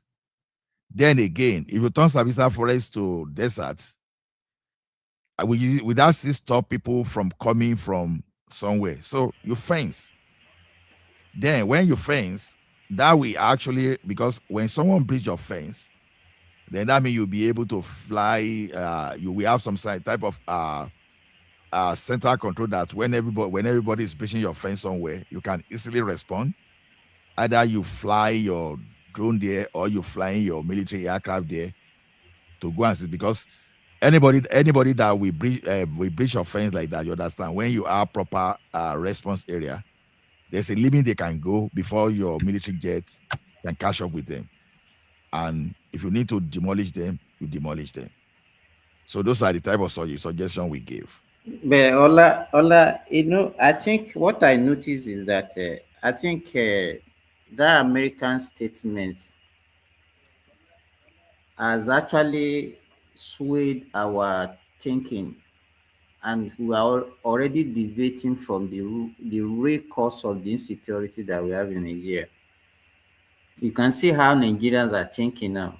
The other guy that came here was talking about the history of Turkey, that the terrorists, they took over. You can see the way people talk, maybe because of lack of knowledge. How can you say, okay, when Turkey was a Christian nation before and they became Islamic country, just because it's Islam that now dominating, they are terrorists? You can see the way people talk. Spain was also a Muslim dominated country before, now Christian dominated country. Can we now say that the Christians that are taking over from Spain are terrorists? And you are trying to let them know about the insurgents, that these insurgents that we have is not only even in Nigeria. We are even in Benin Republic now, they have it there now. It's one of the reasons why those military officers gave as the reason why they want to take over the government. Is there in Benin Republic? Is there in Niger? Is there in Chad? Is there in Cameroon? Is there in Burkina Faso? Is there in Mali? And then we now want to now, because US said that, okay, because the Christian genocide now, we are now looking at it from the point of view, okay, they want to Islamize Nigeria. That is why we have insecurity. You can see the way Nigerians, and when we blame our leaders, you can see the inconsistency in our thinking. Any little thing, if somebody just make a statement, all of us will just deviate and start thinking that way. Nobody has an independent opinion, and look at the thing holistically and say, no, this thing is not true. Okay, if you are talking about, because we have different, even the insecurity in Nigeria are multifaceted. So the kidnapping, as Baba asking, that is taking place in Kwara, in Edo, and all those things are being done by Fulani. And then the banditry, the people of the northern Muslim that are being kidnapped, the students are being kidnapped, the people that are paying ransom in Zamfara, Kebbi, Sokoto, and all those axes, they are also Christians. You know, I just wonder how we, and that is why we are in this kind of mess that we find ourselves, because of inconsistency. Even we Nigerians, we are very inconsistent. We can anybody can, maybe because we are gullible, anybody can just say anything and everybody will just follow and say, okay, we will live. Because at what point do we start thinking that is because the insecurity of Nigeria is because of Islamization? It was just recently when America made that statement that there was Christian genocide. No, see, you try to be political corrected, my brother. Indeed, it's not the reason the reason why we find ourselves in our problem is not because of what is happening today. There has been a structure on ground for them to do that. It's just that they are trying to amplify it. We treated this issue. Why do you think they treated it with soft glove? Why do you think people will let me just ask you, so wait now? Wait, just wait. We've been talking since I just came in. So at what point did they started this thing? We said it has been there. So at what point? Listen, my brother. You know, there are structure to things. It depends what you want. That make them very intelligent people, as I keep on saying in this platform, well-educated people. But they know what they want. They have plan for it. It's only the certain people that doesn't really understand what is governance. I'm asking you a question. You're not answering my question now. I want to answer it. I just want to elaborate on it a little bit. The thing is this. What we are facing today now, it was planned in the past. And the reason why we are having it today, like people like what you are trying to call it political correct, if a nation, just one day, 200 people buy, it's America that is telling us, and those people that buy belong to one community or one quarter, one state, and at the same time, those who did it share similar. The question is, how many Christian organizations that are buying these people? There is let us agree, there is. And if we said it is not there, America is now our problem. Okay, let America stay on their own. Let we continue. Let us continue this way. Have you answered my question? If they said they are coming to help us, it is not wrong. Foundation to answer the question. Have you answered the question? I think I've answered your question because it has been there for very long time. The first step was to dominate. The question I asked you, at what point did it started? The first point was that when they were under the military, is how can we dominate power? How can we be able to achieve this? They laid the foundation. As time progressed, they move from one stage to another, and they are now in a different stage whereby children are being born inside their country in IDP camp. They don't even really know the place of their father origin, and some of them are 13, 14, 15 years. So, these people, they are now more emboldened. The way they talk, police cannot even persecute them the way it's supposed to be. And Nigerians don't have people to cry to, like Ndume, who was once a high-level security officer of Nigeria, said, defend yourself. They will buy everybody. So people have been talking. It's just that they don't have the power to amplify it. And God being on their side, a leader from elsewhere said, no, this thing is not good. You have to save their life, or else we are coming. Now, the question to we as in Nigeria, what do we put in place if they come that we're going to use to work with them? What is really those people's interest? Are they not really coming? Even though if they are not coming, the way I'm seeing it, I'm fully convinced that they are coming. But number one thing is their own interest. What is our own interest now? What are we presenting before them? Who tell are people not to those? practice Sharia law. Who are those people that you're talking about? I'm talking about America. They make up their mind. We are resources feed country. Anywhere you have resources, when they tell you they are coming, they are coming. Anything they spend, they know they're going to make it. So This is is my the conviction. America that want to take over Nigeria, or why? What are They are you not. mixing? They are not taking over. When they listen, the people that want to take over, and I don't understand your question. If that what you are saying is the Fulani, Is the one they are the one. They are the I one don't buying even know when everybody. you got to the America. We are talking about the people that are causing security. So I don't know when you went to Which one America. is Nigerians? It is Nigerians that are causing insecurity. Nigerians don't love themselves, either because of tribe, religion, everything, and they choose to be buying people that they perceive to be weak. I don't know. This is how I can answer it. We don't love ourselves. We're pretending about it. Once one tribe have the political power, the other one is grumbling. When the other one have it, the other one is grumbling. When the other one don't have it, they say they are marginalized. Is that how a country should progress? This is my submission. So who are the people that want to take over Nigeria? Because that's what you are saying, that some people want to take over Nigeria. So who are the people They want the people that is sending fellow Nigeria to IDP camp, occupying their villages, their town, and the federal government has not been able to successfully resettle anybody. Even those people that they taste the who will. are the people? Who are the people in the IDP? The Who are the people in the IDP? you are in Nigeria like me. You should know. Those whosoever that is chasing fellow Nigeria to IDP camp and the government failure not to profile the origin of those people for them properly is part of it. A child of 18 years, they tell you your father is from Ogbomoso, you have never been there, you can't even go. Just for example.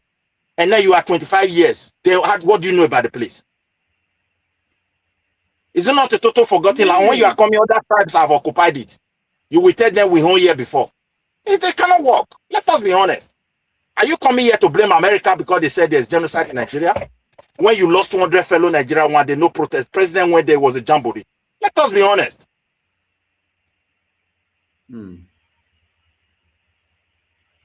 So now that is what we are. I know very soon another thing will happen, that we change our line of discussion, and we choose another reason for the problem that we have. The day we identify the problem that we have, that is when we start having solution. But the way we are behaving now, I don't think we have a solution, because we are just dancing around and around and around and around and around. I think that's what I can say. We are just dancing around it. We don't even know. You see what I'm keep saying is this. I like solution when we talk. See, let me tell you, this is what I've been telling you, Midwest. You may Ekiti may, okay, for example, now Ekiti has a way that it can be infiltrated from the northern part. You understand? Then Oyo too, Oyo share boundary with Oyo, Oyo State, or let me say Kwara State. You understand? They have a way they share boundary with the part that all those bandits can use to get into our country. So merely declaring Odua Republic, Biafra Republic, will not just solve that problem instantly. You know, India fought bandits for years until they fenced their country. If you go to, is it Morocco? Okay, I think, yeah, Morocco. You know, they fought for a very long time too until they fenced their country.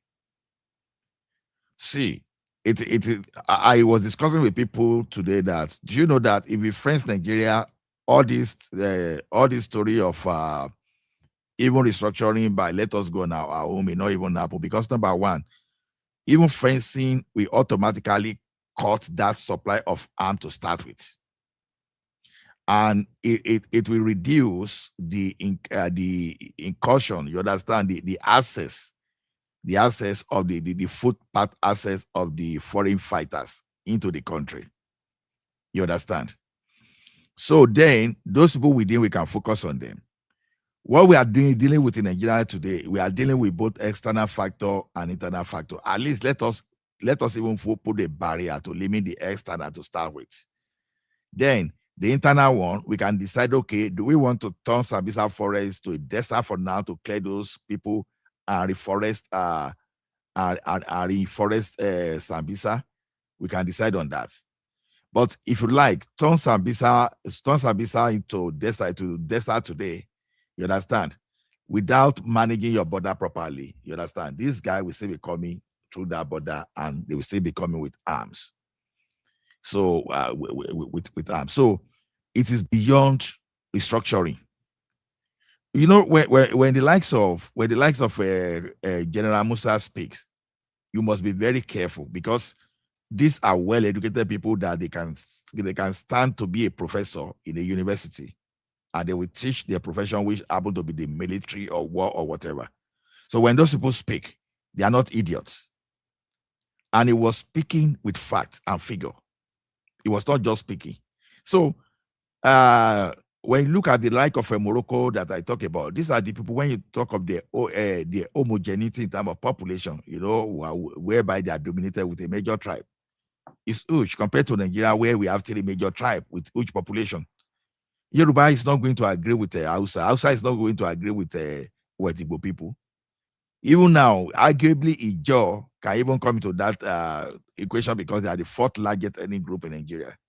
So we'll be having that diversity. So so there's some decision you take if your population is just homogeneous, or maybe your population control like 60 to 80% of the country. That would be understandable. So when we are saying this, border alone will not solve that problem, because if you see the unmanned area in Nigeria, this you understand, even you that you are not even a militia, you understand, you can easily walk out of our border to the Niger Republic and walk in and come back. You can easily go to Republic of Benin and come back without anybody stopping you. You will evade. Ola, you know, the major problem is that even in the north alone, in the northern border alone, we have over 1,000 kilometers of border with Cameroon, with Niger, with Chad. So we are not talking about our western and the eastern axis also. Yeah. You understand? The other issue is this.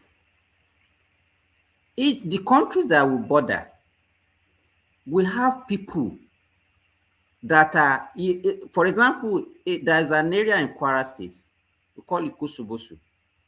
Those people are Bariba people. They have relations across the border in Benin Republic. If they are doing wedding, naming ceremony and all those things, you see them you just walk across to go and greet their relations, and you understand what I'm saying? They are the same family. You are getting my point. You the are getting same family, my point. And it's across the borders, all our borders like that. And our people have emotional attachment to even all those foreigners, even when they even means bad. You understand? Now, if you want to touch anybody from Niger Republic now, the people from the north, you are going to hear from them. If you want to touch people from Benin Republic, you are going to hear from people from the southwest. You understand? So a lot of things we have to be considered, not just restructuring. If you like, just restructure today, it won't solve anything. That's what I'm telling you, because number one, you have to think of how to develop your population, and you at the same time you'll be thinking of incursion by bandits. See, even countries that are stronger than Nigeria, they've done exactly what General Musa suggested.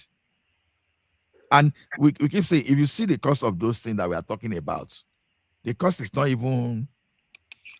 as even huge. You understand? The cost is even cheaper than what we are losing currently. Now, let me tell you something. One of the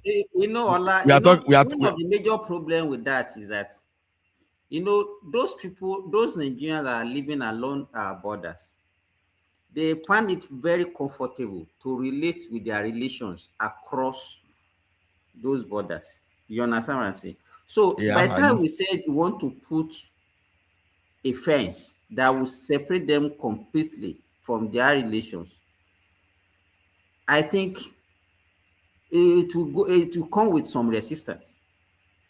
See, let me tell you one thing. Countries that did it, you understand, it came with resistance, but the question is this is a military decision, and it's of government.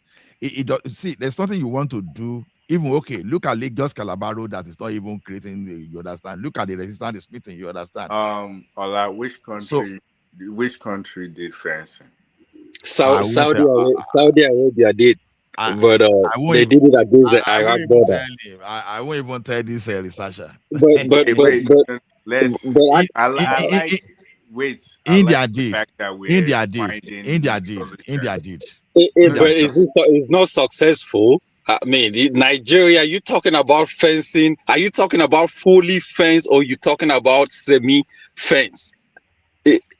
Whatever definition you want to call, I don't have to expose it for you. You understand?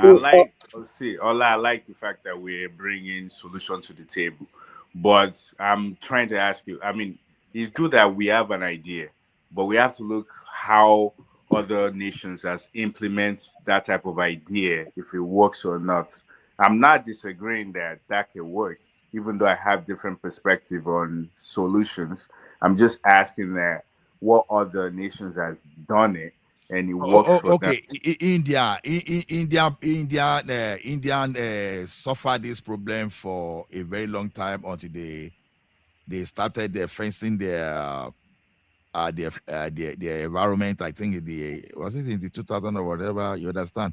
Yeah, but they stopped. No. What part did they fence? Because they fence with Pakistan. Exactly. They fence with Pakistan. But because they didn't fence with China. They didn't fence with Bangladesh or the other countries on the other side, right? They fenced because they had an issue at the border. Through very well. We have to think it through. I mean, just like what's his name said now. Bariba people are located in Nigeria and they're also located in Kwara. So why do you want to separate them?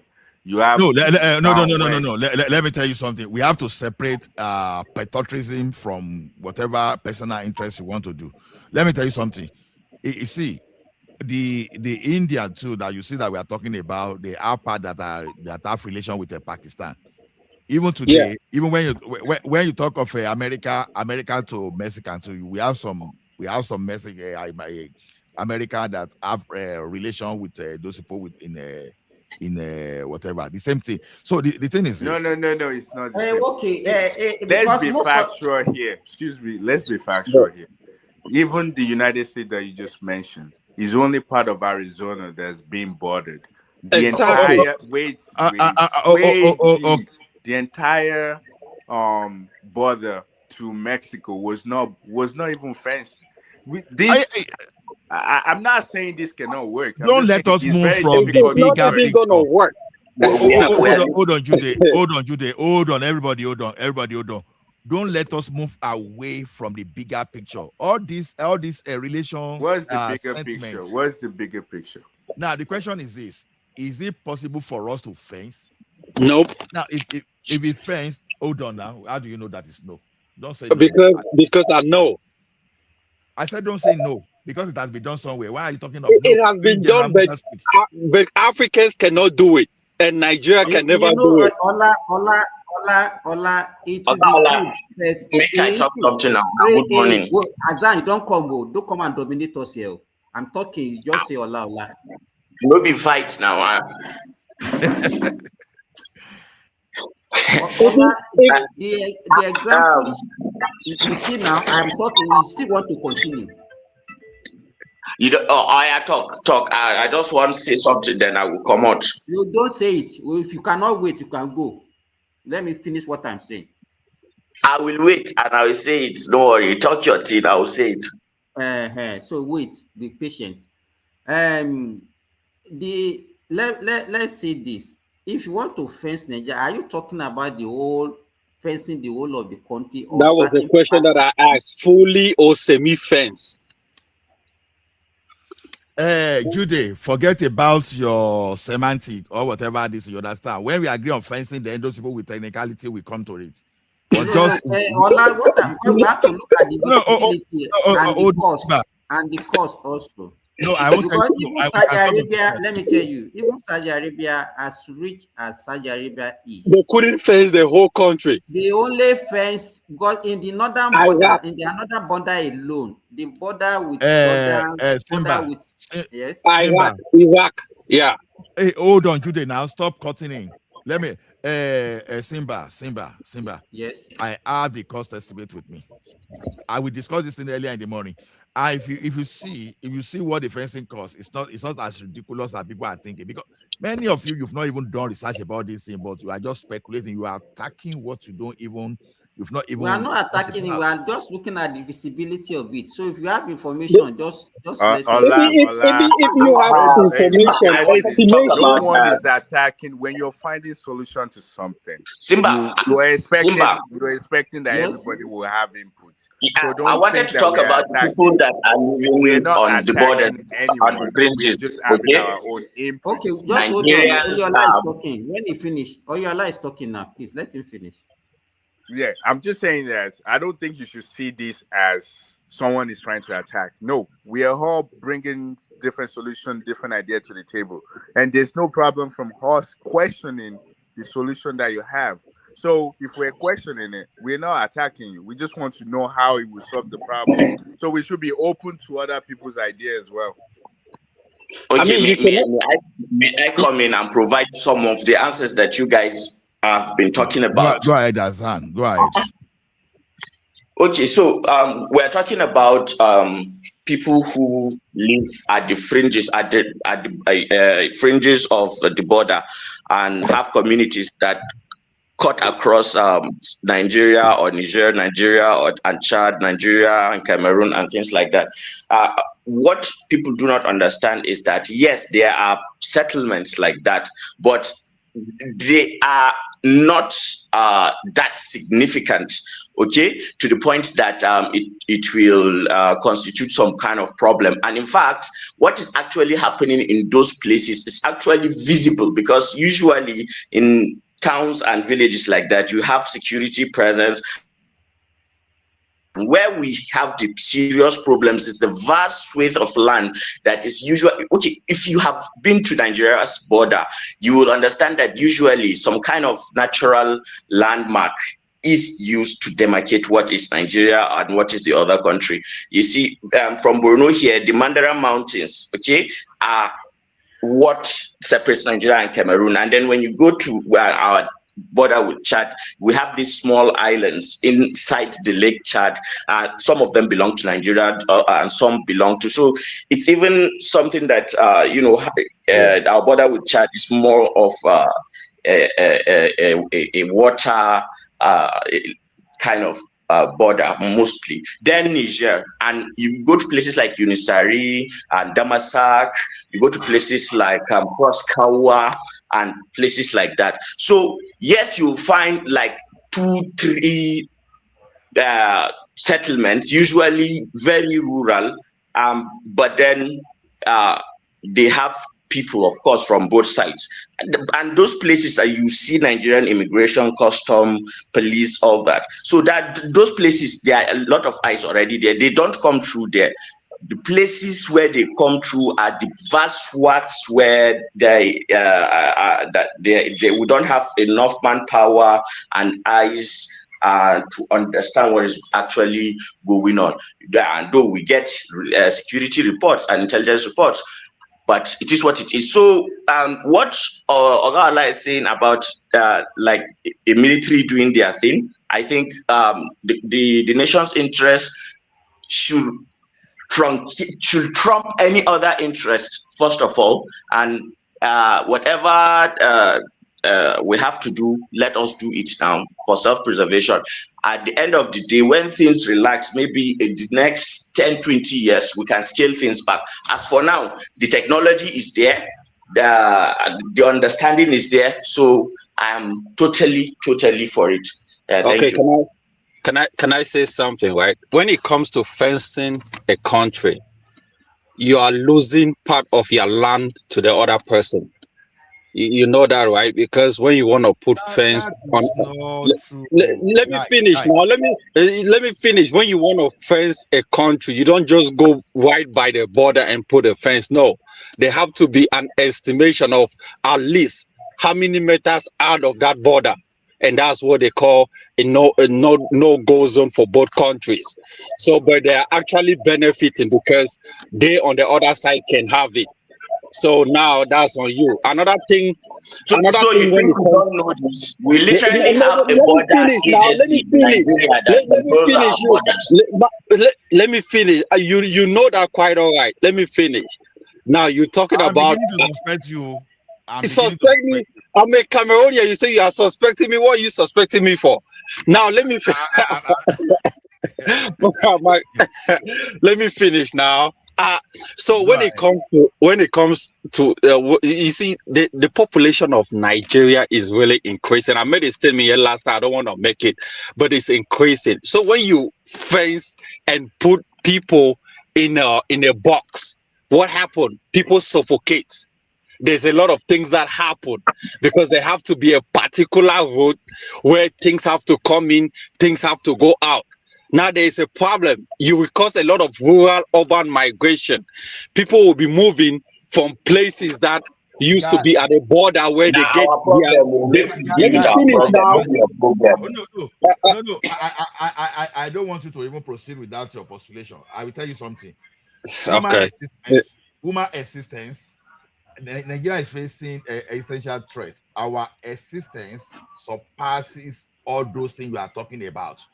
Whether you want to say this side, we must be Nigeria first. We don't want to come. Oh, we don't want to. Maybe if you had the opportunity to come and see what is happening in Nigeria in 200 years time, we don't want to find a situation whereby. Let me Hold on, tell you, I live hold on, in the US. Let me tell you what hold happened. on, hold Let me, on, hold on, okay, hold on, hold go on. ahead. Let me land my point. We don't want a situation maybe after 200 years after it might have gone that we look down on the earth and we now see that Nigerians no longer exist just because of our today's stupidity. Today justification. I will now see maybe people from Turkey and maybe people from Arab-looking people from North Africa occupying the surface of Nigeria because we are justifying why we should not spend the country. We are talking of human life. Human life. Do you know that United States put border? They built a wall in a specific place, but Mexicans are still coming in. Stop using Do you know United that they do tunnels? Hold Do you on. know that they do You tunnels stay there. Hold on. underground borders? Guy. I said you have another mission that we don't understand. We are talking how India managed to solve their own problem. Why can't you take example They from did that? not solve their problem. There was a lot of problems that That's came not true. across it. Hold on. That's not true. Don't take clue from impossibility. Take clue from possibility. All those ones that have succeeded. How Stop did India telling me solve a problem? India is one of the. I don't want a pessimistic idea. Look at what happened in Morocco. Look at those people that did this thing successfully and stop giving me an example of those people that failed. My brother, even in Morocco, people are still jumping over the fence into Spain. Are you not seeing it? Guy, they are jumping. Now, let me tell you one thing. When India did their own, the statistics say that they have over 90% reduction. So if 10% are jumping, are they the same? They don't give me this thing. See, do you know how many things fencing Nigeria will stop? It will stop smuggling of our products like a crude oil. Now, why do you think it's difficult for us to do the first subsidy in Nigeria? Because there are a lot of rural routes that they smuggle. They smuggle arms, they smuggle products, they smuggle all those things. Fencing Nigeria will not only tackle that banditry insecurity only, it's going to tackle some other economic insecurity. Yeah, but you are not a production country. You don't produce stuff. People will also need to buy things from outside. So you will face the consequences as well. There's revolution in the country. When you want to buy something from outside, you go through the right border. You go through the official border. Why must you take the bush path? Why are you afraid? You want to cut you away from the bush path and force you to the official border and you're afraid. Okay, let me say this. I think, first of all, my perspective, I don't think fencing Nigeria will do anything. And the reason why is this. When you're solving a problem, you don't just jump from 0 to 100. You go step by step to make sure that even the solution you bring to the table makes sense. And I would say reason why this solution would definitely not work is this. currently, I don't even think Nigeria have patrols or anybody patrolling the border. So what you want to do is you want to jump from there. You jump that step and go directly to fencing. That's number one. Number two, there's nobody telling you that people cannot go underneath or above the fence. That's so if you don't patrol your border, because you don't need fencing to be able to monitor your border. You can have security camera, you can do border patrol. We are not doing none of that just yet. We want to go to fencing. You know how much that is? I don't to be honest with you, we've never seen it work anywhere because no country in this world has ever fenced their own entire country. We've never seen it work. We've never seen it happen. So, in my own perspective, I would rather us have maybe those Sambisa forests. You can border that because literally there's nobody there. But the entire where you can still visibly see people, I'd rather have a border patrol. Even Sambisa forest, I want border patrol. I want the military present there. So that's the step that I'd rather have him do than Oriola, you have to understand what they call fencing before you even argue this fencing. Let me tell you one thing. There are some fencing that you have to dig a very big pit. You understand? Maybe you dig that pit. You dig that pit. It's like maybe 10 foot deep. Maybe the wideness can even be like 8 foot. That's okay. So anybody that want to cross the border, it's either you build a bridge or you have to jump into that hole and you come. And meanwhile, when you build all those fence, you are not only doing it like maybe building like that. You are deploying technology that if anybody breach that place, you understand, it's going to ring the control center. You understand? Because what some country did is that, because you mentioned patrol now, and you think Nigeria, General Musa is so stupid that doesn't know all those things you are talking about, and you think Nigeria Customs Services and Immigration that have been complaining about the ability to man our border because of how big the border are. You think they're stupid, they don't know what they're saying.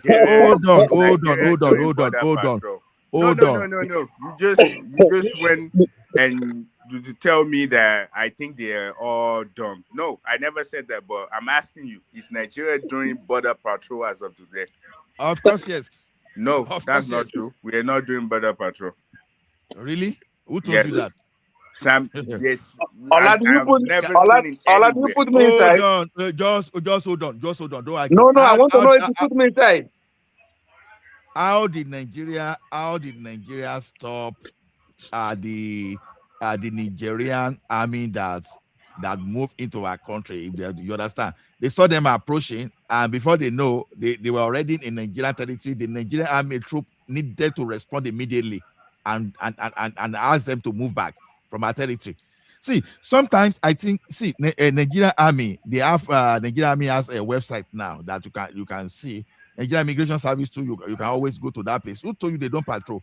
We are talking of unmanned. There are places we call unmanned unmanned area. They are bush parts. So sometimes I know that on paper. I don't think you understand what I'm talking about. You try. I understand what you are talking about. No, you did not. When we talk about Ola, can I speak before I go to bed?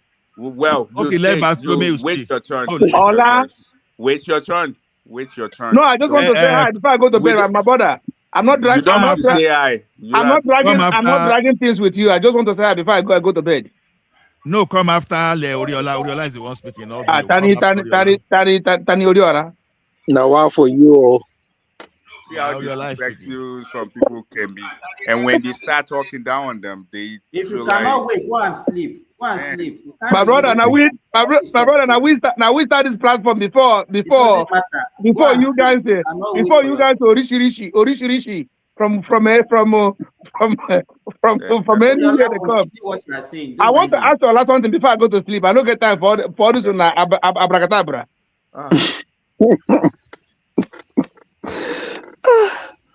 You actually think we want to listen to you, right? I'm not. Listen, my brother. I just want to I'm answer not your Ola brother. You're about it. disrespectful. I'm not your brother. It's You're okay. It's disrespectful. okay.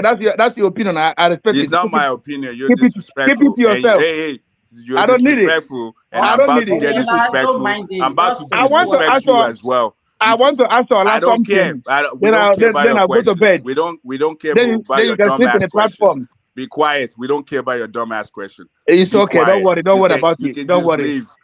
I don't have to worry because you don't make no sense. Don't let me disrespect you now because Your you're English can never. disrespectful. Your You see English will someone still never talking help and you. you want to talk Your over me. English will still never help Who you. You fuck don't is speak you? a long time. He still Get never the help fuck you. out, man. Get the fuck out. Oh, you don't speak American. Shut the fuck up, man. Who said shut the fuck up? I said get the fuck out, Okay. dumbass. You get You can't You even say get the listen, fuck up, comprehend man. what people are saying. Be quiet. We don't want you to talk. I don't want to listen to you, and Ori nobody else wants to listen. Yeah, thank you, dumbass. Kelo Shele. Yeah, like I was saying, the thing is, I don't think we're doing border patrol. That's number one. Because if we're doing that, all of these insecure people coming through our border, I'm not saying we're gonna capture all of them. At least we will trigger. There will be a trigger that there's some people penetrating into our border. That's why I'm saying that I don't think we actually have a border patrol. And for us to just jump. Oriola, let me ask you this question: which one will be cheaper, to have a fence or to be doing patrol? Well, I don't know the math because you have to pay the people that you have to hire. You have to buy equipment and all. And if you have to do fencing, it will be cheaper for us to have a fence than to have. Yeah, but where do you want to fence? Do you want to fence us all around, or you want to fence some certain parts? Do you know one thing is this? You guys, you don't even farabalẹ̀ to even understand the concept. The concept of fencing is not only weather physical only, it's both physical technology and the control and the response. That's you understand? True. When this man is talking wait. Hold on. That's what I'm saying now. Active listening matter. No, hold on, wait. Odiola, Can you explain to us what the fencing that you're talking about? Hold on. Because you you seem don't like even know I what you are didn't discussing. understand the fencing. You don't even know what you are discussing. Let me tell you one thing. But tell us. They're okay. Now okay. For example, now when you move into someone airspace, how do you know that they enter into your But space? that's not fencing. Who told you? That's not fencing. That's not the terminology being used. When you move into somebody's airspace, that's not fencing. Guy, don't do that. Hold on, no. Don't do what? Forget about semantic.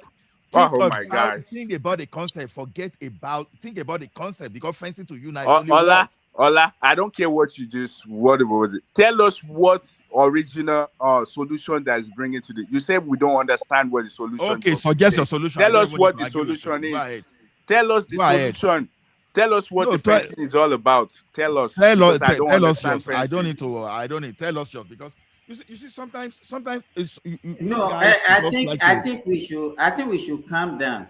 The two of you are talking about your own solution. I think the two of you can. Ola, please, if you have done your research about it, tell us the visibility, the cost, and everything, and then he will also bring that at least bring up his own, so that there won't be any kind of. No, what I'm saying is, you said General Musa brought up fencing, and you said it looks like we don't understand exactly what the idea is bringing to the table. And I'm asking, can Ola tell us exactly? So we know what I myself will know what I'm talking to. So I know exactly like how I should pinpoint my points. So tell us exactly the solution that was brought to the table. Can you tell us exactly what it is? He made some response, so I will advise you to go and study it. Go and look at what India did with Pakistan. So when you read it yourself, I think it's going to satisfy you. No, it didn't satisfy me because we already tackled that.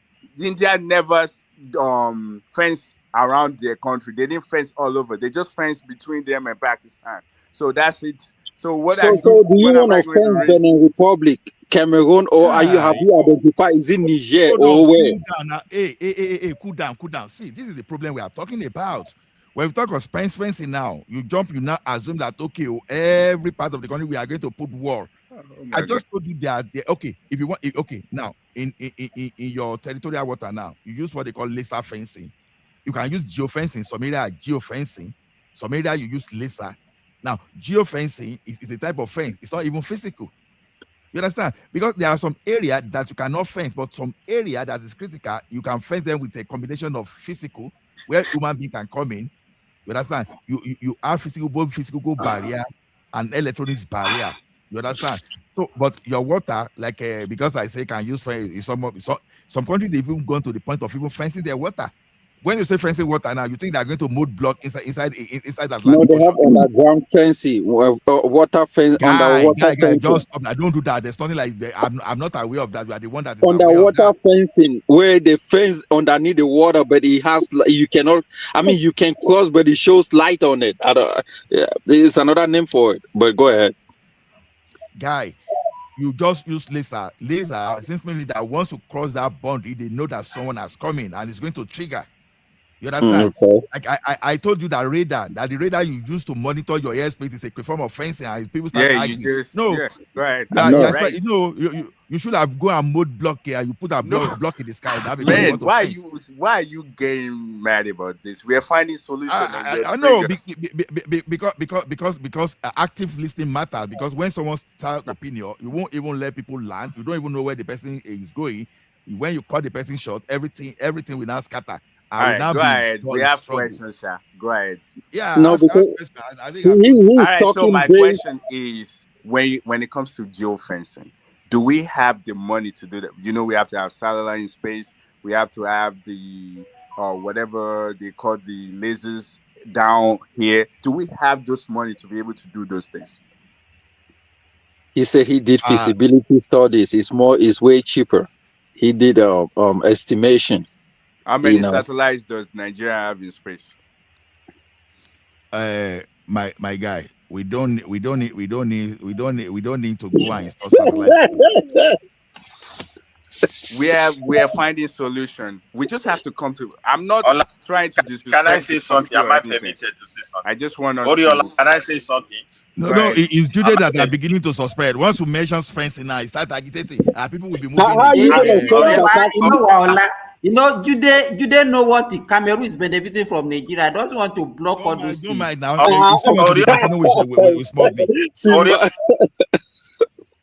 Oriola, can I say something? Go ahead now, Midwest. Go ahead. Yes, okay, see, the thing is this. Olana, who be the moderator now? Make I say something now. Okay, you can talk, my brother. Not the way you talk. Make me talk. Oriola, come down. Ori for where you?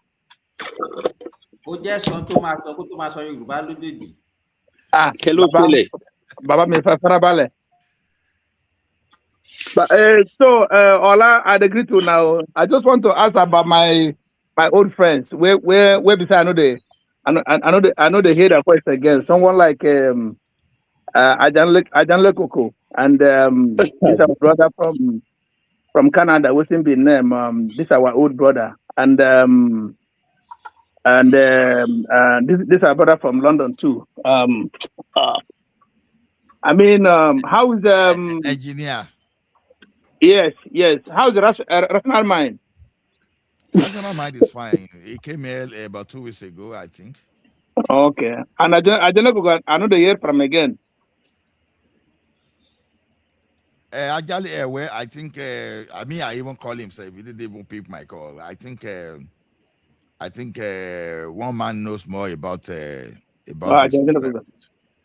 Colata, where come yesterday? Where I know they hear from again. Now they go bring the masquerade. We be Tinubu. Can't give us run away. But Tinubu is the best you had 2023. Tanya, Ola, make it no good deal. You know, say Ola, no go prepare this Rishi. Can't give us. Now everybody don't they run haters getters. It can't even solve the problem. Tinubu solve Tinubu become a Lagos State governor, he do well, oh, he go fix Nigeria in 1 week, yo. In 1 week, now 1 week we there now. Ola, kill happen now. I do una want drink our blood finish. At least for the first time in history, they carry a person like Malami now. Malami now is. Now could be Malami. You don't need to be responding to this guy. Let him say whatever I want to say, and let us continue our discussion. My brother, want to say they talk to. My brother, don't call me this guy, yo. What's his name, himself? Now who call me this guy? But they say Tinubu is the best president Nigeria have ever gotten now. I said Tinubu na egugu na big masquerade they go carry go give us. No, but even if everybody they talk, say now the man from Cameroon they talk. You understand? Cameroon they better pass us to. They better pass us. Hold on. Cotonou better pass us. Cotonou better pass us. Togo better pass us. Nigeria better pass us. What you want to be doing this morning? Anyway, my brother, make you don't worry. Me, I know go tell. I just make I say hi to now. So okay, I'm leaving here. Make una enjoy. Yeah. All right. Thank you. Don't worry. I'm not blocking anybody. Ola, see. Thank you, sir. The thing is that Ola, the thing is this: facing Nigeria is also a part of suggestion for solution, but the will to really save Nigeria. Is it there? Are we addressing the ideological aspect of our problem? Take, for example, if they want to fence Nigeria now, there are chances for people to sabotage it. Where exactly do you want to fence? Because you cannot fence the entire country. For it to be successful, most of the fence is highly concentrated in one part. Because to just fence the entire country, lock it up, is totally not possible. I don't think we have problem in the part of Cameroon.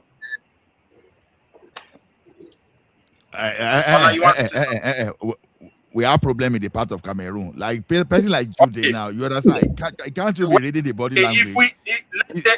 Anytime you mention person, the guy is agitated. If you want to fence, the reason why we have this problem, there is underground how will I say underground? Okay, wait, Midwest. Allow him to talk now, my guy. Let him finish. Hold on. I want to prepare his mind first of all. Do you know what a pessimism can do to someone? What did David Mark said? He said telephone is not meant for the poor people, right? He said that thing. You don't have to be bold and say anything you don't know. Today, the poor people are using telephone. Even some of them have 2-3 lines, right? When we are telling you now, that was when now we have evidence of those people that solve exact problem. The same problem. This problem we have in Nigeria is not Nigeria that no, is see, Ola, let me land my point. Let us be honest as in Nigeria. Since the foundation of the who can they lie? We are talking about government that has never solved problems in the history of the country. We don't have lights. They gave us promises. We turned to generator. They abandoned our primary schools and private people spring up. It also affected our secondary school. Private people took over. Our university, I think private universities in everywhere. You are widening the scope. You know one thing. I don't like us. No. I don't like us. Midwest. Okay. You know why I'm able. You know why I'm cutting you short. Hold on. Let me praise Tinubu. Let first Nigeria, and I know he will win. He's going to defeat Nigeria. It's good. There's no genocide. So let's take it that way. Stay with the topic. We know we don't have flight. We don't have all those things. Stay with the topic. I just spend long time. They waste my time for not even round up. So when we're talking about a country that always select people, either tribe or religion, to make them rich, you identify a problem, you appoint your people, release money, they share the money among themselves, and they abandon the project. Are they really serious? Okay. We don't have anything. What can provide? You want to go and fence. Okay, by the time you start fencing, corruption will play in, the thing will be abandoned. You see the problem? In the north of Nigeria, okay. In the guy. But now you give me some minute. I know why I'm moderating. It's not good the way you are doing. The ideological problem in this issue, we don't want to talk about it. The Northerners, when you are fencing, are they the only place that is contributing problem? Then we will obstruct it because they are even connected, some of them, to the Niger people. So when you start, so the Northerners told you that they are going to obstruct it, right? They communicate with you. No, Azani says from the north. See, So there are many ways to obstruct something. Listen, look at the way people. General Musa is from the north. Hold on. General Musa is from the north. The person that is suggesting it. Northerner will stop it. It's a Northerner that suggested it. Northerners are. Wait. Okay, let me clarify. I can change it this way. The Northerners, some group that want to sabotage anything about that is good in Nigeria, may not necessarily allow it to happen because they have been obstructing good things. How did you even know? That's your suggestion. Because this insecurity is already like a lucrative business to some people. It's also giving them political leverage. If not for Americans that weigh in, it's as if they have won. They can now dictate the status quo, how Nigeria should look like, what the president should do. So to some people, the ideology of expansionist or conquest, I think they are forcing the new generation to certain part of Nigeria so they can really understand the terrain.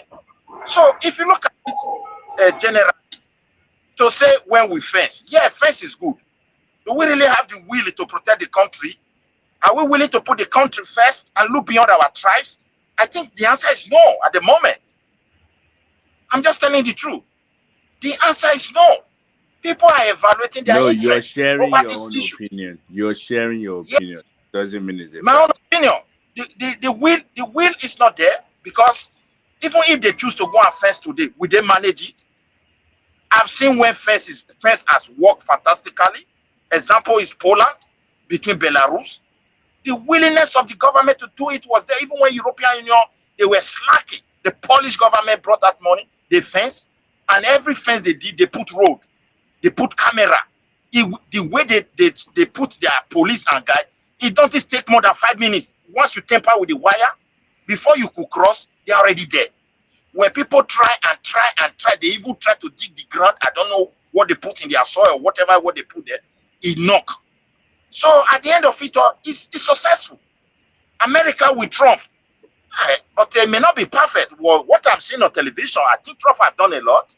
All those railway just packing people like sardine. Even somebody that moved from China, we just know where to follow. And before you know, they already in America. I think that is no longer happening. Okay, Midwest. Let me get you there now. The question I have asked you is this: Do you believe that General Musa is stupid? See, I ask question now. Yes or no? Wait, You believe he's stupid? Wait now. I can't say that kind of high-level person who have served Nigeria diligently is stupid. That's not what I'm saying. He made a suggestion, which is very good. But making it to who? A country that has never solved problem. Hold on. Wait now. You say a country that has never solved problem. Dangote is talking today. Hold on. Hold on. You talk the way we talk sometimes. That way is funny. No, Dangote is working today. Midwest like just you see him now.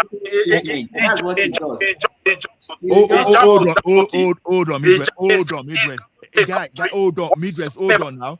Hold on. When you are leaving Nigeria, you pass through the airport. Oh no, Nigeria has never solved anything. Wait now. When you were leaving Nigeria, did you roll or a hole and you passed through hole to Europe? You didn't pass through airport. That problem of airport you passed through that the aircraft took you, is it not a problem solved? Is it not a problem that you wanted to travel and someone put airport and put operation? You understand, for you to fly from Nigeria to where you are. You said a solve problem. See, sometimes okay, what to your airline? The way you talk, Midwest, that is not the way people. Wait. No, it's a country that has never solved problem. Number one, they fail to give electricity. The money they have spent, German government have never spent it for the past 20 years. We don't want to hear that kind of talk again. Wherever you have today, electricity is an asset to them. The government is making profit. It's only in Nigeria you spend money. You don't have. I hear you. I hear you. We have problem of electricity. Thank you. Let me tell you. Hold on now. Guy, hold on. We are talking of hold on, guy. We are talking. We are talking of. Hold on, guy. Guy, hold on. The headline. Where is your plane?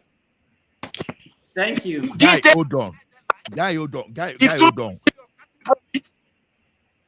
Every time we come here, we want to. This thing is not even good. There is a problem today. This very doctor here, we say there is genocide. Because their tribal man is president, there is no. Thank you. When the speaker wanted to become a president, the Yoruba came at Kereduro of blessed memory, said, these certain people cannot allow this. Everybody thought we are one. Yes, it cannot be. But we have the power today now. Midwest, let us stay on this topic. You understand? Let us stay on this topic. You see, it's funny to me when you say Nigeria that has never solved a problem, yet Nigeria produce you maybe as a graduate before you travel. That's the educational problem that they solve. They provide the school for you. That's the problem solved there. Hold on, guy. Hold on. Guy, they exported me. Listen for once. Don't just argue this. You understand? There's something you say that I don't even understand how you are postulating that thing. You needed to travel to overseas and you get Nigeria passport.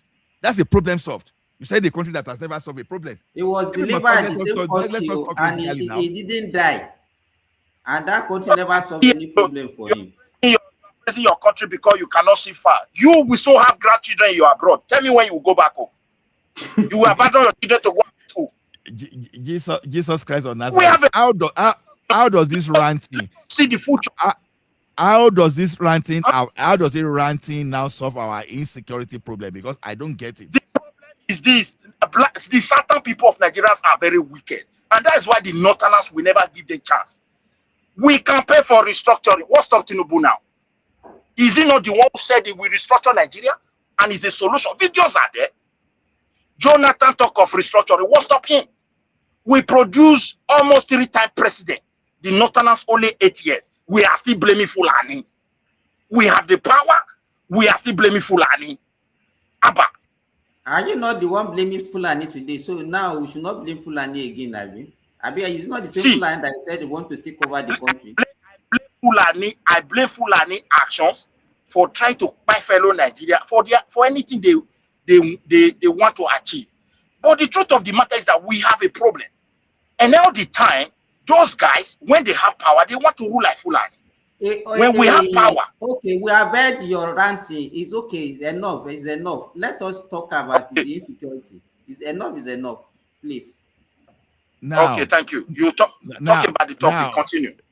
The problem today is this: the money needed to fence Nigeria, because when people say, are we going to fence the entire Nigeria? Now, the purpose of fencing Nigeria is to force people to the man point. Now, as of now, if we need to start putting a checkpoint across over 4,000 kilometers of our expanse of our border, now that means that let's assume we are putting a checkpoint at every 5 kilometers. Now, you know, when you divide 5 by 4,000, that means we have to have like how many? Like 800. I don't think there's no doubt that if we can put a fence, it will save us more cost than say we want to be doing patrol or money with human being. You understand? I don't think that nobody will be doubting that. No. But you just according to Ola's explanation that the fencing is just not only physical fencing. It's not only physical fencing, it's combination, yeah. So the thing is, so while we were talking, I was looking at some numbers, because if we're going to do geofencing, I was looking at the satellites. Just the satellite to put it in space is about between $100 and $400 million. And at least if you want to geofence a country, you need at least 4 satellites. So when you look at those money, and I'm not talking about all the technology we're gonna need, like the house, the station. that the home base that they will need to be monitoring, working with the satellite and all of that. So just one part of the geofencing, just one part of the fencing is going to cost us like $2 billion, and other fencing that you guys are saying. So do you think we would be capable? And also the people that's going to patrol, they're gonna have to hire more people, at least maybe close to 100,000 more people to do patrol, and they have to buy equipment and all of that. Now you're looking maybe like $100 million to $500 million. So do you think we have that money? I mean, we have to do it, but do we have the money to be able to Now, do it? Oriola, look at it this way. Now, the thing is, this, how much? Midwest, allow others to speak too. Now, please, you almost disrupted Oriola now when he was even talking. Now, the point is this: you have how much? Do you have an idea of how much we are losing to insurgency every year to start with? Because you have to look at your current. You have to look at the justification. Now, when you put it on paper, when you look at what we are losing to insurgency, how much is our budget for defense budget every year? No. It's not even about defense budget alone, sir. Look at it this way. Look at No, it. we are looking at that one. Just is one aspect now. No. I don't. I do not put in that figure, so I don't want to be wrong with my figures. So now the thing is this: when you look at the entirety of what we are losing a year because the way they are cutting our mineral resources away, we are losing about $15 billion due to insurgency and insecurity every year, and we don't even need half of that to fence the country. That's the point. Now, to raise money for this, we can go different ways. Guys, stop ask you one question, please. I just want to ask you one question now. One moment. If we don't even have our own private I'm even responding satellite. to someone now. You are diverting me. Let me land. Okay. So when you look at what we are losing, and you realize that we don't even need half of what we are losing to even fence the country, then it becomes viable. If you are going to spend $100 billion now, we say, okay, we are losing. We can't even quantify. Now, look at it now. On agriculture alone, that we should be doing yearly that we're unable to do. You understand? It's costing us about $3.5 billion on agriculture alone. On agriculture alone, that we are not getting our output. Now, this thing is shutting our mineral, the mining business is shutting it down because it's allowing the illegal mining, because the illegal mining is such a way that people will just come from everywhere now. They will just come and take our good, our mineral resources and cut it away free of charge. Now, one thing about mining is this: when you mine, you have to recover. And these criminals that are mining our land, that they are mining our mineral resources, at the end of the day, they don't disinfect. Normally, you have to disinfect the land. When you have lead, all those things, you have to eliminate all those toxic things. Then you have to recover the land back. That is how mining is practiced in area. You understand? Because when you deforest a place to mine, you have to recover back and reforest again. So these people are not doing that thing. So we are losing money now, and we are losing money to future, because if some people are stealing your 15 billion now, Nigeria, we may need more than that 15 billion in the future to recover. So that means it's a double strategy. We are not only losing 15 billion now, but you are losing another extra 15 billion, a potentially a cost of inflation in the long run, to even recover your land back. Otherwise, they will turn your country to desert and some kind of dungeons. Yeah, those are the things you have to look at. Yeah, I definitely understand you. If we're looking, please, we're actually going to need close hold on a moment, because you don't also talk. Maybe another person say something. Ola, please, is it possible for we to connect to other people's satellites and also type into it and make use of it? Is there nothing like that, even if we don't have our own? Okay, let me tell you something. Geofencing that I just mentioned is just one of those options. You understand? There are many options. You can even have a locally made option. Now, let me tell you something. Even as of now, although it's not the same because this is national security, at least I have been opportune to do GPS tagging for golf carts. You understand that I put in geofencing solution there. You understand that when you're in a particular territory, we have two options: for that thing to make noise, and for us to disable, for you to disable that golf carts, right? So the one I just talked is this: there are combinations of solutions. Like one of these is to dig big holes, to dig big holes so that people will not be able to cross. Then, so another one is to put a double military grade barbed wire, and you put laser. You put laser Yeah, money. but Ola, I thought you meant that we are going to use multiple different fencing things. So it's not just Yes, that's exactly. Yeah. That's why. Yeah, So, that's but correct. with the amount that you're going to spend, it will be close to 20 if you put the numbers down on the paper. It's going to be close to high billion, maybe like 20 to 50. But the thing is, Trust me, look at I showed people documented yesterday. Oh, you understand? That cost was here. I intentionally not show you. You understand? Yeah, I look at our budget. Our budget for military is between 1.2 to $2 billion for 2025.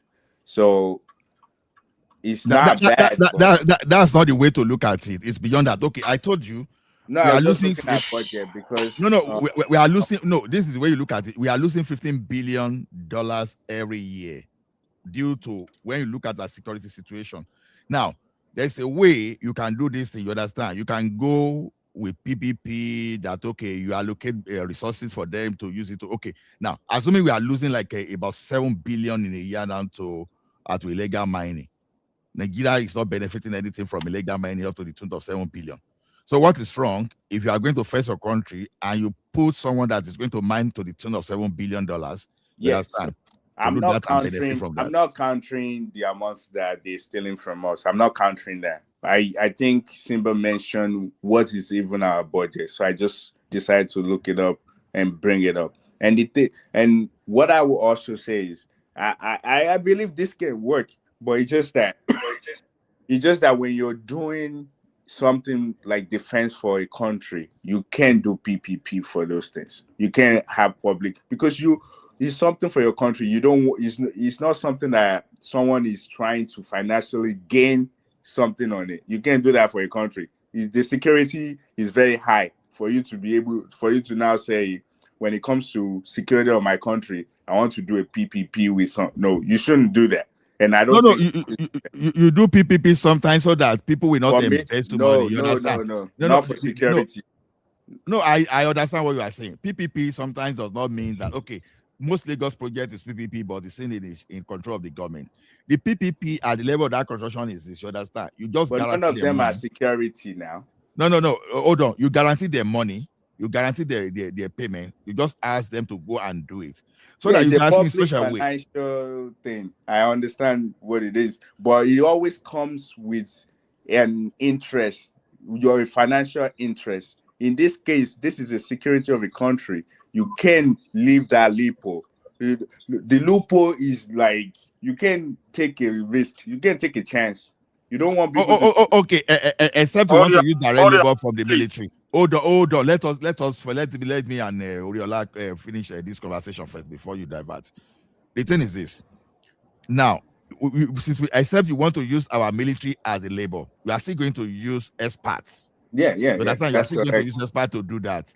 Now, the difference is this. Now, you are asking the person that want to do the project to provide part of the funding to continue, so that this idea of government delaying project will not happen. You know, in Nigeria, is where you are approved. Now, government will be struggling. No, I don't have that money. But you are asking a private people to go and do this thing for you and transfer it to the government, so that even when you don't want to pay, these people can take you to the international community and get their money back. I understand you. But in this case, for security purpose, we're not going to do that. We'd rather borrow money to do it than take a chance of Look at it. You are not getting it.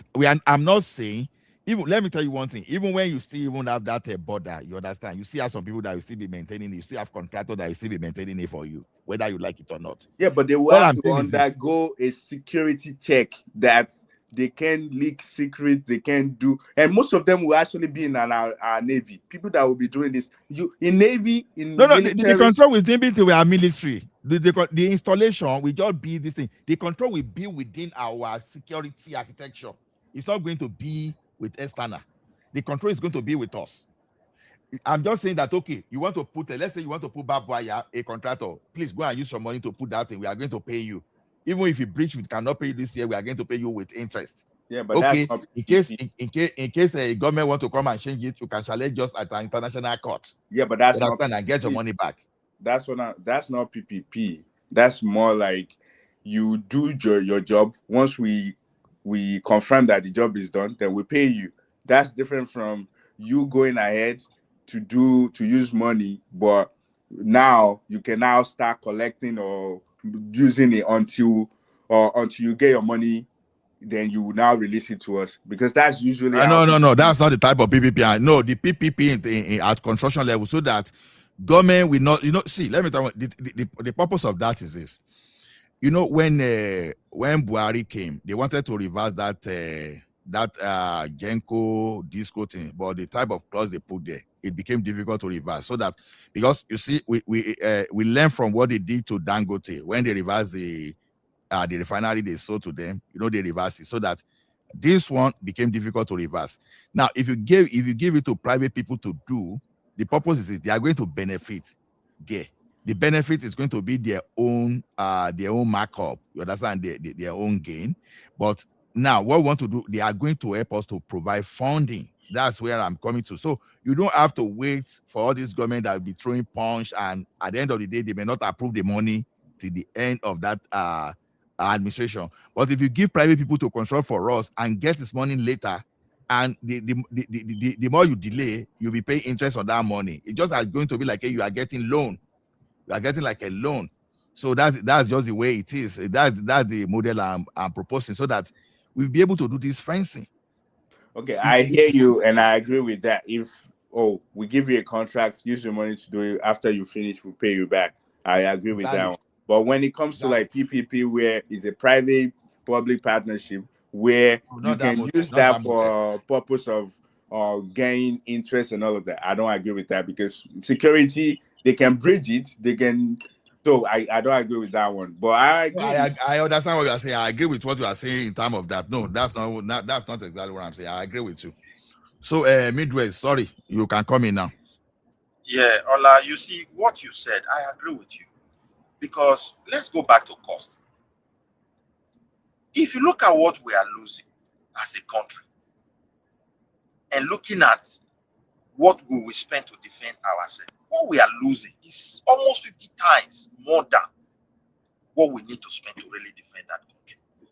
But the problem is this: any single good thing people suggest for the country, majority of powerful people see it as an avenue to enrich themselves.